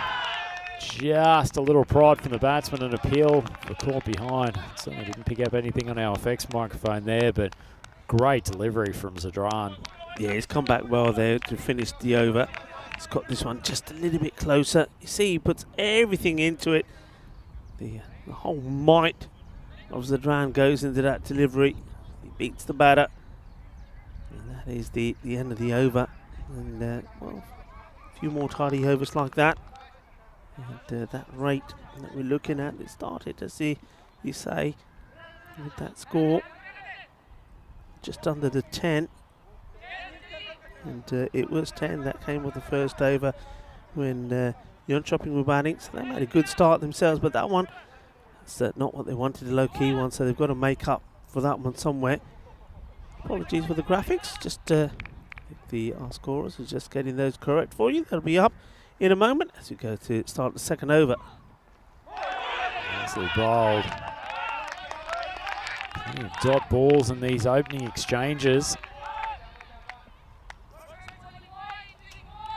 Just have a look at stats going on screen before we move to the second ball. It's a great interjection. Things looking about as even as they were 45 minutes ago when we last looked at this graphic. The batting first and batting second column pretty even from last year. It's good full ball, but tucked away to the leg side. He hasn't got all of it, but it's taken it all the way to the boundary rope, and a much needed 4 runs. That's a good result for Helsingborg. Yeah, it's just slightly over pitched and a little bit towards the leg and put away nicely. Shetty. Shazad bowling with a reasonable bit of pace, comes from wide of the crease. Just over pitching a touch, and that's Shetty's power zone. Low ball's on the leg side, Cannon's into his pads. They'll scamper through for single, the wicket keeper. Circling around, couldn't prevent the single. Yeah, it's one of those matches, isn't it, where you think that there's something that's going to happen at some point, and whether it's going to be that one of these batters is just going to go boom all of a sudden, or a bowler's going to come and just pick up a few wickets, and that's what's going to be needed for any one of these teams just to get the upper hand. And it's actually a good leave, called a wide, and keeper also. That's him, the captain gets lucky here. He does, rather than use the gloves, he opts to stop it with his legs, and the bounce almost took it away from him. Very fortunate indeed, Rico. It's probably not the easiest spot to wicket keep down there. It's the one part of the ground that's a little bit degraded from wicket keepers and bowlers run-ups. Nice length ball from Shazad, just turned onto the leg side. Not too far from the fielder, and they look sharp in the field, Jönköping. Yeah, both these teams, when they've been in the field, every time they've had the opportunity to have a go, they have done. I like to see that, and I think I always believe that that's something that a lot of teams, a lot of the good teams, they practice getting the throws in. They're encouraging the fielders to shot the stumps because, well, the rest of the gang, they are backing up. That's what they want. It's, oh, there you go. That's what we're talking about, that part of the ground. And just as you said it, Andrew, you do need to get down there. You've got to get everything on it. Just relying on trying to stop this with your feet, you're going to get in trouble. He's got to be down there. He's got to smother this. He looks to wait for the bounce, and then, well, he gets his foot in the way. But this time they do sneak the bye. Basically Nostradamus Rico. You could have picked that one from 3 or 4 deliveries ago, but Shazad just losing his radar occasionally. He hasn't bowled a bad over, but too many balls down the leg side, and then Shetty's decided I don't need a second hand on the bat as he swung around that for another boundary, and this over's starting to get a little bit out of hand. Yeah, Shetty here. We've seen him lose 1 or 2, or leave 1 or 2 down the leg side, and this time he says, nah, I'm going to go for this. The fielder signalling the 4 runs for the umpires. Very helpful signal from the fielder. It's been a fairly close one to the boundary rope on that occasion. Shetty getting a decent piece of it, given that he one hand on the bat to end. Yeah, and well, just inside the boundary rope. You think just inside? I think that's an pretty excellent close, call isn't it? Hafiz Khan. In fact, I think he's doing a great audition for joining the umpire corps in future European Cricket Series. But no, the umpire's hands have gone up. Well, blow me down if my sight's not going. And Hafiz, who was about 10 metres away from the ball, desperately trying to call the 4. Well, he's not going to get the Fair Play Award, is he? Well, he might have the best looking hair off the tournament, but maybe not his eyes. This is well bowled, and they're just changing to coming around the wicket. So he does finish with a dot, but 13 coming off that over. It was a very productive one. 18 on the board. That's where they want to be. So after a low scoring first, 13 off the second, and they're sort of back where they need to be. This is going to be this sort of match, Andrew. I can tell you that. It's going to be one moment you're going to feel that the batting side are getting away. The second, the bowlers will come back. We're talking about come back. Evergreen, they come back well, didn't they? We weren't playing it last year. Played last in 2020. And there they are, sitting pretty at the top, the Royals. And they had 2 wins yesterday, like Evergreen did today, but they just didn't look the part today. And, well, one of these 2 teams has a very good opportunity to be right up there challenging. Who will it be? Who's going to take the first victory out of the 2 opportunities to them in this contest between these 2? Will it be John Shopping or will it be the Hessenberg Stars? Well, we'll have to wait and see. With a man who struggled to see if the ball went over the boundary or not from about 2 metres away is now on to bowl. Good length ball from Hafiz. Right on the button straight away. Shy at the stumps. All backed up. I could certainly understand if Hafiz didn't get a great look at it if he didn't have the hair bun tied so tightly, but there's no excuse of the fringe coming and interrupting his view down to the boundary. Yeah, Hafiz Khan, I did have a chat with him. You know me, I don't beat around the bush. And I said, like, what's the story with the hair? And he said, shampoo, conditioner, and 2 different types of oil. That's where I went wrong. See? You used one type of oil I just used the one type of oil, and it all starting to fall out. It's well bowled. That's sees the batter move early, and just bangs this one in. And I think that's been called the one for the over, so it does go over the shoulder. Yeah, that's a fair call, and pretty close to being over the head height, but I think that's fair enough. Nice ball, but Shetty's not the tallest batsman and did climb on it. Might be the last time that he charges down the wicket to Hafiz, if that's what's going to happen. Charging in. Better length ball. Swung across from Shetty. He's got a good piece of it. Swings it to the boundary. And just when we thought Jönköping were getting a little bit on top, the Stars find the boundary again. And he's an industrious batsman, Shetty. You wouldn't write too many coaching manuals about his bat swing, but boy, oh boy, does he manage to find the boundary with regularity. Yeah, that's a nice shot. And I think you see the other issue here, of course, for Khan is that having bowled that shorter delivery quite early, that Shetty at the other end will know that it can't really be a short one, certainly not one that's coming sort of shoulder sort of height. So he's gonna stand and deliver, he hopes. He sends one to the boundary. I don't think anything's going to stop Hafiz from snorting one at his head again. As a little off-speed ball just outside off stump. That's a pretty intelligent piece of bowling from the Jönköping Lothario. It's excellently delivered. And this match is seesawing, Rico. And I tell you what, after the slightly uncompetitive contest we had this morning, this is an absolute pleasure to see these 2 teams going hammer and tong to get a win in this 3rd game. It's going to be called wide. Started wide, a little bit of outswing for Hafiz. He'll be encouraged by that, but Won't be happy about giving away an unnecessary extra. Yeah. Desperately trying to keep it away from Shetty's leg side. Absolutely. This is what's created those couple of shots that Shetty has played. And he's been asked to keep the ball away from the legs by the captain, Kasim. And struggle well. This one is a lovely shot, and they give it chase, and they do stop it. It will come back for 2, and he's just showing there, Shetty, that okay, you can keep it away from the legs, but I can play out on the offside as well. Should just gets a stop in here, and he's got to get that foot inside before he picks the ball up, and he does. A nice bit of work from Nasir. He was very impressive with the bat earlier today. Doing a job in the field as well. Final ball from Khan. It's good length, but it's gone straight through the keeper. When are they going to listen to Rico's advice? And just almost take out our cameraman down there as well, but that's a poor end to the over and a very, very welcome boundary for the Helsingborg Stars. They're 30 for none after 3. Yeah, I think Kasim, the captain here, and he stands there like a statue and probably hoping that nobody spots what he's done there, but you got the gloves on, you're behind the stumps, you got the gloves for a reason, you got to bend, you got to stop those. That is lazy keeping. As we have a look at this, well, that's the sort of match it's going to be, and I think that probability is going to keep shifting balance. At the moment, it's the Stars, 58% to up into 42. What do you think of that? About even, right?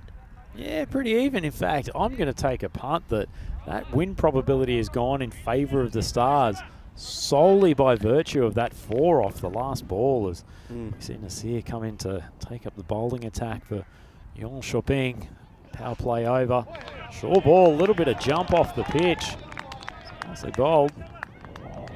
Yeah, the batter having a little high ball contest with the umpire. No, that's okay.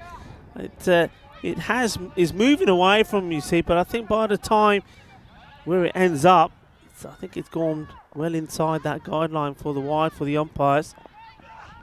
This one hasn't. This one, well, he's trying to make sure this gets called. He says, look, umpire, look how wide it was. I'm going all the way over here to try and get to it, and I still can't reach it. Well, I've seen wicket keepers who have deliberately tried to keep within the bounds of the wide line to sell a good ball to the umpires. The batsman on that occasion, he's almost run out to point. Good length ball, played off the back foot, just pushed through the cover region. It's going to be a single. The umpire was 50-50 on whether he's going to call a wide, then Pramod left him in no doubt whatsoever what his expectation was. Yeah.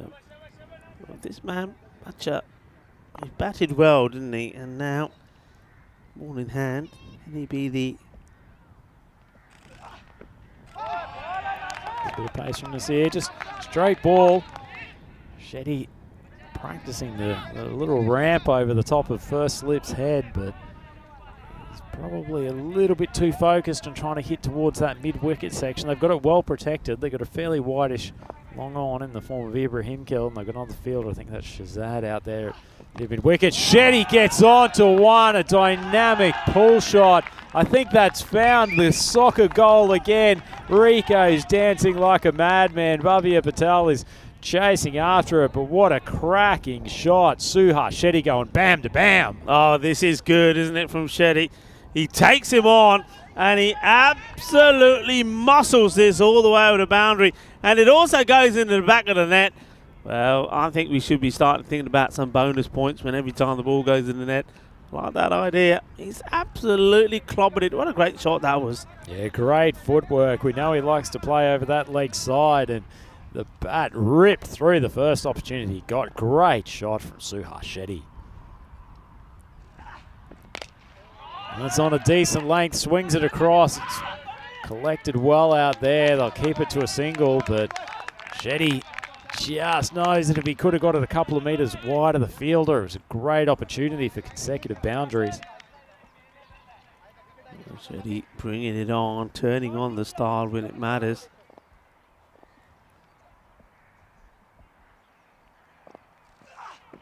Good length ball, a little bit of pop just outside off stump. Good finish to the over. Helsingborg Stars, they're up with the rate. 39 for none after 4. Rico where is this match going? It feels like just from one ball to the next that I think our win probability percentage is changing regularly, but you can just feel it's on a knife edge. It's very much so, and this is the sort of contest I think we were expecting to see from these two teams, and certainly so far they're delivering. I like it. I like the battle between. We always say that this European cricket is the battle between bat versus ball, and this is what we're seeing here today. It's great entertainment. And the thing is, who's going to be the star? Who's going to be the villain? That's what it's all about here. Which way will this go? Really exciting match as another bowler looks set to come in here now. And thank you, of course, to our viewers. You know you're the best in the world.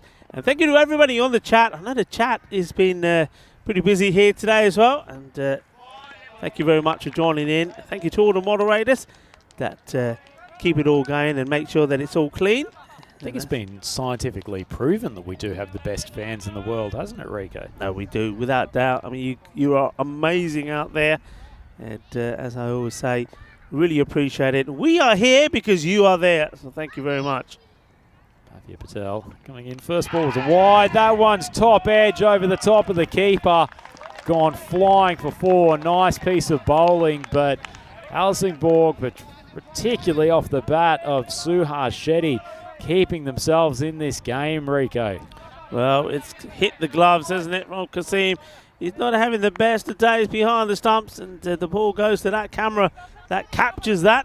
That's another chance. It was a difficult one, but you've got to take those. You want to win matches, you've got to take those. That could make all the difference. Shetty is the man they need to get out.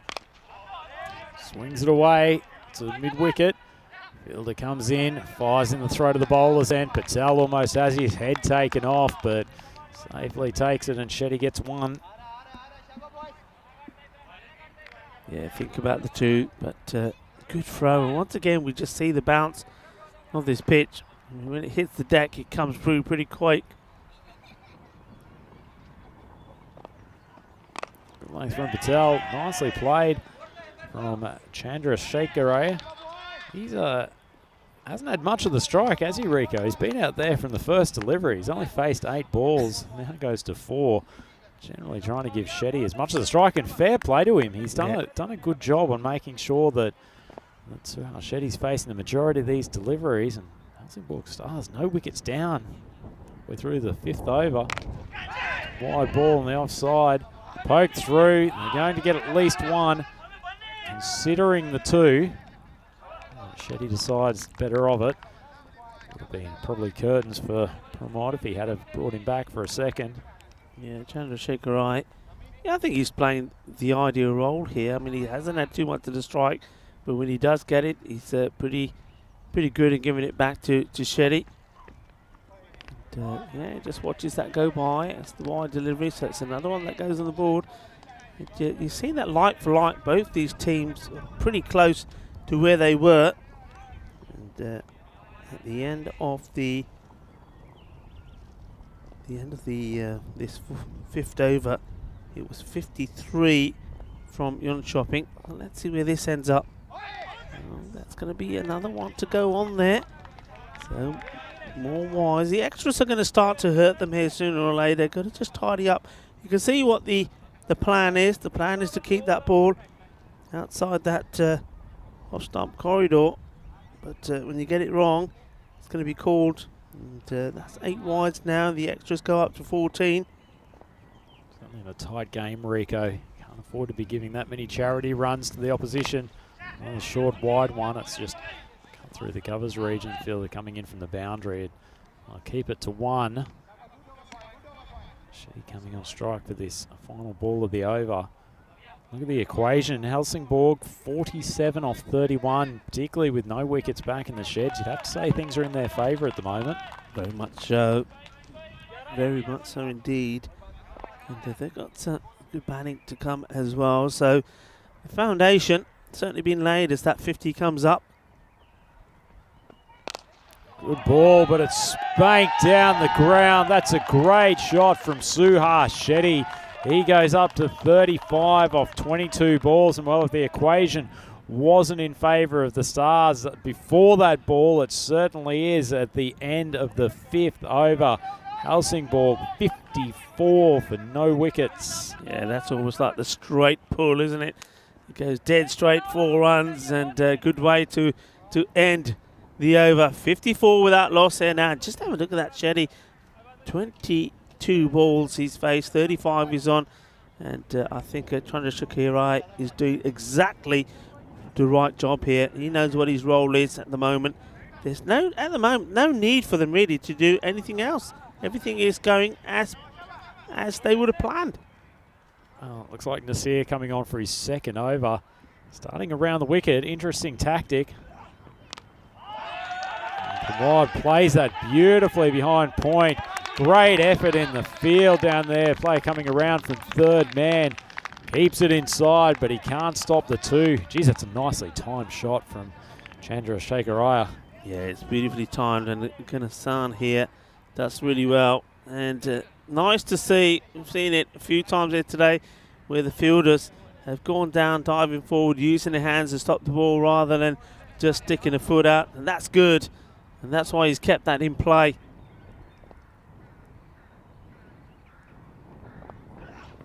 Tries to repeat the dice, going through to the keeper. To be honest, for Chandrasekhar Iyer, I'm not sure this is the right line to be bowling. He's actually looking to turn the strike over with that late dab down behind point. And this seems to just be feeding into that space. Yeah, he's decided, hasn't he? I mean, after the first sort of 4 deliveries he bowled, Butcher, that he's more comfortable coming round the wicket. I'm not sure exactly why. I'm not sure if he's got a plan in mind. You saw there, he's not really trying to get it across the right-hander. And this, I think, could be dangerous because now that the single's been taken, I think Shetty's going to look to take him on the onside here. He's got to get this right or it's going to be big runs. Well, he does get it right. I can see the tactic being a sensible one for Shetty. Shetty's very much a leg side dominant player. He can shift it wide. See, that's nicely bowled. Yeah, it's got to be, I mean, the umpire's got to have a word with him sooner or later. Can't be finishing there in front. And if he's going to be asking any kind of questions about maybe a little call behind or LBW, the umpire certainly not going to be able to give it. Shetty looking for the leg side again. Probably a little bit frustrated facing this line coming across him. Taking it out of his natural hitting arc. Smart play from Batcher to this particular batsman. Yeah, at the moment, I mean, that's probably the first time we've seen a couple of dot balls to Shetty. So I think he's going to try and make amends. Well, he drifts onto the stumps just a touch. It's gone high off the Shetty bat, and it's well taken. Some aggression in the outfield. Musa Rahan. He hasn't had too much to do today, but he's taken a crucial catch. And fortunately for the chances of yawn shopping in this game, they finally wave goodbye to Suhar Shetty. He's played an excellent innings, 35 off 24. But the Helsingborg Stars, they lose their first wicket. They're 57 for 1. Yeah, I mean, this is a really, really good catch. This goes up in the air a long, long way. He's got a bit of ground to make up, but holds his nerve, takes the catch. And you got to say, though, Shetty, he's done his job. He's got his team past the 50, and that's probably a good time for this man, Devinder Singh, to be coming in. The brutal striker, Devinder Singh. Feels like he's a nice compliment for Chandrasekhar Iyer, who's been able to work the singles pretty effectively. The innings to date, so they've replaced one hitter with another, form of Devinder, and they've welcomed back Sahar Shahzad to the bowling crease. Interestingly, he's taking this around the wicket line as well. Seemingly have learnt something from the previous over from Nasir Bacha. Zad commences. It's the start of the 7th over. Sends it straight down the leg side. Umpire's arms spread eagled. He had some issues with wides in the last over. Shahzad is a capable bowler, but inconsistent with his direction.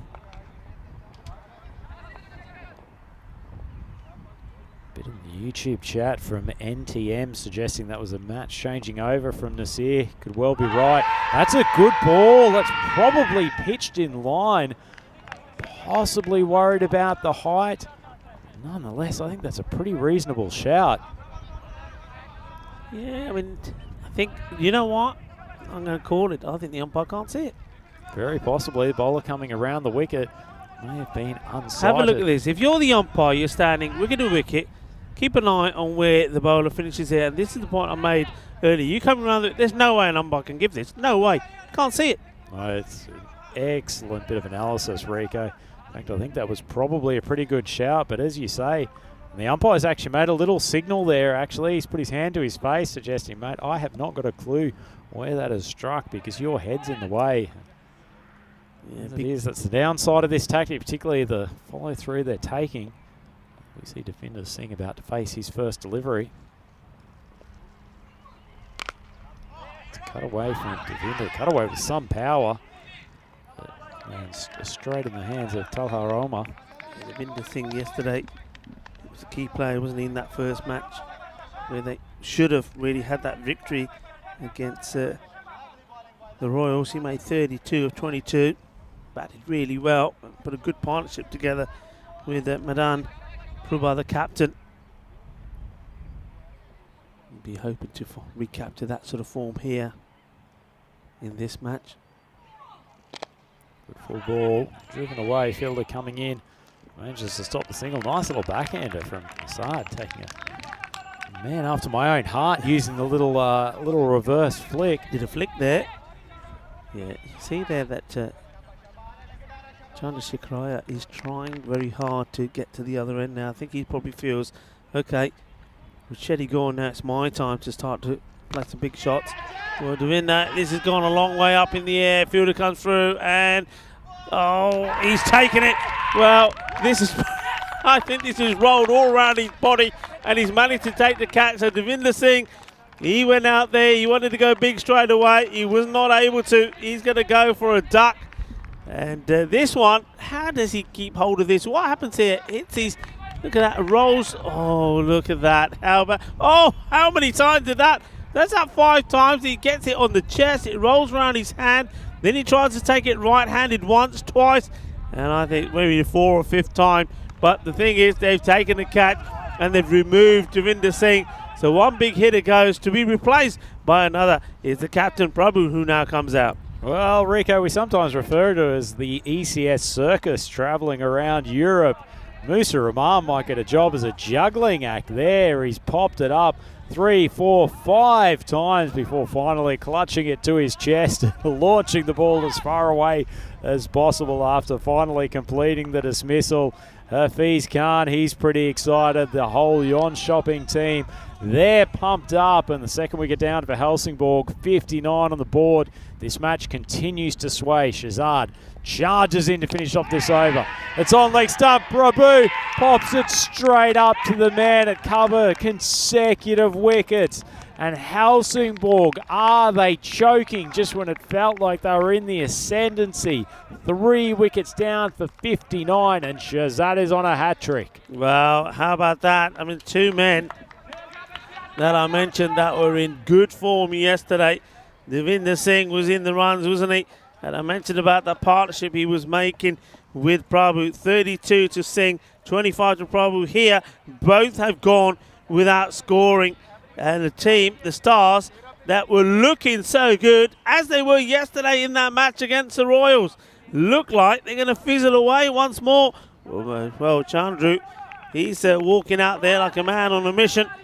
And, well, the first thing he's got to do is try and prevent the first hat-trick from being taken here in Landskrona, Sweden. Yeah, plenty of pressure on him, and leaving aside surviving the hat-trick, he's got a big job as his team is suddenly started to lose the balance of power in this game. They still require some 38 runs to get to the target, and they're only going to have 3 overs remaining after this ball. Shahzad, he's on a hat-trick. Can he be a hero? Full ball, driven away. They're going to take the single. Oh, should have been a run out at the top. Shahzad manages to fumble. The batsman was well out of his ground. This was driven, and Pramod, he charges through for the single, and not a great commitment from Chandu to complete the run. Should have been 3 wickets in 3 balls. Rico, as it is, they end up 60 for 3, requiring 37 off the last 3 overs. And if you haven't had enough action from this Jönköping Helsingborg Stars game 1, we get to do it all over again.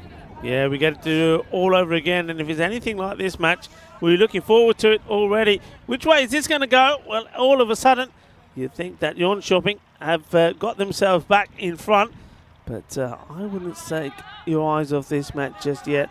I mean, the Stars, we were saying this yesterday, they seem to find a way to lose the game, but they're trying to put that right here, trying to register their first victory. Bhavya Patel coming on for his second over. He had a tough first one. It's punched down to Tanvir coming here from long off. He bowls it in, keeps it to a single. Look at those last two overs. So Bhavya Patel bowled the fifth, Rico. That went for 15. And then Nasir Butcher bowled the sixth. That went for 1 wicket for 3. And then Sahar Shahzad, 2 wickets for 3 in the 7th over. Yeah. Those last 2 overs have really changed the game. It's a big swing, top edge, Sadran charging round. He's not going to drop it. What a turn of events here. They've lost their 4th wicket in the space of 2.5 overs, and things are falling apart for the Helsingborg Stars. Pramod Chandrasekharaya, he'd been out there since the opening ball, finally decides to unleash, can't do any more than get an outside edge, and Zadran keeps a hold of what was a relatively simple catch, and the Helsingborg Stars, they are falling in a heap, 61 for 4. Yeah, it's all sort of, well, it was all coming together good, and now it's all falling apart. There's another batter comes out there, and it's going to be Sadesh. See what he can do about this, but once again, it's just good bowling, and I think Chandrasekharaya there, the problem he had there, he didn't have a lot of deliveries. He was out of his 13th ball. But when he was on strike, I think at the time, because things were going so well, all he was doing was just getting singles, and he was playing the right game. Now, with everybody else falling behind and getting out, he's thinking, I've got to try and hit the ball, and it just didn't work. An easy catch for Sedran. Patel all of a sudden has found his spark with that wicket. Nice ball in the channel just outside off stump. Helsingborg Stars, they're really up against it now. Patel finding some confidence. They've probably got at least one. They've got the over from Zadran still left to go. So Jönköping have got some weapons still left in the bowling lineup. Well, decent length ball, swung straight. Sami comes in off the boundary, takes an excellent catch, ends up on his backside, but no worries for him. He's one of the premier athletes in this tournament. And yet another wicket goes down. Rico, that is 5 wickets in the last 16 balls. And Helsingborg Stars, haven't they absolutely butchered this chase? They have indeed. What a good catch this is. He has to charge in, takes a catch, and then look, he's like his footing is gone. He's sliding down like he's a skier, trying to land the landing, doesn't get it right, ends up on his backside, but he still keeps the ball in his hand. And well, doesn't that remind you of somebody who's got a... I'll go back to that in a moment. You see this delivery first, and it's a big swing, nothing there.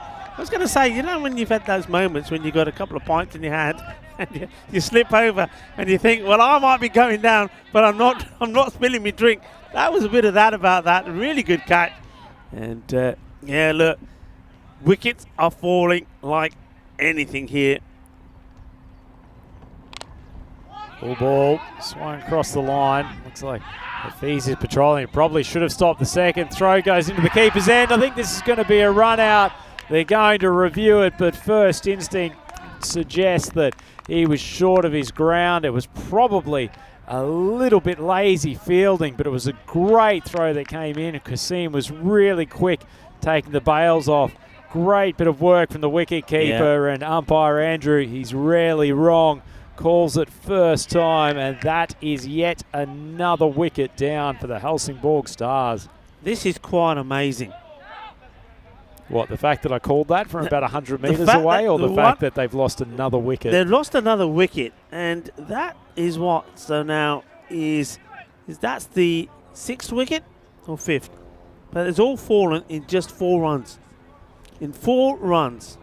That's quite amazing. The first wicket fell to score on 57, and that was that of Shetty.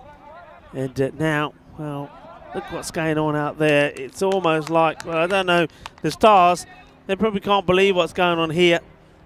And just remind yourself, what about probably 5-10 minutes ago when we looked at that win probability meter, it was saying that it was very even, but they had the Stars in front. Now, I'm pretty sure when that comes up, it will be completely different. Yeah, 6 wickets, and that is 6 wickets that have fallen for 4 runs. Not a great effort from the Helsingborg Stars middle order after Suhas Shetty went back to the pavilion. All of a sudden, things have just nosedived. 35 required off these last 2 overs. Zadran drills in a nice Yorker. It's actually well played out to cover. Thinking about the second, but can't afford to lose yet another one.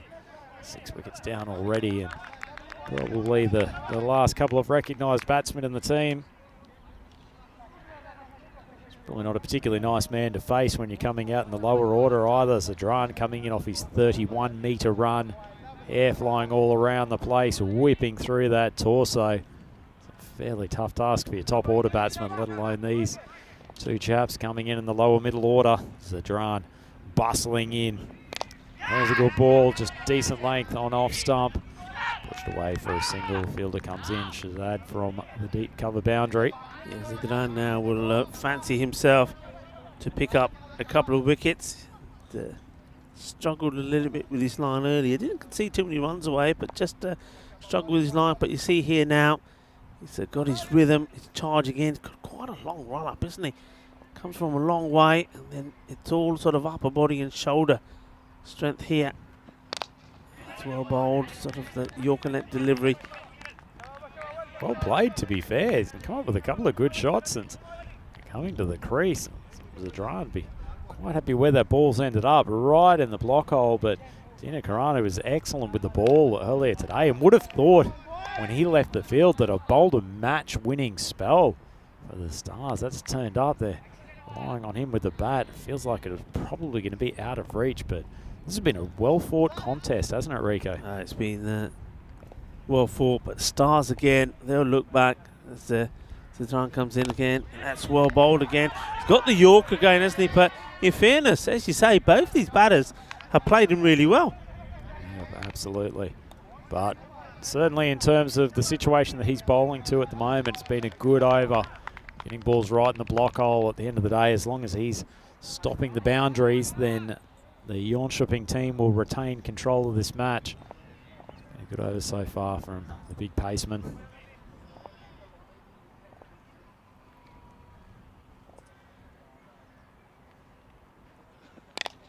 One slightly just short of the block hole length. Flayed out to deep cover, but come in and just keep it to a single. Just dealing in ones for the first 5 balls of this over. Takes a score off 666, which is probably not a bad thing. Just getting himself back, I think, into match mode. He looked a bit rusty when he was out there with the bat. His first over was a little inconsistent, but now he's where he needs to be. That was nicely played. This will go to the boundary. The timing on this was beautiful. Doesn't try to overhit it. Gets that just a little bit of width, and that's played to her nice. This is a good shot. It's basically shot of the day, Rico, from a guy coming into the bottom order facing a fight-up Zabiola Zadran, and he's just nursed it to the backward point boundary for 4. What a shot. Stars 71 for 6. It wasn't a bad shot, was it, for somebody who's come in so low in the batting lineup. 71 and 6 wickets down. It's not impossible. I'll have to say that. Definitely isn't impossible. 26 runs. Been in many a place in European cricket when I've seen more than that. In fact, last week in Romania, we saw 1 over go for 33. So, it definitely isn't impossible. Well, even if it does become impossible, at least we've got Hafiz Khan's hair to talk about for this final over. He comes charging in. Bowls fairly hittable ball just on a good length. It's pushed out towards long off. They'll end up with the 2 as Tanvir fumbles. In 3 fact, maybe. They'll take a 3. They've got to go. And here comes, oh, they maybe go for another. Just turn and go. We're going to see a 4. We're going to see 4. Go, maybe boys. go for 5. Go for 5. Go. Oh, they've got. Oh, no. He's listened to us and he's got to run out. They've run 4. If they went straight away, they would have got 5 here. Have a look at this. Wow. Rick, I feel this is the first time that commentators are legitimately to blame for a dismissal. We were screaming out for them to take a fifth here. Turned around, Gunnarsson is looking for the fifth. He sees the opportunity. He comes back for the fourth, and then he turns blind, thinks there might be an extra one, turns again, and unfortunately is run out. That's a remarkable way of being dismissed, but oh my, I feel somewhat responsible for that dismissal. Well, they get 4. I think if they turn and go, and the problem was that he turned, he went a bit, stood, came back, and then for some reason when he's no idea where his partner is, watch this again. So here he goes. He thinks yes, no. Then from here he starts going, and by then, you look where the other batter was. If he'd carried on running, they would have made 5. They got 4 there. They ran 4. Amazing. I think that's got to be the first 4 that I've seen run. I've got to admit, that last moment, he looked like a car that was stuck on a roundabout that just went one side, went back again, got off the exit ramp, and unfortunately got off the exit ramp at a time in which he had the ball in the hand at the bowler's end. This was an amazing sequence of events. They never suggest the Stars aren't giving this a crack, and Gunnarsson just leaves his crease at an inopportune time, and well, Nasir Bacha, he'd had enough by that stage, and well, if he's can't, there's no wicket to go into his analysis for that, but plenty of highlights for later this evening. He comes charging in, short ball, slightly less eventful ball on that occasion. Yeah, that one's unfortunate. Score moved on to 75 with that 4. I mean, you just maybe a top edge or something to the boundary once more, just keeps it alive, but a dot ball basically sort of seals it off now.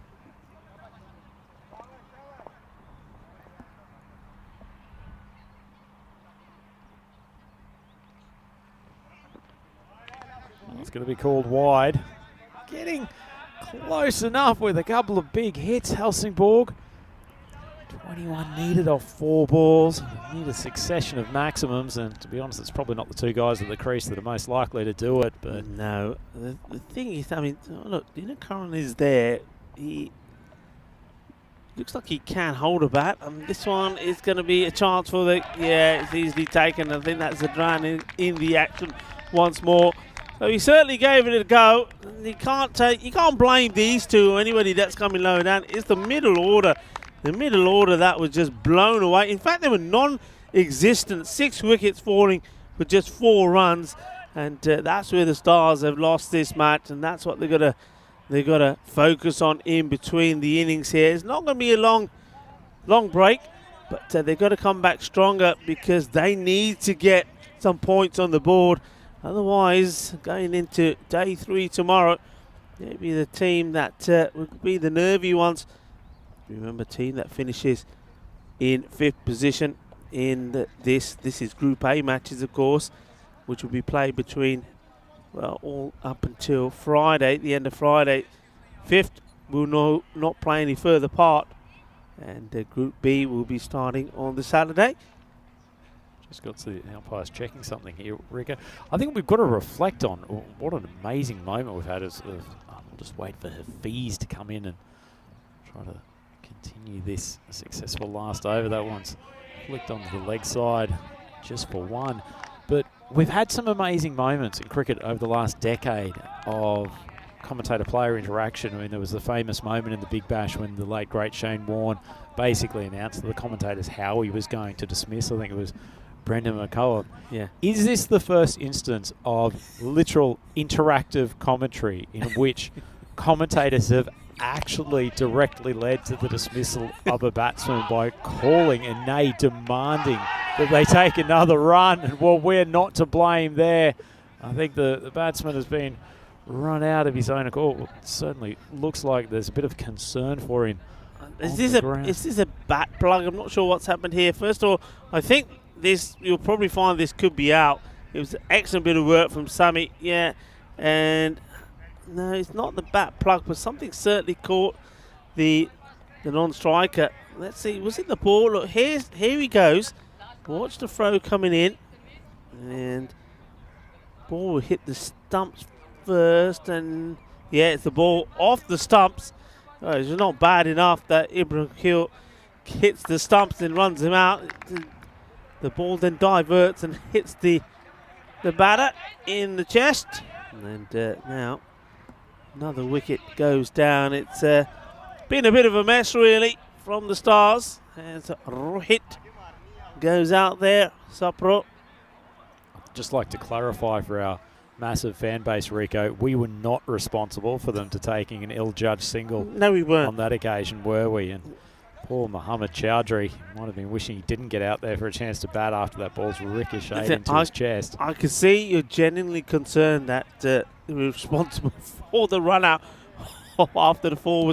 I think we're going to have to go and have a chat with them and just say, look, did you go because I don't think they did. I don't think they did. This one will Let me live in my fantasy, Rico, that we've. In fact, I want to have an extra wicket put on my ECS career tally as a result of that one. I want a fielding assist for that one. Assist, yeah. Yep. Okay. There he is. Shampoo, conditioner, and 2 lots of oil on that here. Oh, great way to finish off. What an absolute peach to bowl with 9 wickets down. Poor Krishna Northy. He did a good job with the ball earlier in the day, but fortunately this Helsingborg Stars chase has fallen short.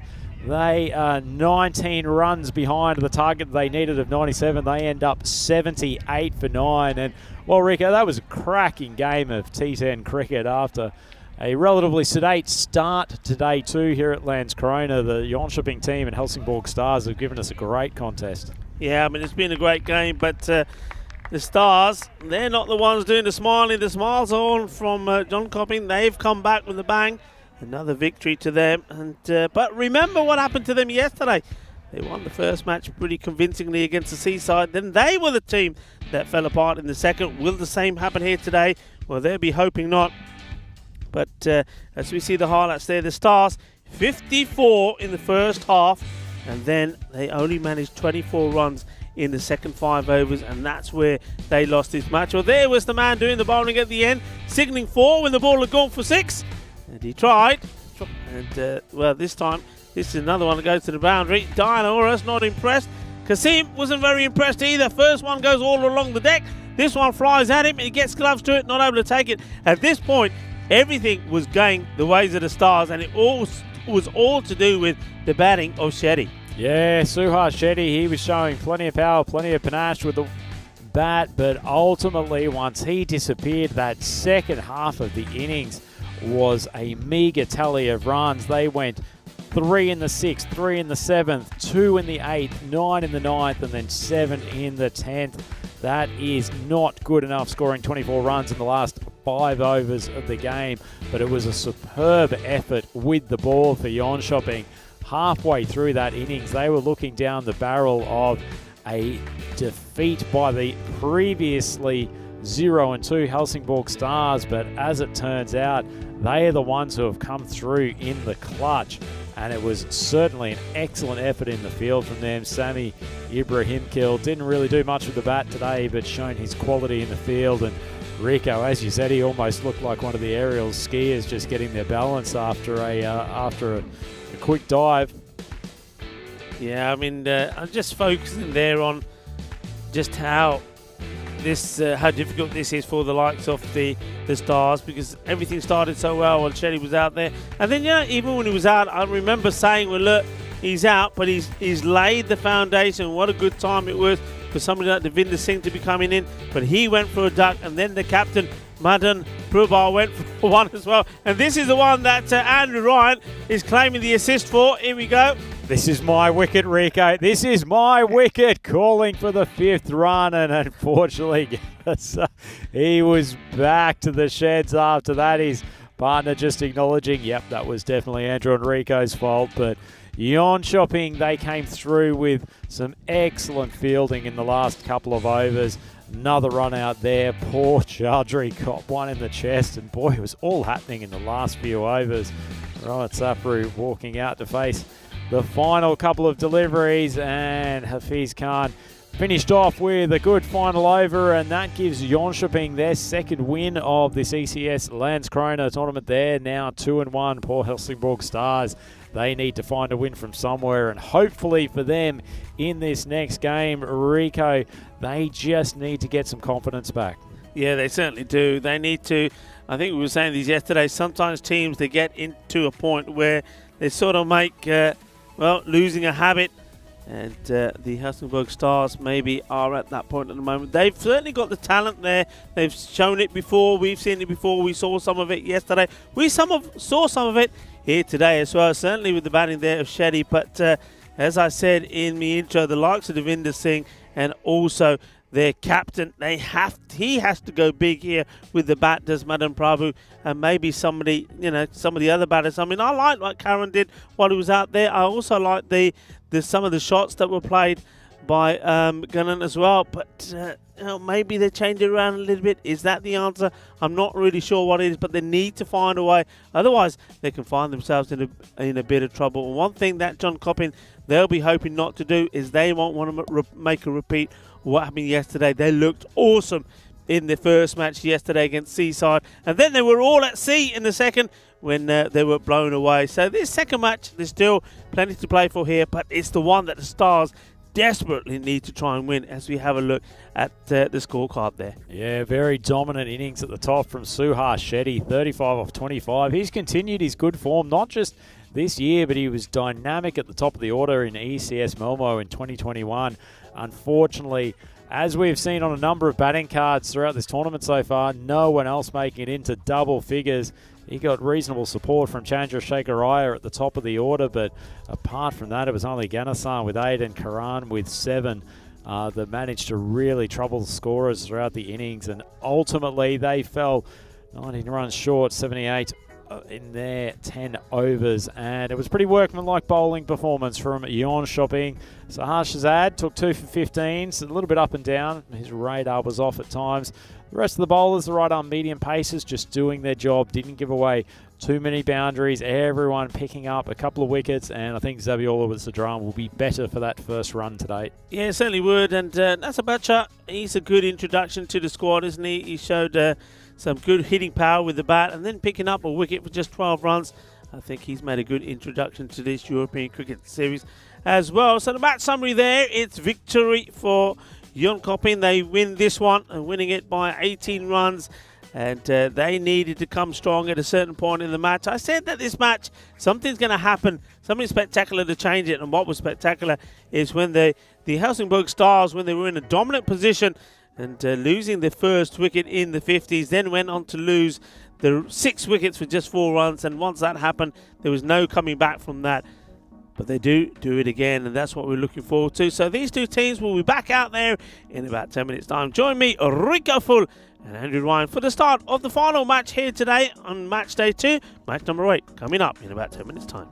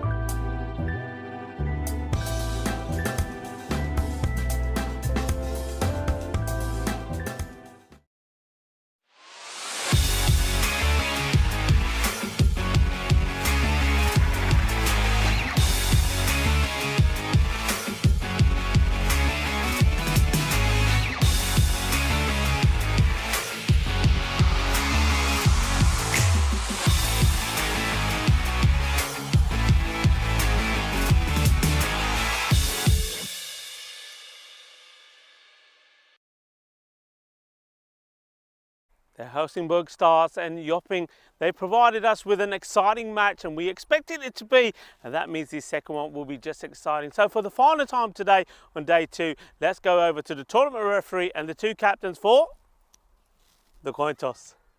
Right, your call. Yeah. Head. Sorry? Heads. It's tails. We'll back first. So the Stars winning the toss, and they're going to have a bat first. I think it's a good choice.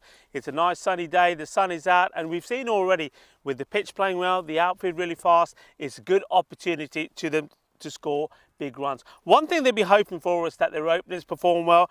Devinder Prabhu has got to be key as the captain. Remember, he's 25 of 16 against the Royals. And one man who played well there as well is Devinder Singh, 32 off the 22 balls that he faced also against the Royals. And somebody like Shetty can give them that little bit of oomph that they need in the middle order. With the bowling, I think, well, we're going to see the best of Prabhu again. Remember, it took 4 for 5 against the Royals. Well, another man now who's taken 4 wickets for them is Dina Karen. He bowled really well in that last match, taking 4 for 14. On 2 occasions, he was on a hat-trick. And Jon Shopping, I think the captain Kasim will be hoping that the form of Nasar Bacha, as we saw there, 24 of 16 continues. But the main thing that everybody's looking forward to is what sort of form that Sami Ibrahimqul is going to be in. Didn't quite go well or go big in that first match. Will he go big in this one? He's the dangerous player, and somebody like Zedran is dangerous there as well. With the ball, I think it's all about Azim. I think Zabiula is going to be key perhaps in this one as well. And look out for Sagar Gul. It's going to be a good conclusion. It's going to be a good climax to this day. And one man that I know that's really looking forward to the start of this one is my good friend, Rhino, Andrew Ryan. Let's go over to you, Andrew, for the start of the final match today. Yeah, Rico Full promising a good climax, and that's what everyone wants to hear. Game 4 here at the Landskrona Cricket Club. We've got Jönköping taking on the Helsingborg Stars again, which should be a great chance for retribution by the Stars. They were in control of that match for the last part of the second inning, or up until the last part of the second innings. As it was, the middle order just collapsed when they needed them to come through. They've made 1 or 2 changes to that team. Looks like Ali Hassan has come into the lineup. Jönköping, they probably want to give some of their big guns, particularly like Riaz Khan, Ibrahimqul, and Zedran, as much time out there as possible. And boy, wasn't Nasir a great inclusion in the last game. Having a look at the bat versus ball wall, Jönköping expected score of 88 versus the Stars 84, so they'd be slight favourites going in here, but so much depends on particularly early wickets. Jönköping out in the field, so switch of approaches now, so the Helsingborg Stars will be getting into the batting once again. They'll be certainly looking to boost their run rate in the early stages, trying to take advantage of this power play. Suhar Shetty, well, he played an excellent innings last time around to Pramod Chandrasekharaya. He's back out there to open again. They were a successful opening combination. There was certainly no issues in terms of what they did in the opening 5 overs. It was more so what happened once we got into the middle order, and then it all became a little bit problematic for the Helsingborg team. Looks like Zedran taking the first over here again. Certainly looked much more accurate and much more comfortable in his second over. A huge amount of swing from the right arm paceman, but sitting through a decent bit of pace, and he gets some assistance out of this Helsingborg pitch, I should say Landskrona pitch, when he gets it on that slightly just short of a length area. Gets some good carry through to the wicket keeper. Caused no end of problems in that first game.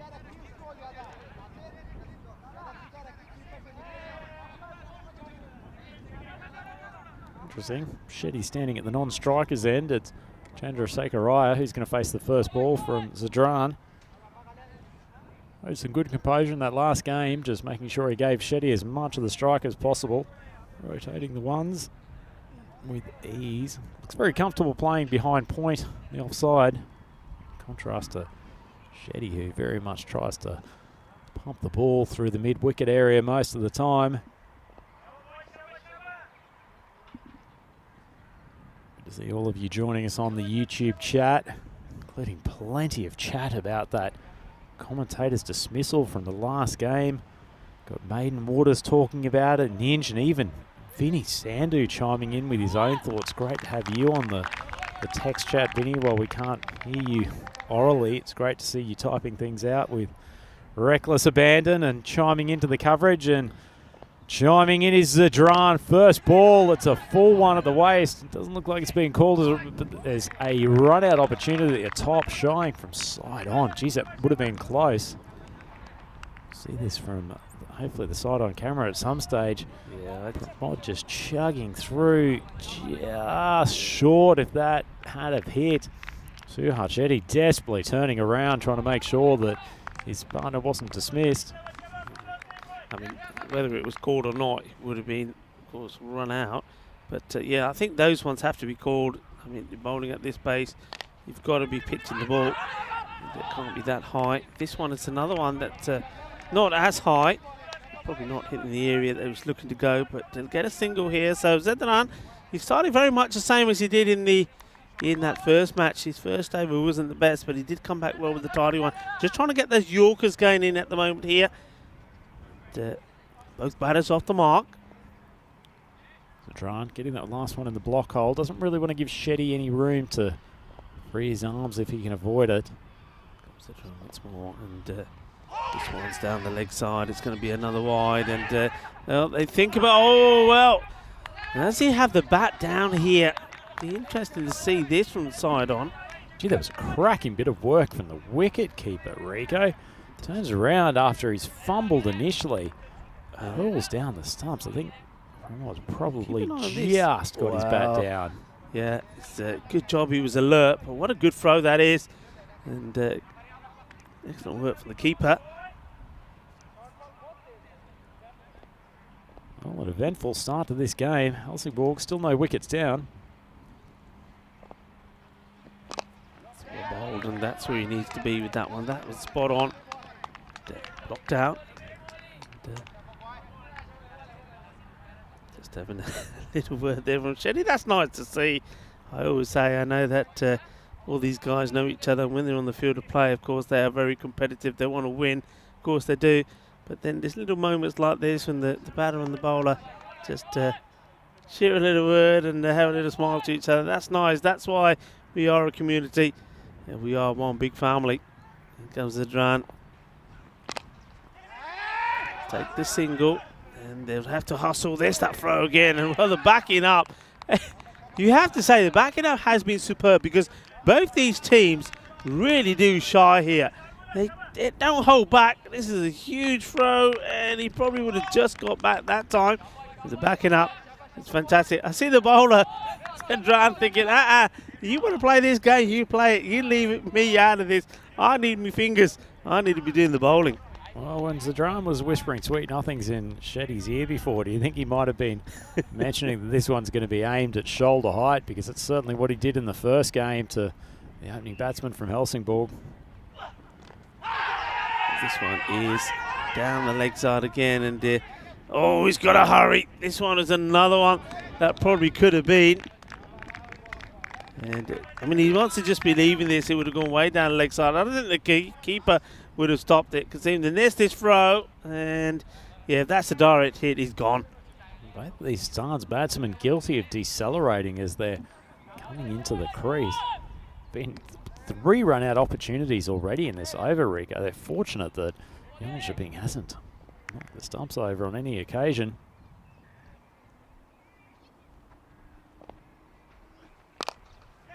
Played, had to be dug out again. It'll be another shy here for sure. Well, this one's wild. This one really is wild. But now I know why Zadran is not keen to back these up, because this would have been coming at his head. And watch this throw, how wild this is. Watch out, here it comes. Well, it again is backed up. So quite easily could have been. No, look at that. That's a lethal throw. Well, if you're a batsman, sometimes wearing the helmet's just as necessary for running between the wickets. The end of the first over, the Helsingborg Stars, they're 6 for none after 1. Pretty eventful one from Zadran. Didn't feel like he got his radar tuned properly in that over, but a man who does have a pretty good radar, Nasir coming in to bowl the second. And a bit of a shake of the head from the umpire. It's a good shot, but I think this is always just going to go past the leg stick. You see it's on its move. Yeah, that's a very good call. Yeah, hit him pretty deep in the crease. May have just been tickling the leg stump, but I think that's a good benefit of the doubt decision by the umpire. Good start though, isn't it, from Butcher? He certainly impressed me here today. This one's flipped away, unfortunately, straight to the fielder. In comes the throw once more. And these two batters, they're living dangerously. But what they are doing so far is that they're not able to find the boundaries. They're running pretty hard. Every run is crucial at the moment. Seems to have been a change in the wicketkeeper for this game. Riaz Khan taking the gloves for Yon Shopping as Shetty swings that to mid-wicket area. There's a fast mover out there. He can't stop the second. Good throw, though. And to be honest, if Nasir had taken it cleanly and whipped the bails off, once again, it might have been very, very close. Yeah, once again, you're making it, getting in, but it's all tiki-taka at the moment. Maybe they're just thinking, let's just be a little bit cautious early on against the Butcher and Zadran. And just losing his momentum there. Yeah, so it's all sort of two-cylinder tuk-tuk style at the moment, but they need to get in the V8 and put the foot down on it. And the intent is there with the long on inside the circle, only long off back and the third man inside this power play. So you can see why he's trying to go over the top on that side. Anything over long on or mid wicket, it's going to be runs. Suhar Shetty swinging wildly like a tuk-tuk going around a sharp corner at the moment.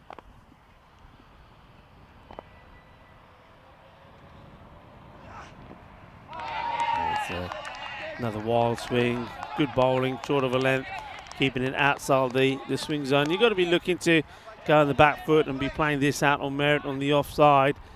And there's a big gap there, isn't it, between point and sort of third man, who's very fine. That's where you need to be trying to guide this ball to. And this one goes up in the air and it's taken. Where does he end? Oh, that's 6 runs.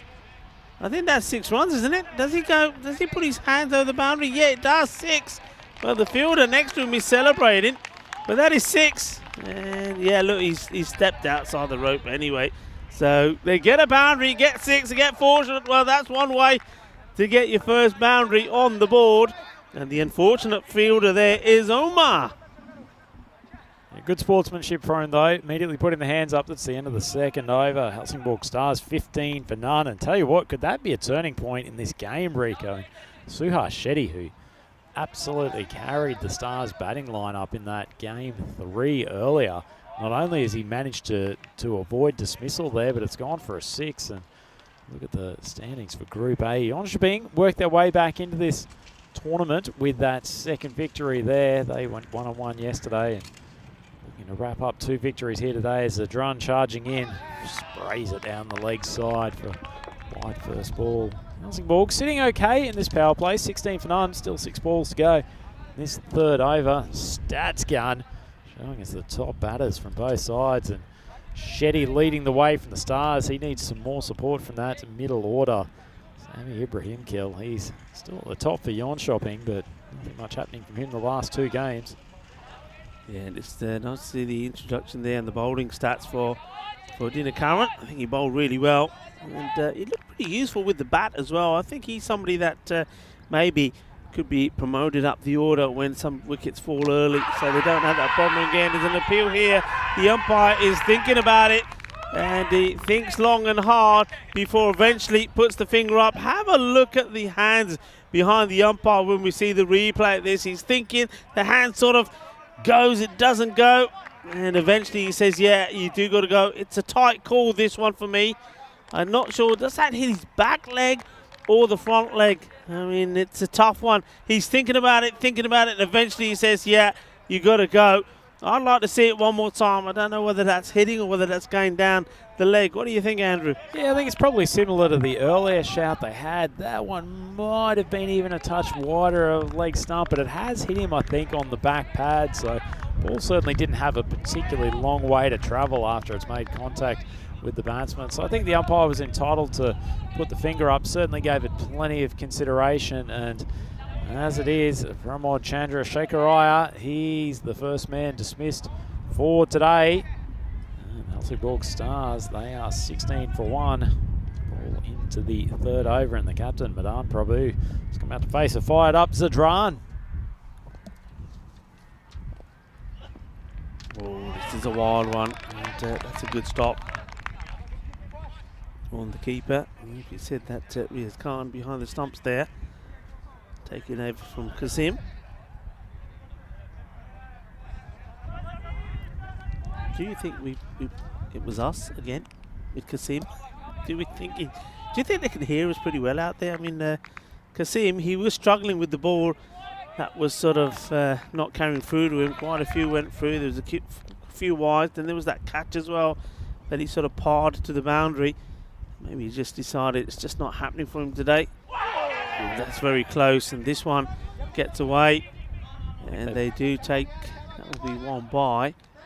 I think they've probably done even better than that, Rico. They've upgraded to Riaz Khan, who's actually a pretty sharp gloveman behind the stumps. Although he didn't show it on that occasion. Just a late tail back in from Zadran. He's fielding there. Going to take a one, but he's pretty good behind the stumps. Riaz Khan, good mover, nice soft hands. Bit of a do-anything cricketer. He also bowls some pretty useful medium pace as well.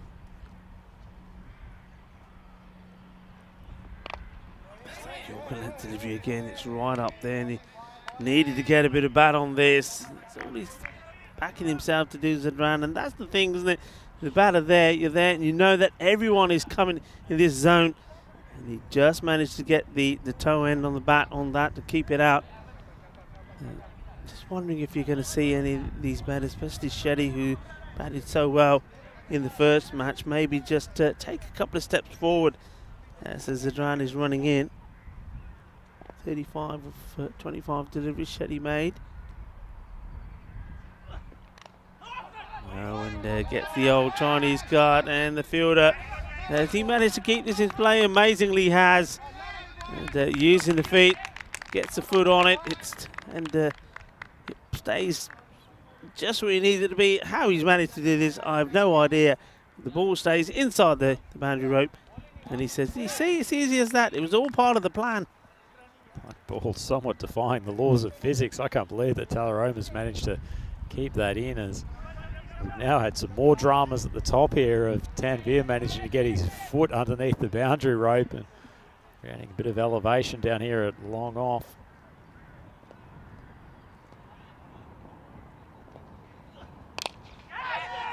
Yeah, and that is a great catch. That really is.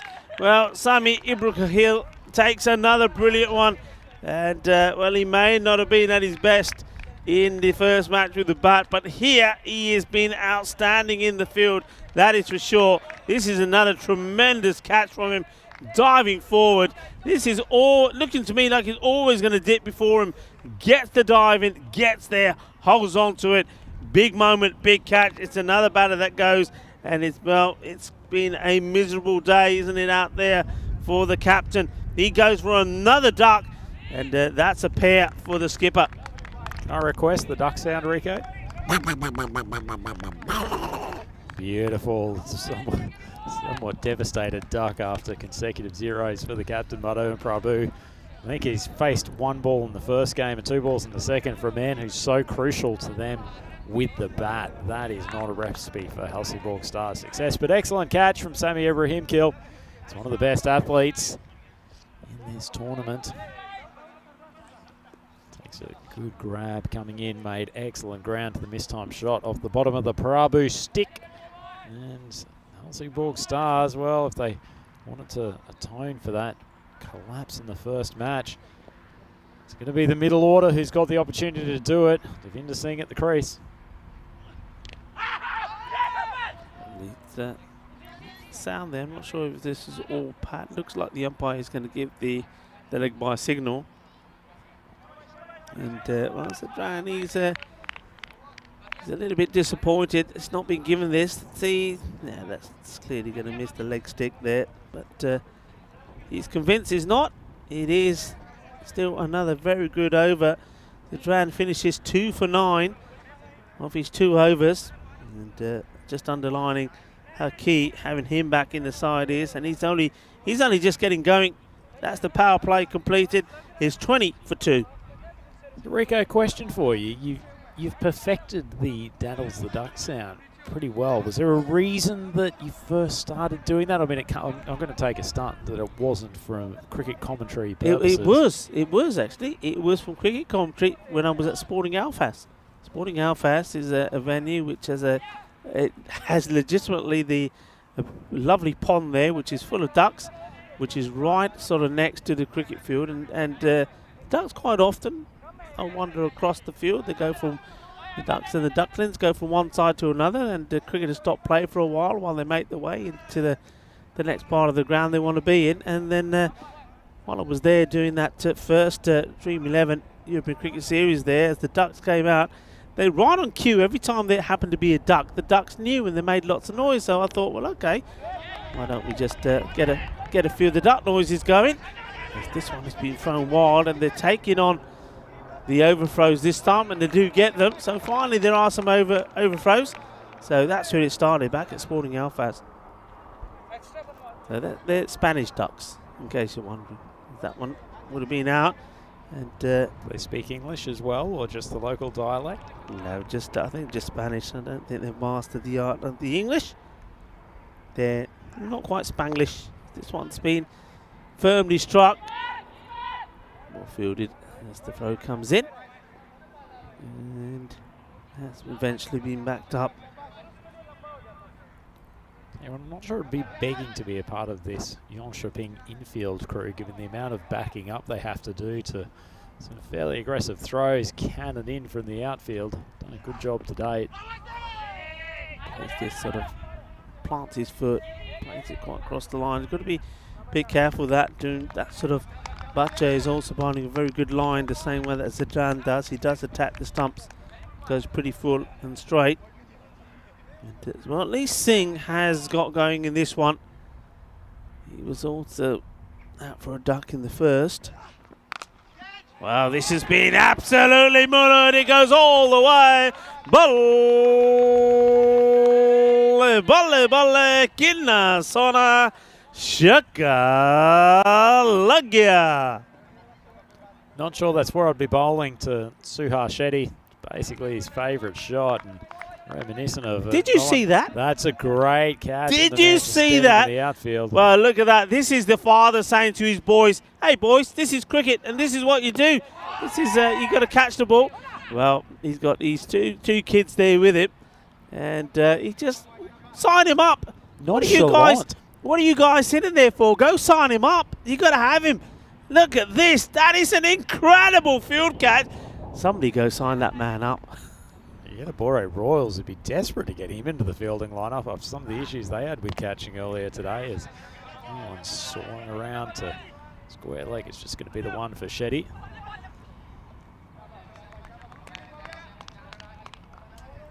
And just have a quick look at the YouTube chat. Just Vinny Sandhu bidding us farewell before he jumps on yet another plane trip. Man who's in the airport more frequently than Tom Hanks in the terminal.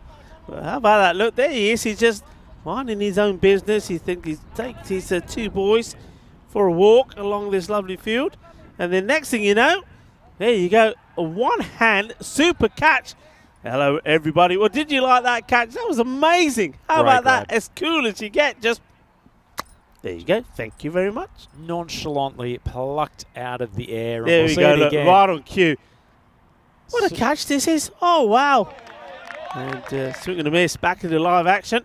Once again, thank you to our production partner, Spring Productions, and Andis, Karina Richards. And all doing a fantastic job. Krishans is here today as well. Nice to see Krishans. Khan into the attack. And he's being attacked, and this one takes a lucky bounce, does it on the fielder? Yeah, it just slows it down. They come back for 2, and that's well run. That's what they've got to do here, these two now. Got to get this innings back on track.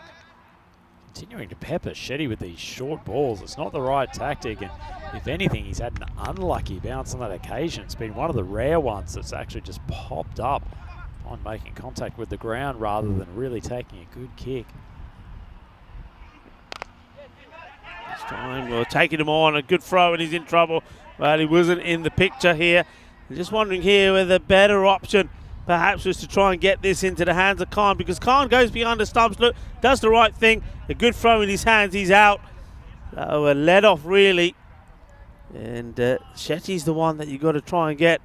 He's back into the 20s again, so he's one man that has performed here for the Stars today. Hit hard in the gap, sail away. 4 runs, hay poquito de suerte ahí for the battador Singh. A bit of luck for Singh, but he doesn't mind. He probably thinks he's due some. Swings hard, gets lucky, gets 4. Yeah, well, that's what batsmen like Devinder Singh bring to T10 cricket, isn't it, Rico? Not always going to be coming off the middle of the bat, but they swing hard and they swing free, and those pieces of luck, outside edges often end up flying to the boundary, particularly down in that corridor. Being played for Singhul, and this time not able to pick it up cleanly, and decides not to pick it up at all. Gives him a bit of a boot. Yeah, to Mr. Maximo. Vinny Sandy, look, it's always a pleasure to be around Maxi. He's a lovely character, a lovely guy, and he's been working very hard. And he's going to have a bit of a break as he goes back to Australia to spend some time with his kids and his family. So wish him a very happy break, and we will see him back in 2 weeks' time in Sweden when he comes to Stockholm.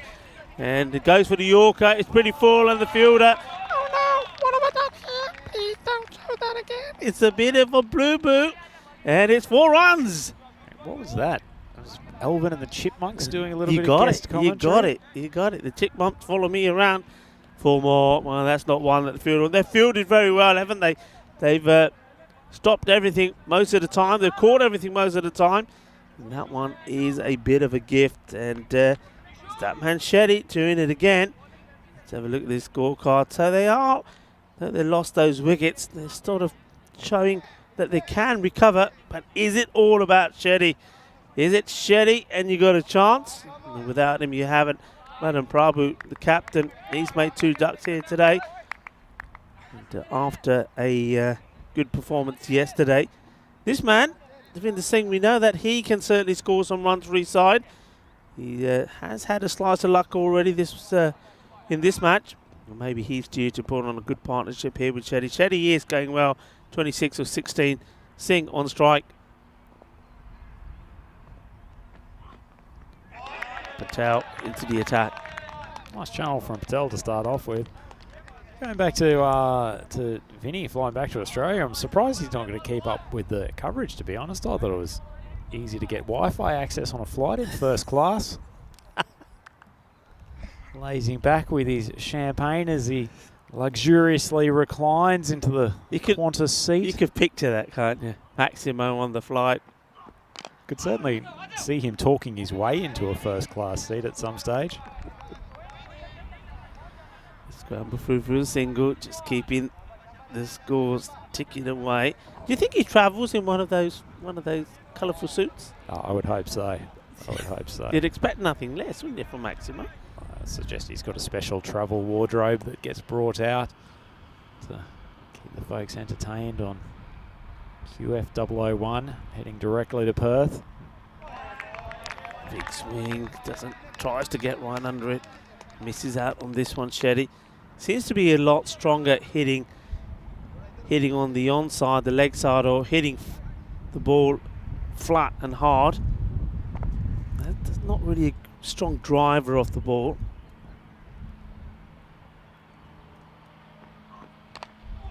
Once again, you see going the onside. This is chase on. Forget it. It's gone. It's going to be 4 more. Just stops before it goes into the net. And he's played a few shots that have come off that part of his bat. Just the way he plays, you see, he gets the thick inside edge on this. Just looking at the YouTube chat, Rico. Ahmad Mughal is trying to urge the Helsingborg Stars on. He's saying, come on, Helsingborg Stars. Now the end, Omar Malik. He's more focused on getting a picture of Vinny in his travelling clothes. Well, unfortunately, unless the Maximo posts on Insta, I know many of you follow him on Instagram under Mr. Maximo, I think with about 4 O's at the end, if I'm correct. You might get an insight into his travelling wardrobe. Yeah, that's right. I think it's 5 because the reason I know this is somebody in Romania, the beginning of Romania, asked him the question and said, why have you in Maximo have you got 5 and not 6, like, you know, for a 6? And Maximo was, well, 4, and the 6th is for cricket. So there you go. Isn't that a lovely story? Isn't it? Yeah. To the end of the over, Helsingborg Stars all the way to 48 for 2. Speaking of Insta, you can follow both myself and Rico on Instagram as well. I know, Rico, there's a lot of European Cricket Series fans following you at Rico Full. Yep. And for myself, I'd certainly be desperate to catch up on the follower numbers with both Rico and Vinny, so you can follow me on andrew.rhino on Instagram. We're always posting a little bit of content from in and around the behind-the-scenes action here at the European Cricket Series. Maybe even nicking a photo or 2 from Diana with her fabulous work around the scenes. But plenty of great content coming your way from Landskrona as moving to the next over. That's swung out to the leg side. He's got nothing but a top edge. The bowler, unfortunately, has got no one else to blame. He's shelled his own caught and bowled, and somehow Suhas Shetty is still there. Yeah, this is the keeper's catch. I think the keeper has to go for this. It goes up in the air a long way. Riaz Khan has taken the gloves. He's going to go here straight away. You see, he goes, he stops, and the bowler then has a quick look up to see where the keeper is, and, well, he makes a total hash of this. And, yeah, that's one that the keeper, Riaz Khan, he's got to go. He's got to make it there. Now Khan back in the action once more. And he'll take a single here. So these little missed opportunities, these little chances, maybe these are the ones that could help the Stars get to a reasonable total that they can defend. But remember, you've got a good start cast of players to come with the batting. So they need to, for me still, I think you need to get to around about the 90 mark, so that's why they're trying to get this this acceleration in here. At the moment, they're going at around about the 8.2, so the 80s mark. So good acceleration required, one good over, and while Shetty's there and Devinder Singh, that is possible. Anything is possible because either one of those 2 batters can step it up. Ahmad Sajjad bowled a pretty good over so far. That's a second out of control shot from Shetty. Fielder on the boundary line confirms that he's taken the catch. That's a great grab. Almost a replay of the incident earlier on. That's hung in the air a long time. Taking an excellent catch. 1 foot, 2nd foot down. Boy on the scooter behind, I think he's confirmed that it's out as well. And the fielder's finger goes up, the umpire's finger goes up, and finally the great survivor, Suhas Shetty, on his way back to the pavilion. Yeah, I'm liking this catch because the catch is taken by the fielder, but looking at the back, well, there's the son of the man we saw earlier that took a one-handed one, and we just see, I don't know if he just quite catch it, them coming around on the buggy. And the father saying, that's 2-handed. Mine was 1-handed. Don't worry about that. But the thing is, though, it does get out Shetty. Shetty goes. Do you think that kid's some sort of supernatural super catch creature that he just lurks in the background of videos whenever there's a spectacular grab? This one is played out, and he goes through the infielder. I said I didn't think they were going to try and get to, but they do. And I suppose they do have to hustle here. Yeah, maybe he's like Yeah, that sort of the vortex. He just draws the ball to wherever he goes. never know, we'll probably go to some magic IPL catch in future and that young boy is just going to be lingering in the background. Well, certainly wherever he goes in the coming days, be sure to follow him. Seems to be some excellent fielding whenever he is near. Coming in, finish the last couple of balls of this over. Charge bowled well. Kunjit is the it's the new batter. And that one goes through. Such as Kunjit. Yeah, the important part here is just having a look at these. I mean, it's been another low scoring, it's particularly because of the first two matches that we had today. A low scoring day. And when you go right across, you'll see it's the lowest scoring one that we've had in all of the 3 series put together. Of course, this one is still going. It's got a long way to go. But it was just down to that the crazy 2 matches that we had this morning between the Royals and Evergreen. As we have a look at what's coming up tomorrow. Seaside, they're back. And they take on the Stars. So the Stars are right back in action tomorrow. 2 against the Seaside, and then Evergreen. Well, that's going to be interesting. Evergreen taking on Young Shopping. What a feast we're going to have tomorrow to finish today. I think that's a really good pair of matchups tomorrow, actually. I think a couple of evenly matched sides in there, and I'll go as far as saying I think Evergreen and Young Shopping are probably the top 2 teams in this group. I think Evergreen certainly showed their class this morning. Jönköping, they've probably got a bit more firepower than a lot of the other teams here and a little bit more depth in their batting. I think at their best, they can really challenge Evergreen. This one he comes down, but makes it harder for himself. I think the batter there. But what he does do, he rotates the strike, and that's probably going to be key. I mean, Satish can't really get going. I think he's got to decide one of a couple of things. Either, well, if I can't get going, then it's time for me to make way for somebody else. Let them have a go. But more importantly, trying to get Singh on strike. Singh says a run of ball 7 at the moment. Can he find the middle of his bat? Can he go big? Certainly hits this pretty well, and he does go big. He goes all the way. Boom, boom time. Shaka Lagia, que grande, que guay. Eso es 6 carreras. Judging of your length-based commentary, Rico, that must have been almost a ballet. That one's gone a long, long way over the boundary, and the power of Devinder Singh coming to the fore. Yeah, I mean, that's what you need. And Devinder Singh, he's got the old the beard that almost matches up with the old great himself. Mr. Grace. Well, this one is come up high up on the bat. He hasn't quite middled it, but it still goes to the boundary. He's got 6, he's got 4, and he's after more. Well, Devinder Singh is trying to get the acceleration that his team needs here. Doesn't come off the middle of the bat, but he gives it the almighty swing. And 1 bounce and 4. Tell you what, wouldn't WG Grace be applauding this attacking batting from Devinder Singh as well? That's a couple of magnificent strikes. Follows up the Maximo with a much-needed 4 and getting this Helsingborg Stars setting of a target that they might be able to defend. They're creeping up to a reasonable score. Scrape through for a single. Satish Kunjiri's good running between the wickets. Comes back for a second. A rare time when there's no backing up from the Jönköping fielding unit. Yeah, I mean, look, this is just frustration, I think, from Patel. Doesn't really need to throw this. And as soon as it's thrown, you know it's going to be a double, a take 2.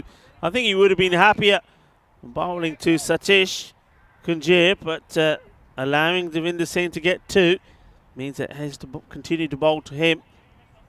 Got to get this outside the off stump. He's bowling at the wickets or down the leg. Got to get the ball outside the off.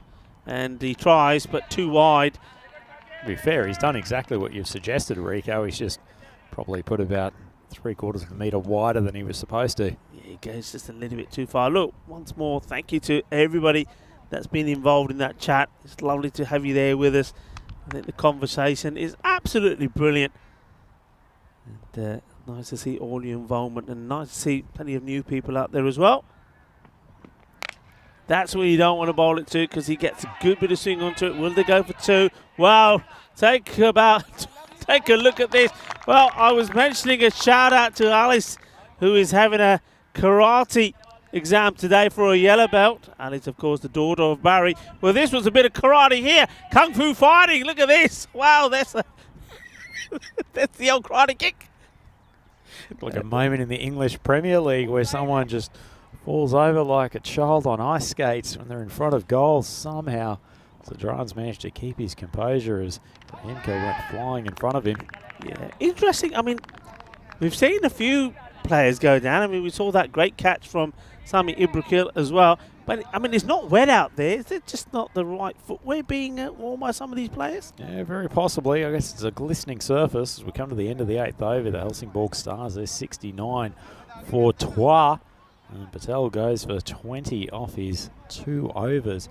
Helsingborg Stars, they're in the position here to launch if Devinder Singh can get a lot of the strike in these last 2 overs. They can score something like 25, take themselves up to 95 there or thereabouts, and they've given themselves a really defendable target. Bit of pressure here on Ahmed as he comes in for his 2nd over. This is nicely played away. Some more work to be done by the fielder. A good pick up. He gets the throw in, and this time Devinder Singh is just pooling along to take the single. Interesting, Rico, they've moved their premier fielders, both Zadran and in particular Sami Ibrahim out to that leg side. I think they've spotted that that's really where Devinder Singh's power area is, and that's what they're trying to protect. Yeah, no, this is important here. After played a couple of dot balls as Kunjir, but he's just got to be thinking of getting Singh back on strike. Plays this pretty well, and here comes the throw, and no, that is class. That is quality. That is absolutely top draw. What a bit of fielding that is, and it's only one man, is Zadran, and that's why he's so key. He's been absolutely brilliant there, and well, the captain Kasim has a nice chat with him. What a pick up and throw this is. This is brilliant, and you can see, there you go, the stumps get knocked over. And look at this quality, absolute quality. The thing is here, I'm also liking the Satish there, the Kunjir, the batter, because he had to get to the other end somehow. And if he had been caught or bowled, he wouldn't have done so. Run out his ears, makes a little sacrifice perhaps for his team, only to get Devinder Singh on strike. But Zadran, that was quality. Yeah, it was great, hitting the stumps from side on. But you make a great point there. Nothing much to lose for Kunjir getting up the other end. It was good, unselfish cricket. He's got Devinder Singh back on strike. Yeah, that one there should have been one that Devinder, I just get the feeling with Devinder, I mean, he's hits the ball pretty well, he times it well, but at some point, like that one, he's trying to hit it too hard. I think if he relies just on his timing alone, he's good enough to get it over the boundary. He'll have another go. This one's hit firmly, and chase off for the fielder, not going to get there. Cuatro carreras. Fielder ne कोशिश तो की पर लग गया चौका. He couldn't have played that much more into the gap. He managed to beat Zadran, who was coming around from wide cover position, and then we've also got the fielder out here at long on, managed to get it between the two of them and hit it very powerfully. Lovely strike. Yeah, nicely played, so they're getting there. Short. Oh, he's absolutely murdered this. He's given this somewhere lovely jubbly. This goes all the way. And 6 more. Manos arriba. 6 carreras. Que grande eso es. Yeah, like a pitcher getting high in the strike zone. Devinder Singh has pumped that for the cricket equivalent of a home run. That's a mighty strike. And he is doing some damage in these final overs. And we go back to what you said a few balls ago, Rico, that his partner, Satish Kunjir, sacrificed himself, got Devinder back on strike, and it's paid off handsomely. Goes up again, and this will be, well, I think that might be 6 more. Everybody's looking at the fielder. The fielder's saying 4. Well, the fielder's going to turn around and get a surprise, because the umpire's put his hands up in the air. Let's have a look at this again. He's giving this an almighty hit. Let's keep an eye on where the ball lands here. And, Well, I think that has gone all the way. I think they've got that right. So 6 more. Umpire, put your hands up in the air like you just don't care. That's very, very close. Tough call despite seeing the replay on numerous occasions. Yeah, I think, yeah, that's 6. Just crept over the boundary rope. And coming back to that conversation we had earlier today about whether the boundary rope or the painted line is actually the extent of the boundary. Well, it came in handy there, but moving into the 10th over, and it's Hafiz Khan coming into bowl. Oh, and yeah, got to get the single. Got to get, and there's Devinder saying, come on, you got to get me on strike, get back onto ball.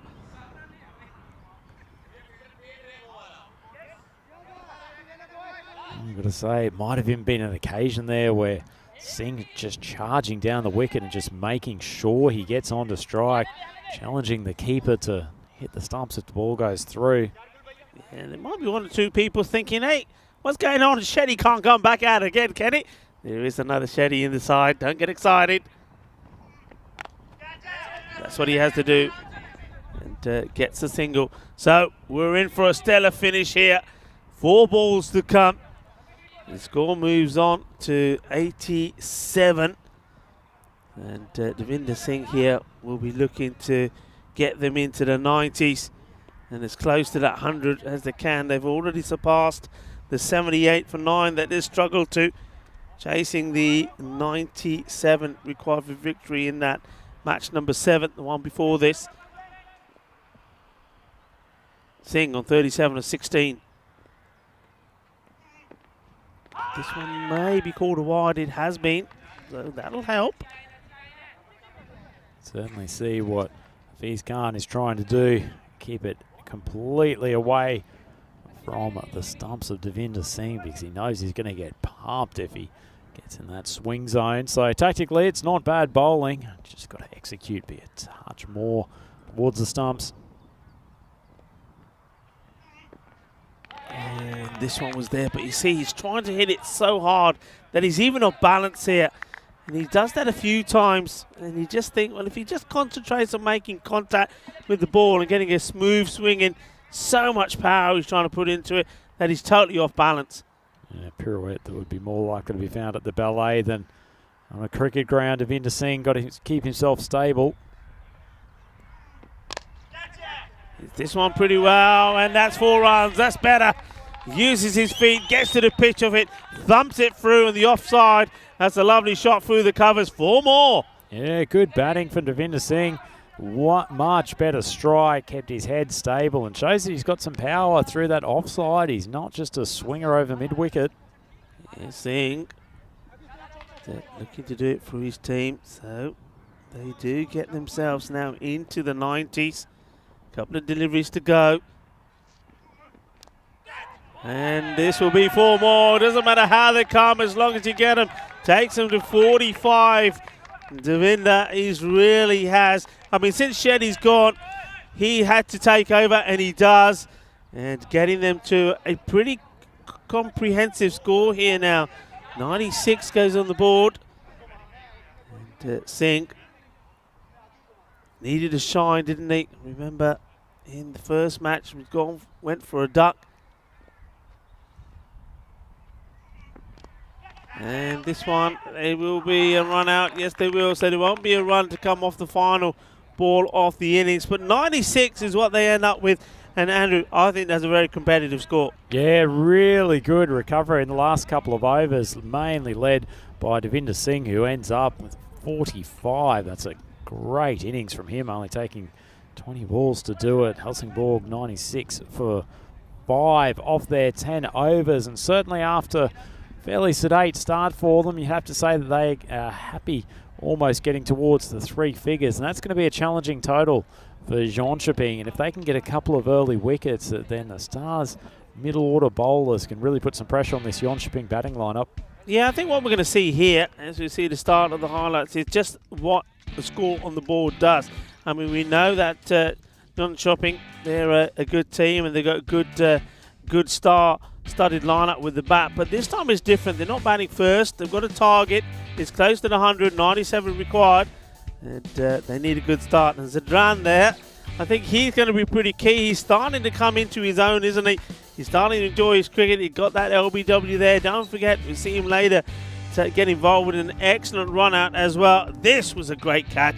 And there's another man that we need to be looking for with the bat. Can he, Saimi Ibrahim, come back strong? We know if he spends, if he's out there and he faces 20 balls, he's going to get a lot of runs to his name. Well, Devinder Singh came out with those 2 wickets down, and him and Shetty needed to get off to a good partnership. How about this for a crowd catch? It was an absolute humdinger. What a great catch that was. And this one wasn't too bad either. It was the lurking classic catch kid in the background. Yeah, right on cue. And then the big shot started to come. Devinder Singh hit that one big. And he stayed there. There was some slipping and sliding out there. Well, that's the old Karate Kid. But it had to happen. At least it was good to see a bit about him. Now, that was the sacrificial run, and it was Zadran who got the run out. But the key to that was it took Devinder on strike, and then Devinder muscled the ball over the boundary a couple of times in that over. Yeah, he monstered a couple of 4s and 6s in those last couple of overs, Rico, to all parts of the ground. Got a little bit lucky with an inside edge on the second last ball, and they had the run out on the final delivery of the innings. But the Helsingborg Stars, they will be very pleased with the outcome of that innings. 96 on the board, setting a target of 97 for Jönköping to take the second win today. I think the Helsingborg Stars will feel that with that score on the board, they're in the prominent position of this match, and their innings was driven by 2 very, very good innings. Well, firstly, Suhas Shetty continuing a very strong tournament. He was on 32 off 23 balls before he was eventually caught by Talaroma off the bowling of Sajad. And then that man, Devinder Singh, coming in after the skipper had his second duck of the day. He was undefeated for 45 off 20. Amazing hitting in the last couple of overs. And he might be just enough there in terms of the runs on the board for Helsingborg to take this win.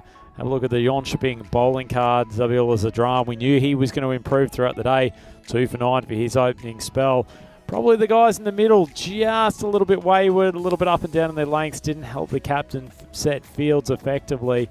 They went for 11, 10 and 11.5 as their economy rates and contributed to Helsingborg creeping up to 96 for 5 off their 10. Yeah, a healthy score.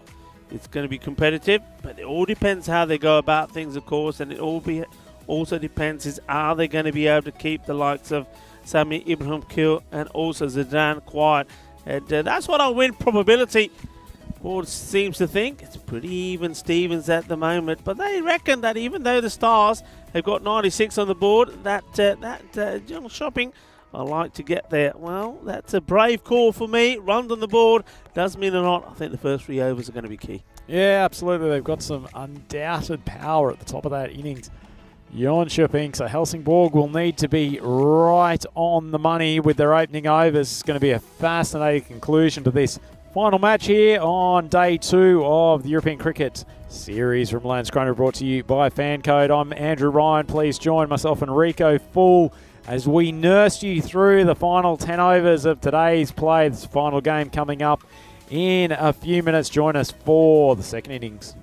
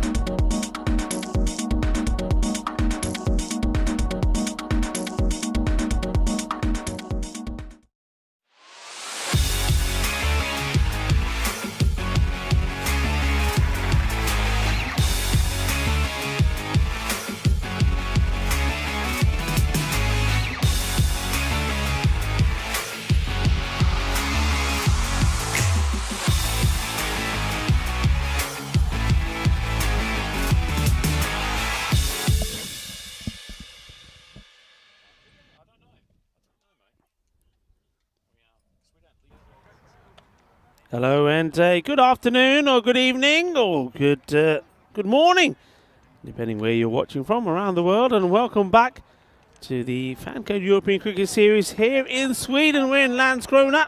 This is, of course, the European Cricket Network, and we do, as that banner says there in the background, grow stronger together. And I think European cricket, thanks to the partnerships with all the federations around Europe, we have grown stronger together. And I've made my journey here from Bulgaria through to Romania to good European Cricket Series that we've seen there with Indo-Bulgarian winning in Bulgaria. We saw that it was the Bucharest Gladiators that were triumphant in Romania. And then here, well, this is the first of 2 weeks where we have 5 teams in Group A competition up until the end of Friday. And then the start of Saturday is Group B. And then all the teams playing to see where they can finish in the top 4 and where they'll be in the quarterfinals starting next Friday. So plenty of cricket coming your way. Rico Full here. And alongside me, as always, is my very good friend, Andrew. Andrew, what do you think here? It's going to be an interesting match, I think. 96 on the board, so 97 required. Everything to play for. Yeah, as you say, Rico, so much depends on this top 3. Ibrahim Khan and most likely Nasser as Shetty comes into bowl. So starts with a wide, so bonus run straight away. It's all about keeping it tidy. It's all about taking the chances. You get a chance, you've got to snap it up. And we certainly saw that the fielding from Jan Kopping was really good. They backed each other well. This is up in the air and we'll go all the way to the boundary. Just a couple of bounces, so Khan is up and running. And they're sticking with here's Khan to be the opening batter. I think he's maybe a little tired after his wicket-keeping stint. Kept the wicket instead of the captain, Kazim. Flying off the Riaz Khan blade. That one he wasn't holding back. Shetty, who's normally a little bit fuller, a little bit more off stump, a little bit short and wide, gave Riaz Khan the chance to throw his arms at it. Another short one, cracks Khan on the back. Good comeback from the bowler. Yeah, and well, he's a key player, isn't he? This is Sachin Shetty. Gets this one right on the back of Khan, is basically saying, well, okay, you want to come at me, fair enough, but I'm coming at you as well. So this battle materializing straight away. Slower delivery. Oh, that's clever. I'm liking that. I haven't seen enough of this, actually. And it's first time it's good to see a bowler really getting the variation in. A very good slow delivery. And I don't think the batter knew too much about this, Riaz Khan. No, certainly not. And to see from a front on, actually, disguises it really well, Sachin Shetty. Just a different finger position. Collapsing over the top of the ball. Excellently bowled. That one jammed into the ribcage again. And Khan just tucks it away for a 1. We'll see no signal from the umpire, so it came off the bat. I'll start from Sachin Shetty, though. He's got some tricks up his sleeve, but a big challenge for him now coming to Ibrahim Kill, and he's moving around the wicket. I don't think that's a bad option, Rico. Yeah, around the wicket. I think if you don't get it right, could cause problems. I mean, he is, well, let's see, Ibrahim Kill. He's just such a good true hitter off the ball. Yeah, obviously, he's a plan in place here. Goes short and straight at him. It's not a bad delivery. He does like to get the short one in. The umpire just having a little chat with him as he goes through. That might have something to do with. Here we go. The umpire just saying, yeah, okay. He's saying that's one for the over? Yeah, I believe it is. Don't know if that was actually quite over the shoulder there, to be honest. But looks like an innocent librarian as he's walking back to his mark, but there's some fire underneath there, Sachin Shetty. Oh, he cues this up and hits it pretty well, and it goes to the boundary 4 runs. And waits for this well, gets right underneath it. That's Sammy. punishes it. The fielder does give it some chase, but he's not going to get to that. And that's 4 runs. Yeah, unfortunately, it wasn't a bad ball. Just another change of pace from Sachin Shetty. As it was thrashed to the boundary, and Jönköping end up 10 for none. After the first over, Ibrahim Kill gets going. He's 4 off 2. Riaz Khan 5 off 4. Helsingborg, decent amount of runs to play with. They'd love to have a couple of wickets in this early stages. The power play, and in particular, if they can keep them down to maybe 25 runs and really force the middle order of Jönköping to do quite a bit of work, I feel like they're really with a big chance of winning this game.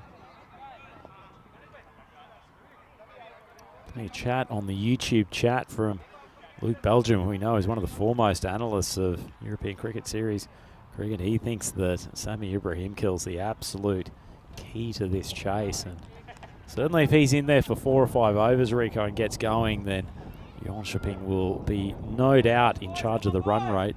Yeah, Krishnamurthy coming on to bowl. He's had a good first match, didn't he? He picked up a couple of wickets. Let's see if he's able to get the breakthrough here. Hill is pretty keen to try to get to the other end, but can't just say, hang on, hold your horses. Hold your horses, give me a chance as well. I think all the batters will be keen to finish the day in style with some runs to their names.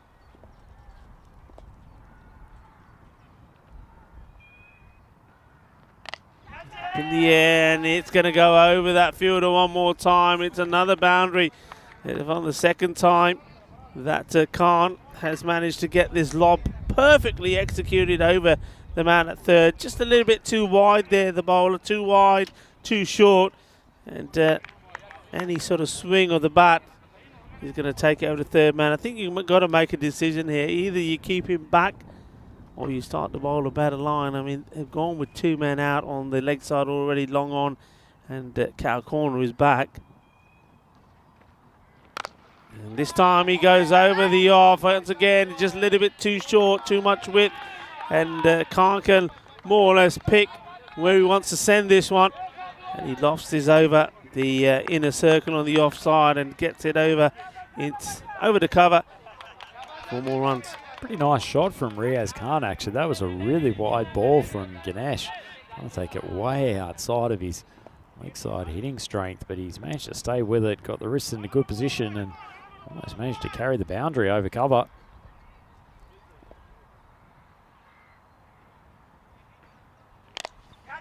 Goes up again and again over the fielders. 4 more runs, so it's a expensive over this from Krishnamurthy, just not getting the line right, and Khan taking full advantage of the shorter deliveries. This time he gets right down to one knee, gets right underneath it, and inside the power play, if you get enough on it, chances are it's going to go over the field to the boundary. 4 more. Yeah, he's been a bit unlucky. Ganesh hasn't been a bad over so far, but some balls flashing off the Riaz Khan blade, going out to the area between third man and backward point. On the YouTube chat, great to have Lily Panda with us, one of the big fans of European Cricket Series. Great to have you chiming in, Lily, as always, as Ganesh trying to finish off this over. It's really well, and the chase on for the fielder, and he won't get there. It's another boundary off the over, and it's turning out to be a nightmare of an over for Ganesh. He hasn't bowled particularly badly, but for me, he's just bowled a little bit too short, and Khan has been up for it. He's been waiting for that delivery, puts it away again. So taking him on, and it's boundary after boundary, 16. Doesn't let the bowlers settle, Riaz Khan, does he? Always moving around the crease, and particularly coming forward, trying to mix up the length of the bowler. It's excellent proactive batting. This one's up in the air, and the fielder's lost it. He has no idea where it is, the inner fielder. Fortunately for him, he's got some backing up, and it's a good pick up and throw, but they do come through and take the singles, and that's Dinakaran. And if I was the skipper, I'd be pretty keen to have him on bowling straight away. I think they need something different. Dinakaran, remember, he took 4 wickets in that match. And I think you've got to call upon him now, otherwise this match can be taken away from you. That's what's at stake here. They're trying to go top of the table. Oh, Helsingborg Stars, they need to win here just to try to keep in touch with the rest of the group. They actually haven't played bad cricket over these first 2 days. They just haven't been able to register a win, and probably just their batting that's more so just let them down at a couple of crucial times. Well, they finally got a decent total on the board to defend here, but the Jönköping openers, and particularly in the form of Riaz Khan, made sure they've gotten right on top of that challenging run rate. And Sachin Shetty back to bowl his second over. Need something from him here. Yes, Shetty. Went for 10 off the first. Just making some amendments to his field, and he's quite keen to get the guys in the right place.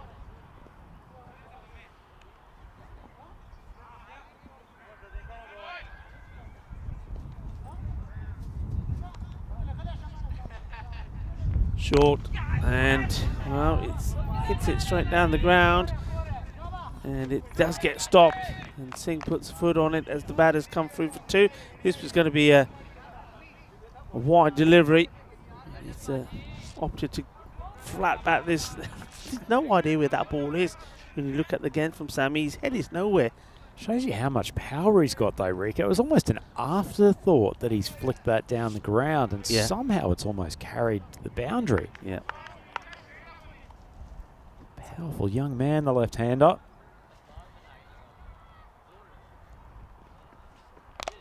Well, he's given this everything. He's gone up in the air a long way. This is a big moment, and the wind looks like it's catching his delivery, but so is the fielder. And look at that, Shaba. And that's the man I was talking about and saying he needs to come on the bowl. That's Dinakaran. But first of all, takes his catch. This is an interesting one because he's coming to the ball and the ball seems to be going away from him. But he does keep hold of it and they get a big wicket. Sami has to go. Yeah, I don't think we should underestimate what a challenging catch this was. He was coming across field, probably looking really, really close to the remaining sunlight. The ball's swirling around. It's gone high off the Ibrahim Kill bat.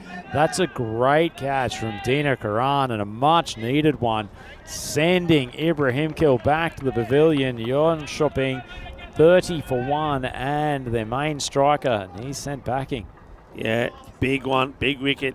I mean, he was looking to go, wasn't he, big? But I suppose he was getting just a little bit frustrated, Ibn Kahil, because a lot of the runs were coming off the bat from Khan, and he was a bit stranded. Though he didn't have too many deliveries up until then, only at phase 3, but he goes off his 4th for 6. That is a big wicket. Well, and Sachin Shetty rewarding his captain for giving him a second over in the power play. Mr. Reliable comes through with the goods when they need him. So I'm going to miss at this one outside the off. The new batsman, Nasir, who batted excellently in the last game. In fact, really was a major reason why Jönköping were able to power on to a pretty respectable total in the end. He's got a different job to do here. They've got themselves into a pretty nice position in this power play in terms of the run rate, but still plenty of work to do. That's well bowled. He sees Butcher charging him and just bangs it in a little bit shorter. Thinking about it all the time. You see, just goes a little bit too early. And trying to take the attack to the bowler. That rate is just under the 9. So that's why they're looking to play 1 or 2 shots every over, a couple of boundaries. But this one's not a good delivery. It's down the leg side and just helped along the way. A little paddle really. And that's 4 runs. Would always been a wide if he doesn't touch it. But just doesn't try to hit it too hard. This is a good shot. Just says, okay, thank you very much. 4 runs. Yeah, disappointing ball from Sachin Shetty. He'd bowled such a good over up until that point. Was really starting to put the pressure back onto the Jönköping batsman, but just drops it short, angle down the leg side, and Batcher's just too good a batsman not to cash in.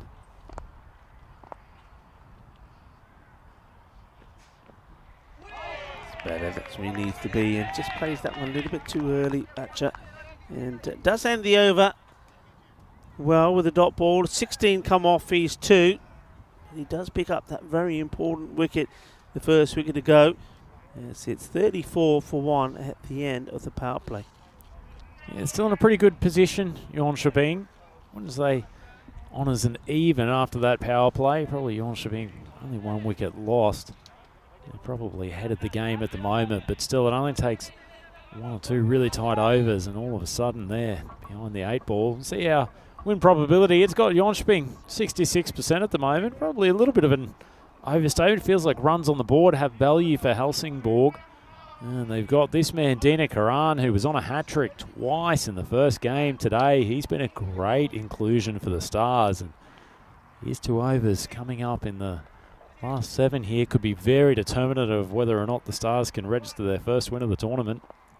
Yeah, spending a bit of time just to get the field right. I think this is a good shot here for the skipper. If Dina Karan can produce sort of form that he did in the first match. I mean, he was only one shiny light in that when he picked up 4 for 14. Adjustments with the field, the power play over, so they've gone for a pretty traditional field here. They've gone for the deep point rather than deep square leg, very reflective of where Karan tends to direct his bowling. Comes and this is hit firmly, gets it just over the infielder, and oh no, this, has it touched the rope? It must have done. What about this? This is just incredible. First of all, it goes over. Now look, gets a touch to it. Then the 2 fielders, look at this, they actually knock each other out alive. And yeah, the ball just touches the boundary rope. Looked like a human 10-pin bowling alley at there one stage. Rico poor Ali Hassan, he'd done a great job dealing with the ball that shot through, but couldn't complete the action. It goes for 4. This one just played out for a single. Wow, what a bit of action that was. It all happens only on the European Cricket Network. Do you see things like this? Look, all these sort of things that we see today, you know, you can think of them. In every game there's something. We already seen just recently the crowd catch was an amazing one-hander. And we just saw that one there where the 2 fielders collide with each other. We saw the catch that Ibrahim Kahil took sliding and taking the ball in the air. Indeed, sometimes other formats of cricket, you're watching it all the time. You don't get this sort of entertainment. You don't get this sort of excitement, and that is why people are hooked onto it, and that is why it is taking the world by storm. And I know wherever you're watching from around the world, you're certainly enjoying some of the action. You know what I feel sorry for, Rico? Team managers and bosses around Europe. I mean, how on earth do you expect your workforce and your team members to do proper work when you've got such entertainment here on a daily basis on the European Cricket Network? It is true. I mean, when you hear stories, and we hear them all the time from people where they watch and what they're doing, or what they should be doing. Yeah, it's quite amazing because you can't look away. You cannot look away. And you want to know why Europe's productivity figures are down over the last couple of years? I put it down to one thing: the establishment of the European Cricket Series. That's where it stopped. So, Karen trying to finish this well. It's just you just never know what. That's the beauty of what we do here. We just never know what we're going to see. You never know what you're going to see. Are you going to see some sheer brilliance from a player or some individuals? Are you going to just see great entertainment, some fun, and some drama as well? This is a lovely shot. The fielder comes across. Oh, well, right on cue. If this was taken, well, I would have said, there you go. So we're going to say no more. What a fantastic effort this is from Suhas Shetty. Comes a long way. And if that had stuck in his hand, that would have been one of the most amazing catches we've ever seen because it's right in front of us. He's come from a long way. That would have been... He does very well to stop the boundary. Never mind about taking the catch. No, great effort from Suhas Shetty. And coming back to the conversation just before, Rico, of what the European Cricket Series offers, I mean, if you were going to categorise us in Netflix or whatever content platform you might use, what would you put it in? Would you put it in drama, thriller, action, comedy? Yes. What would it go in? Yes. Yeah. Well, to all of those, I can say, yeah. Where would you put it? Come on, where would you help us out on the chat? Where would you put it? So the European Cricket Network is going onto some platform like that. I mean, where does it go under? I mean, all of those things you mentioned, we've seen today. Yep. And plenty of them. And probably in the last 10 minutes as well. And who knows what's to come in the remaining overs of this game. We've got 6 overs to go. And the captain, Madan Prabhu, he's had a tough day with the bat, but boy, he's been good with the ball so far in this tournament. Could be a big over coming up. Well, he decides just to plonk his foot down on this one. No run. Yeah, he hasn't had the best of days with the bat, but now he's a key player for his side. And you just get the feeling that there will be a part to play for him in the day. It's nicely played out. It will be stopped by the field on the left side. So, do you get the feeling that Batcher's just working into his innings here, Rico? After a few lusty strikes, or at least attempted ones early in his innings, he's just played the last few pretty conservatively. Feels like he thinks if he can get through the next over or two, he'll start finding the boundary with regularity. Yeah, well, this one is up in the air. Fielder gets under it and takes a fine catch.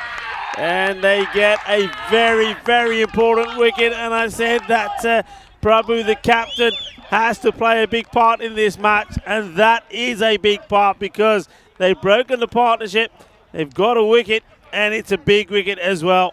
Well, we're going more and more into the drama category, I think, Rico. That's a tremendous catch from Sachin Shetty. He's been such a reliable player for the Helsingborg Stars. Coming through with the goods in the outfield. That's a great grab. The Shettys patrolling that offside boundary with aplomb so far. Jönköping lose their second wicket, 43 runs on the board. And still 54 runs required to win this game.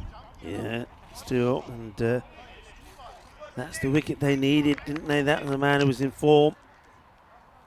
So, what a good catch that is. And he's absolutely pumped by it. And captain, Prabhu. This was going way down leg side. It's I think the batters helped him out there by getting Pat in the way.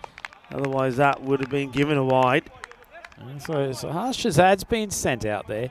Interesting selection. I thought they might have gone for Zadran. There's already into the 5th over. Yeah. Shazad takes up a couple. There's not that much time for Zadran to make an impact. And Jönköping still needing 54 off 33.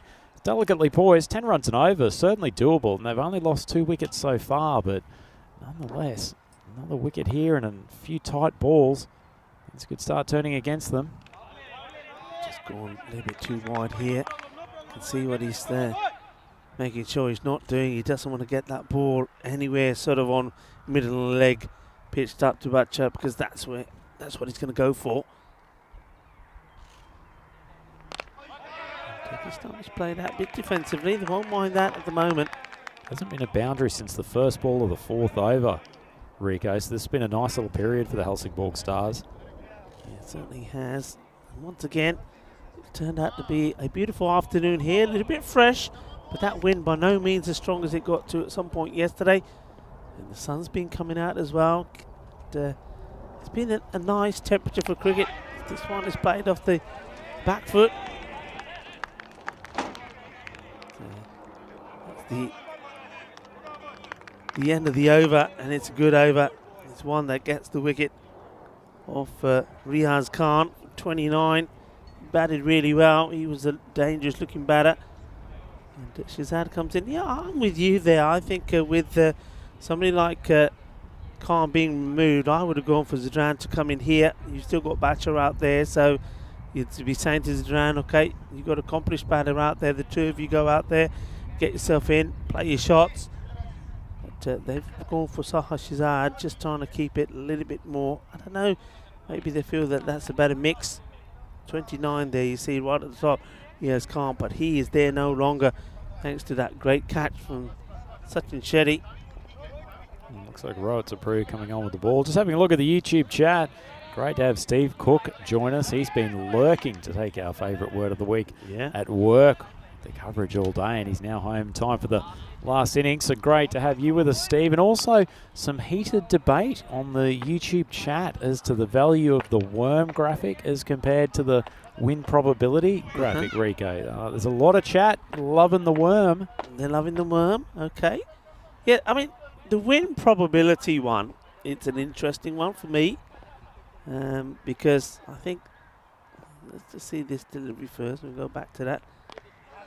Played out, single taken, and maybe they just want to have one fielder maybe just a bit tighter, not to give these easy singles. But yeah, it's so much to happen or can happen, and so many things that reflect that probability, that it's chops and changes all the time.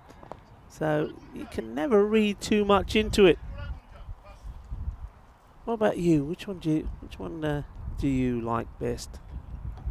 Don't mind either, to be honest. On the win probability, it's always interesting to see the data-driven analysis of what our supercomputers back at ECN headquarters are telling us. On the other hand, I'm a big fan of the Manhattan graph myself, the one that shows an over-by-over analysis of when the runs are coming from. Because that's what happened when you grow up in 1980s Australia and you're used to the wide world of sports. There are different ones. You know which one I like? I like the charts, which was, I think it was Plantier, one of our stats partners, which produces charts about overall. So overall in all the matches that have been played. See this one, as you go back to this is carved out again, should be just a single. So yeah, overall. So I know it was done for the ECC, for example, the European Cricket Champions League, that was done last time, and it showed that overall in every over, how many runs. And what was interesting there was that obviously you would expect that the first 3 overs, a lot more runs, because it is the power play. And it gives you an idea of the pattern. And one thing that surprised me, because we always say that it all happens in the 9th, that you'd expect the 9th over to be quite high in terms of runs, and it wasn't. In fact, it was pretty low. And the 10th over was quite high as well. And then you have another one which tells you when most of the wickets. So those sort of things I think are useful. But yeah, some are maybe not so. This one's been whacked pretty hard. Good work from the fielder. And well, he says, well, you whack it at me, I'm going to throw it hard back to the bowler. And the bowler's still got a smile on his face. He says, yeah, don't worry about it. It's okay. My bad. Look at this. He's backpedaling here. And just wants to stop it. Not much urgency for the batsman to get into his crease there, but Prabhu's almost taken the stumps out from where he was at mid-wicket. Gone. Got to be gone. And the umpires are going to go upstairs. I think this is out. The only thing I'll be interested to see is the hands of the keeper. Does he wait for it or does he go over to something? Let's see. Does he go for it? He waits. That's very good work. Yeah, adios. And they get another wicket. So all interesting stuff. So now maybe we are going to see Zidane come out. Well, you would think so. And there we are, the superstar from Jönköping making his way to the crease. Shazad, a largely unsuccessful stay. The downside for Jönköping that he's ripped up a couple of balls. That's a big job for Zadran. All of a sudden, the last couple of overs, Prabhu came on and only went for 5 with 1 wicket in the 5th over, and now Sapru has bowled an excellent over, taking 1 for 4 in the 6th, and 51 for 3 as a score. Say the axis of favouritism is slightly tilted towards the Helsingborg Stars. Yeah, it certainly has. I mean, the Stars, remember, I mean, going back to that win prediction before the start of the innings, I think the win prediction was in favour of Jönköping to go on and do it. So there'll probably be a bit of a shift here. And Sapro, I like Sapro's bowling because he's a big unit, he's a big guy, but that ball, when he releases it, it takes for ages to come to you. When he gets it right, like in that corridor, he's going to get a lot of batters out because they want to take him on. They think they're going to get to the pitch of it. They don't. Goes through the keeper, and no mistakes behind the stumps there. Good work.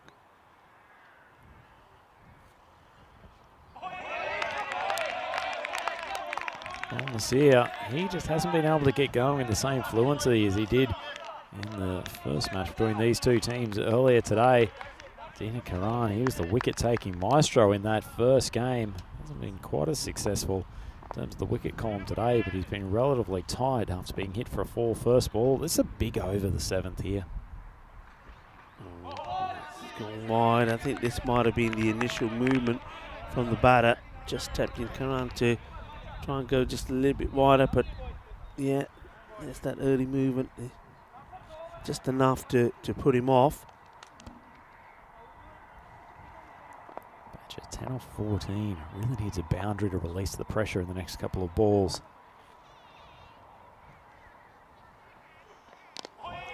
Ball's got it away, and that's well fielded. That's what I like to see.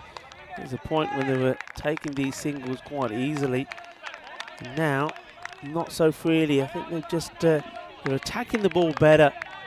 They're not waiting for the ball to come to them. They're attacking it, and they've ironed out some of these singles as well. So that that drought for a boundary continues.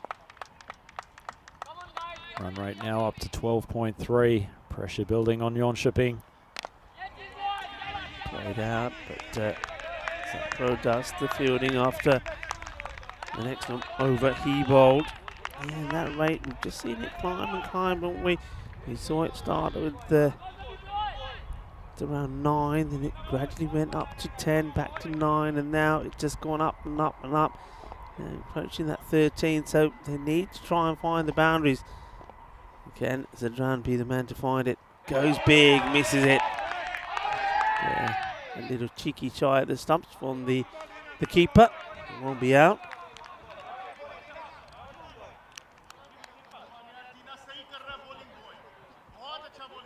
Zadrani hasn't got a huge amount of time to get himself settled in. Taking a big swing on the first ball. This match is very nicely set up though. Jönköping 44 off 20. Close enough if they're good enough, but it's going to require some boundaries soon. Another wide. Goes too much. Again, it's all about, I think, don't want to put that ball anywhere where Zadran can take a couple of steps and give it an almighty heave straight. So trying to keep it just outside the off stump. Just going a little bit too wide. I wonder if Zadran will try and follow this one. No, it doesn't. It's in the air, and that's the wicket. Well, is that the telling point in this match? And the Stars take the all-important wicket there of Zadran. He doesn't quite get there. It's clever bowling. Just variation, not bowling the same ball twice, keeping Zadran guessing. And Zadran here just lobbing this up in the air to the fielder. Thank you very much. And that's the wicket. And Dina Karan hasn't he bowled well here today? Yeah, canny bowling spell from Karan. He's been a great addition to the Helsingborg Stars squad. That's an excellent piece of bowling to an attacking batsman like Zadran. Desperate to create a bit of room for himself, just jammed it in. Could only do his best to pop it up to the fielder coming in from point, and that was an easy catch. Huge, huge wicket in the context of this game, and you'd have to say the Helsingborg Stars are raging favourites now. Well, they're the team. Having played 3 matches, had not won one. They've made sort of losing become a bit of a habit. Are they about to change this habit? As this is another dot ball. And Zadran, who's had such a great day in the field, just not able to get things going with the bat. But this is what we got coming up tomorrow. The Helsingborg Stars would love to get a victory under their belt here now and then go head-to-head with Seaside. Seaside have got a record of 1-1 and lost 1. And then later in the afternoon, I think this is going to be exciting. Evergreen, the team that played today and won both their matches, up against Jönköping. I think those 2 matches are going to be absolute crackers tomorrow afternoon. Yeah, they should be. It just depends on which Jönköping team turns up. They looked $1 million in the first game of both days and then looked a shell of themselves with the bat in the second game. And after being in a good position for this chase after a pretty solid start in the power play, they've just been squeezed in the middle order, courtesy of some good bowling and some excellent fielding by the Helsingborg Stars team. But nonetheless, they would have felt in control of this chase at one stage, but does go to show the value of runs on the board in these 10-over games. Pressure builds very, very quickly, and that escalating run rate is now at 14.3 and over. Big bit of work for Jönköping to do, but certainly by no means out of it. Yeah, right, Zapro, he bowled a very good first over. You see there, 1 for 4. And he comes, he just literally, he's got another, oh, doesn't quite carry. He's literally throwing grenades, isn't he? That's what he's doing. He's just like tossing them up. And just saying to the batters, well, look, there it is. This is up in the air and just doesn't carry to the fielder. And take the single. And, once again, nice to see the young man out there. That's Ali Hassan, is one of the under-19 players that plays for Helsingborg Stars.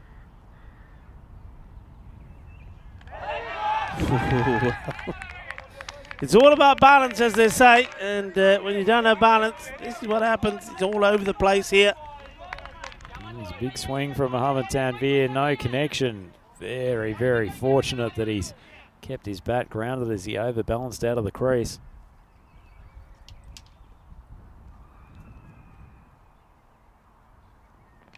Oh, this is another one that's going to chase on for man at third. This time he does get there. Quite a few boundaries went there early on. Again, good bowling, no pace on it. I think the slower bowlers are rewarded a bit more on this pitch because of the bounce the pitch offers as well. Yeah, he's bowled a pretty good controlled length too, Sapru, for most of his overs across these first 4 games for the Stars. Really doesn't drop it short too often. Lofted, gets it over the inner circle, but they have got the field set perfectly at the moment here. They've got protection in all areas of the ground. He just hasn't been able to find any level of fluency in this innings. He's already chewed up 18 balls for only 13 runs compared to what he did in the first game. Just not quite what the Jönköping team need at the moment.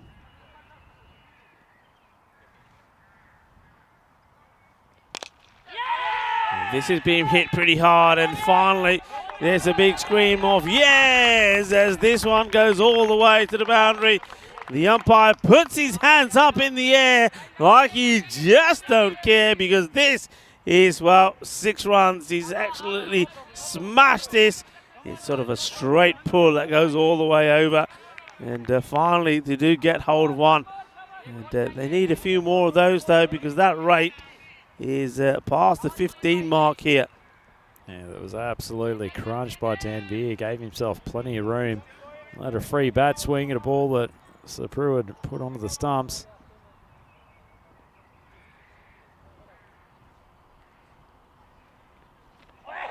And then he gets the dot ball in, and that's the end of the over. So very well bowled from Sapru, even though he does get hit for that one big 6 the ball before there. Only goes for 13 of his 2, and we'll be interested to see with 12 balls to go what that rate is. Well, there you go. You have it. 34 required, 17 per over. That's going to take some doing.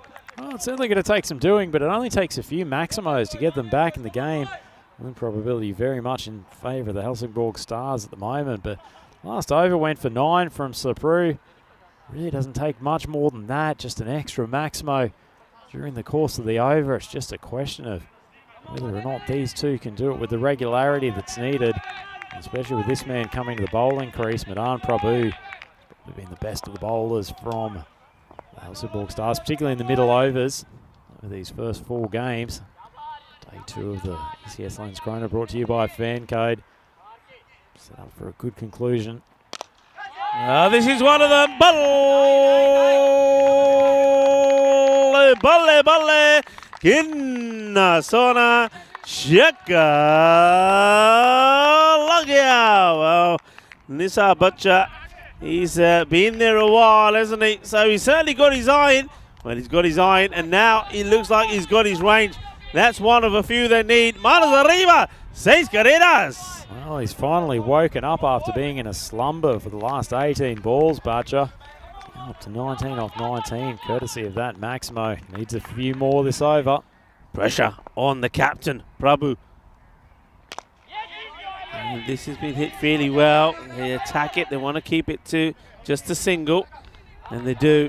Just wondering to see if they decide perhaps to Tanvir to bring one of those men on the offside just in a little bit more to prevent him just tapping this one and getting Bacha back on strike.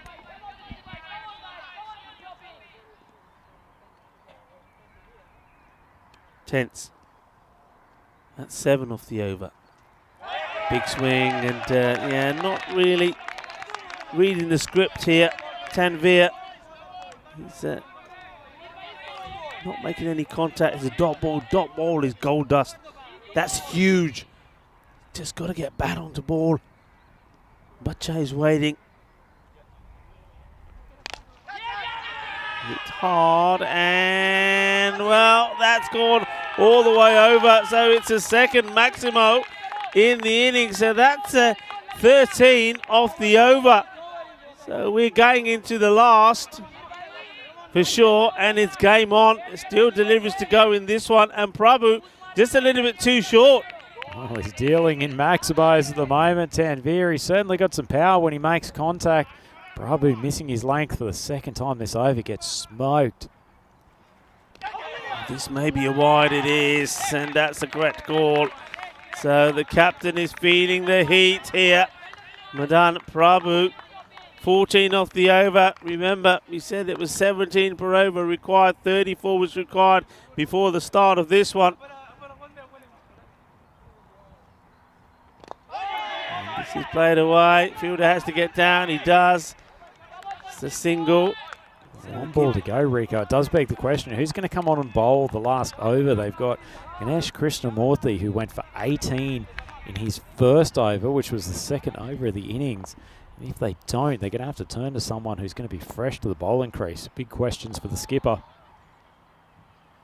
Hit hard and wanted the single. He gets the single. It'll be on strike.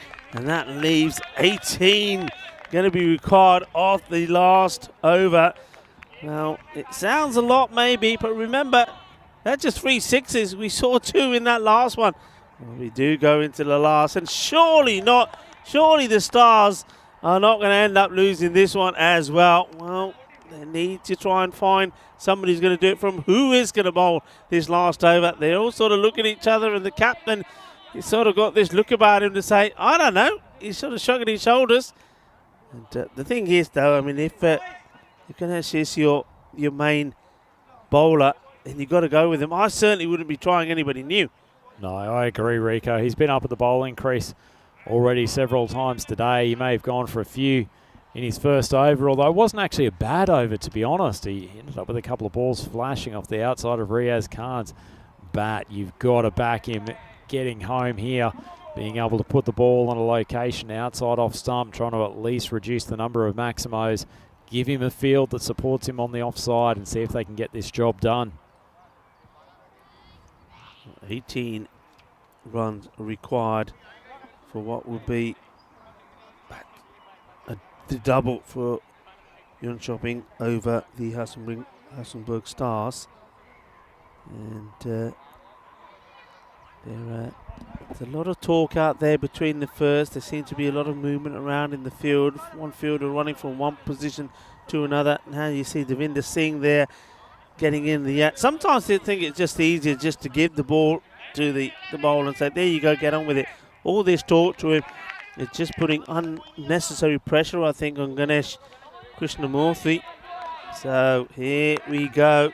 Needs to start well, Rico. A lot of these last overs come down to what happens in the first 2 balls. On the other hand, if 2 batsmen, Tanvir and Bacha, can crack a couple of boundaries early on, the pressure's going to go right back onto Krishnamurthy. 18 off 6. And he follows him. It's not a good delivery. This is not good. And this goes all the way. Seis Carreras hits 6 off the very first delivery. Well, what a shot, though, as Nasir takes the punt that he's going to get something on the stumps. Short ball from Krishnamurthy, and he gets absolutely pumped over fine leg. Great bit of batting, and boy, has he turned the pressure gauge up on the bowler. Well, it was a Gandhi ball. The batter's moved, and really he needs to go for, I think you just need to go for the start. Look at them, the tense moment, they're all on the feet. It's this one, he gets the dot ball in. It's better from Ganesh, that's the line that he needs. Wide of off stump, don't get the batsman the chance to heave it to the leg side. He's got 3 fielders out here on the boundary, on the offside. Make sure you're giving them the chance to bring them in into the defensive plays. 12 off 4. This is hit hard. It's going to go all the way as well. It does. Balle, balle, balle. Ginna sora shaka. Lagya. We have got a game on for you here. This is going to the wire. 6 required. Whew. Well, Nasir Battery had 13 off 18 at one stage. He's like Mount Vesuvius, just deciding to erupt at the most appropriate time as far as Jönköping are concerned. Well, Rico, it is about time to start thinking about a golden ball. Well, golden ball time it could be. And well, that's the overall at the moment. The batting side have won 11 compared to 18. And all time. But in 2022, the batting side have only won one of them. The fielding side 4. 6 required. And it's up in the air. This is a big moment if this is taken. Oh, it's not taken, and then come through for 2. Well, that one was huge. Take the catch. Forget about the wicket. It's all about being a dot ball. It doesn't. 2 are taken. 4 required off 2 deliveries. Yeah, not just the catch, Rico, but the fact it's cost them 2 runs there as well. 6 off 2 with a new batsman. Such a different equation.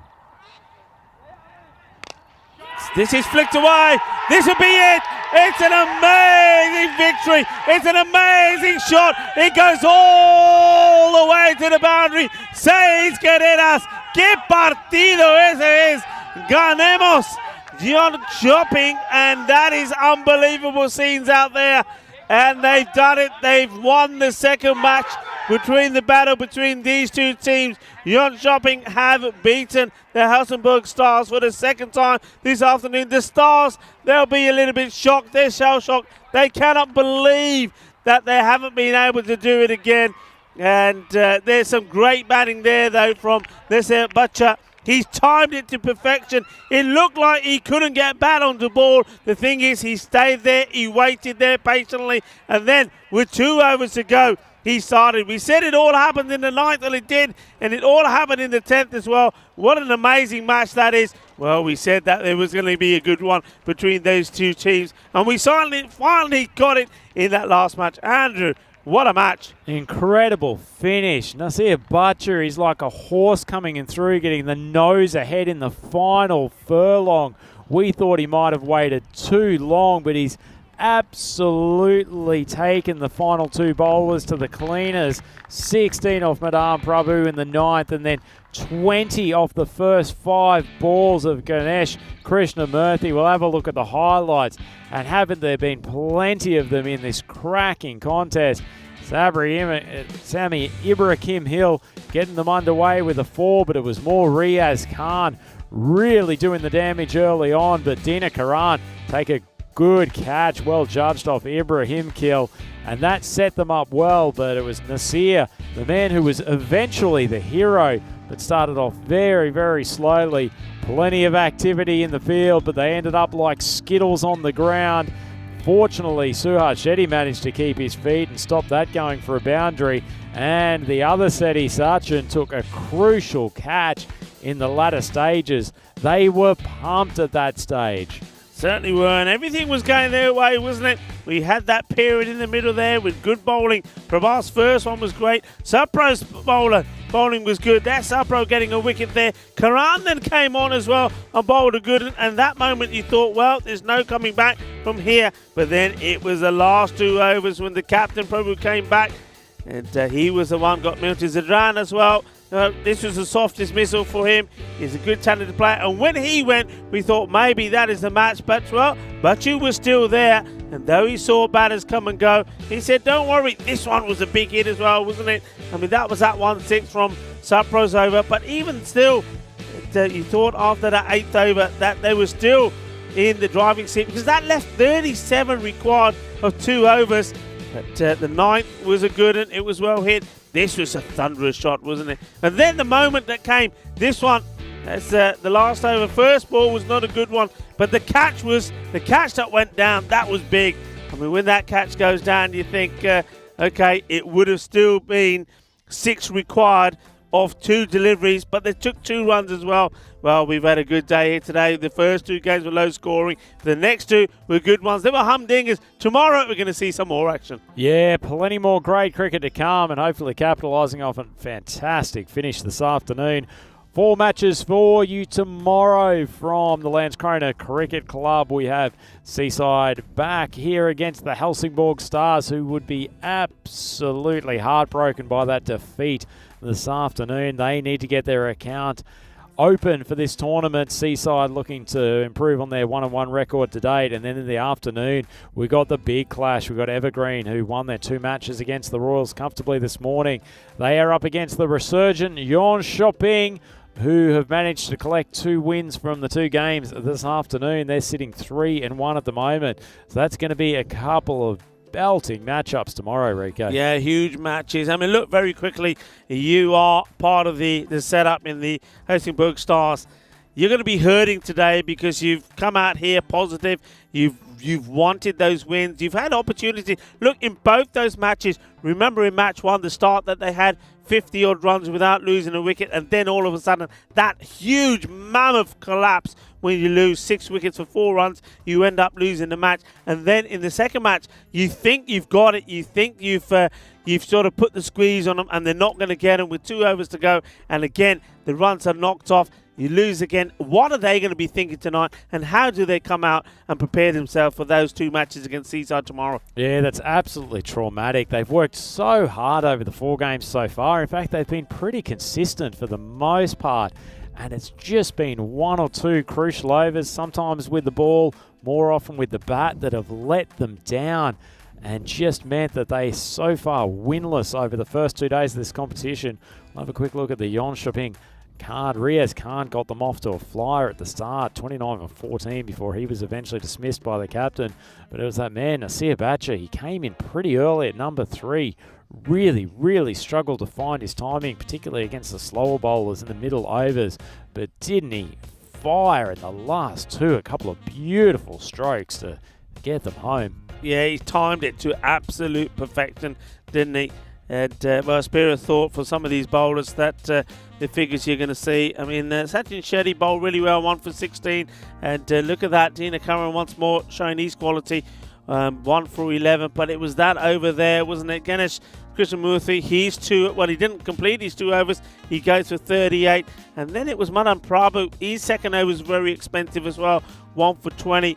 But, well, they'll be really hurting there at the moment. But they didn't have any other options, really. I think Krishnamurthy had to bowl it. The first ball wasn't a good one. He went for 6. And as soon as, I mean, you said it before the start of the over, it all depends on the first ball. And when the first one goes for 6, you're gonna be in a spot of bother. Yeah, poor Krishnamurthy. To be fair, for a man who's been pumped for an economy rate of 20 and over, he actually didn't bowl a bad pair of overs. A little bit of misjudgment of length at times, particularly in that last one, but he could not stop a rampaging Nasir Bacha. That's a wonderful innings and fantastic conclusion to the last game of day 2, Rico. And it's just great to have plenty more cricket to look forward to over the coming days. Yeah, we got a sensational day tomorrow. I think that tomorrow, the morning part, is all going to be about the Stars. The Stars taking on the Seaside, and I think the Stars.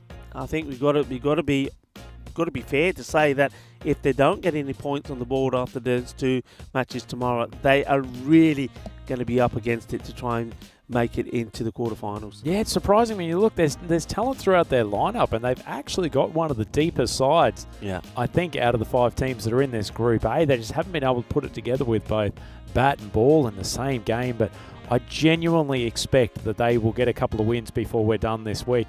And I think that bottom of the table is actually going to be quite congested. I think big bonus for the Royals that they won both games against the Stars yesterday, which has probably put them in the ascendant position for qualifying through to the finals. But it is a long way from decided, and some big games coming up tomorrow. Yeah, absolutely. Don't forget Seaside, their opponents tomorrow, the Stars. They've only just won the 1. So if the Stars can, if they can start getting the rub of the green, well, maybe they pick up the two wins. They go in 4 points, and the pressure's on Seaside. And then later on in the afternoon, well, this is an interesting one because we've seen Jönköping here. They've won both their matches. Earlier today, we saw Evergreen make a perfect start and win both their matches. So both those teams going into those matches in good form. Again, we're going to have a very exciting end to the day tomorrow. Two top teams, two teams with good players coming together. And, well, if the conditions are similar to this, well, you know, it's going to be a mouth-watering event. Yep, can't wait. And we hope you all join us tomorrow. I mean, if you didn't get much work done this afternoon, then you will surely not do it tomorrow. 4 massive matches on day 3. It's hard to believe that at the start of this 2-week tournament, we're already into such a crucial stage. But, Rico, I think tomorrow is going to be moving day for some of the big teams, and it will certainly be the day that I think we see how Group A starts to take shape and have a better idea of who's going to move on to the next phase. Yeah, I agree with you. But for now, it's our time to say thank you to everybody that's been tuning in. Thank you to all the people that have been involved in the chat. And the chat, again, and the moderators, you've been absolutely fantastic. And wherever you're watching from around the world, we know that we're so lucky. We've got the best viewers and the best audience in the world. So thank you very much. I hope you've enjoyed the cricket that's come from this Landskrona cricket ground. It's been another beautiful day here, and I know myself, Rico Full and Andrew, we've enjoyed each other's company, and we love being here watching the cricket. We love hearing from you as well. So it's that time to say have a very good evening. Look after yourself. Take care. God bless. And we will see you tomorrow. Un abrazo muy fuerte. Quiero mucho. Adiós. Hasta mañana.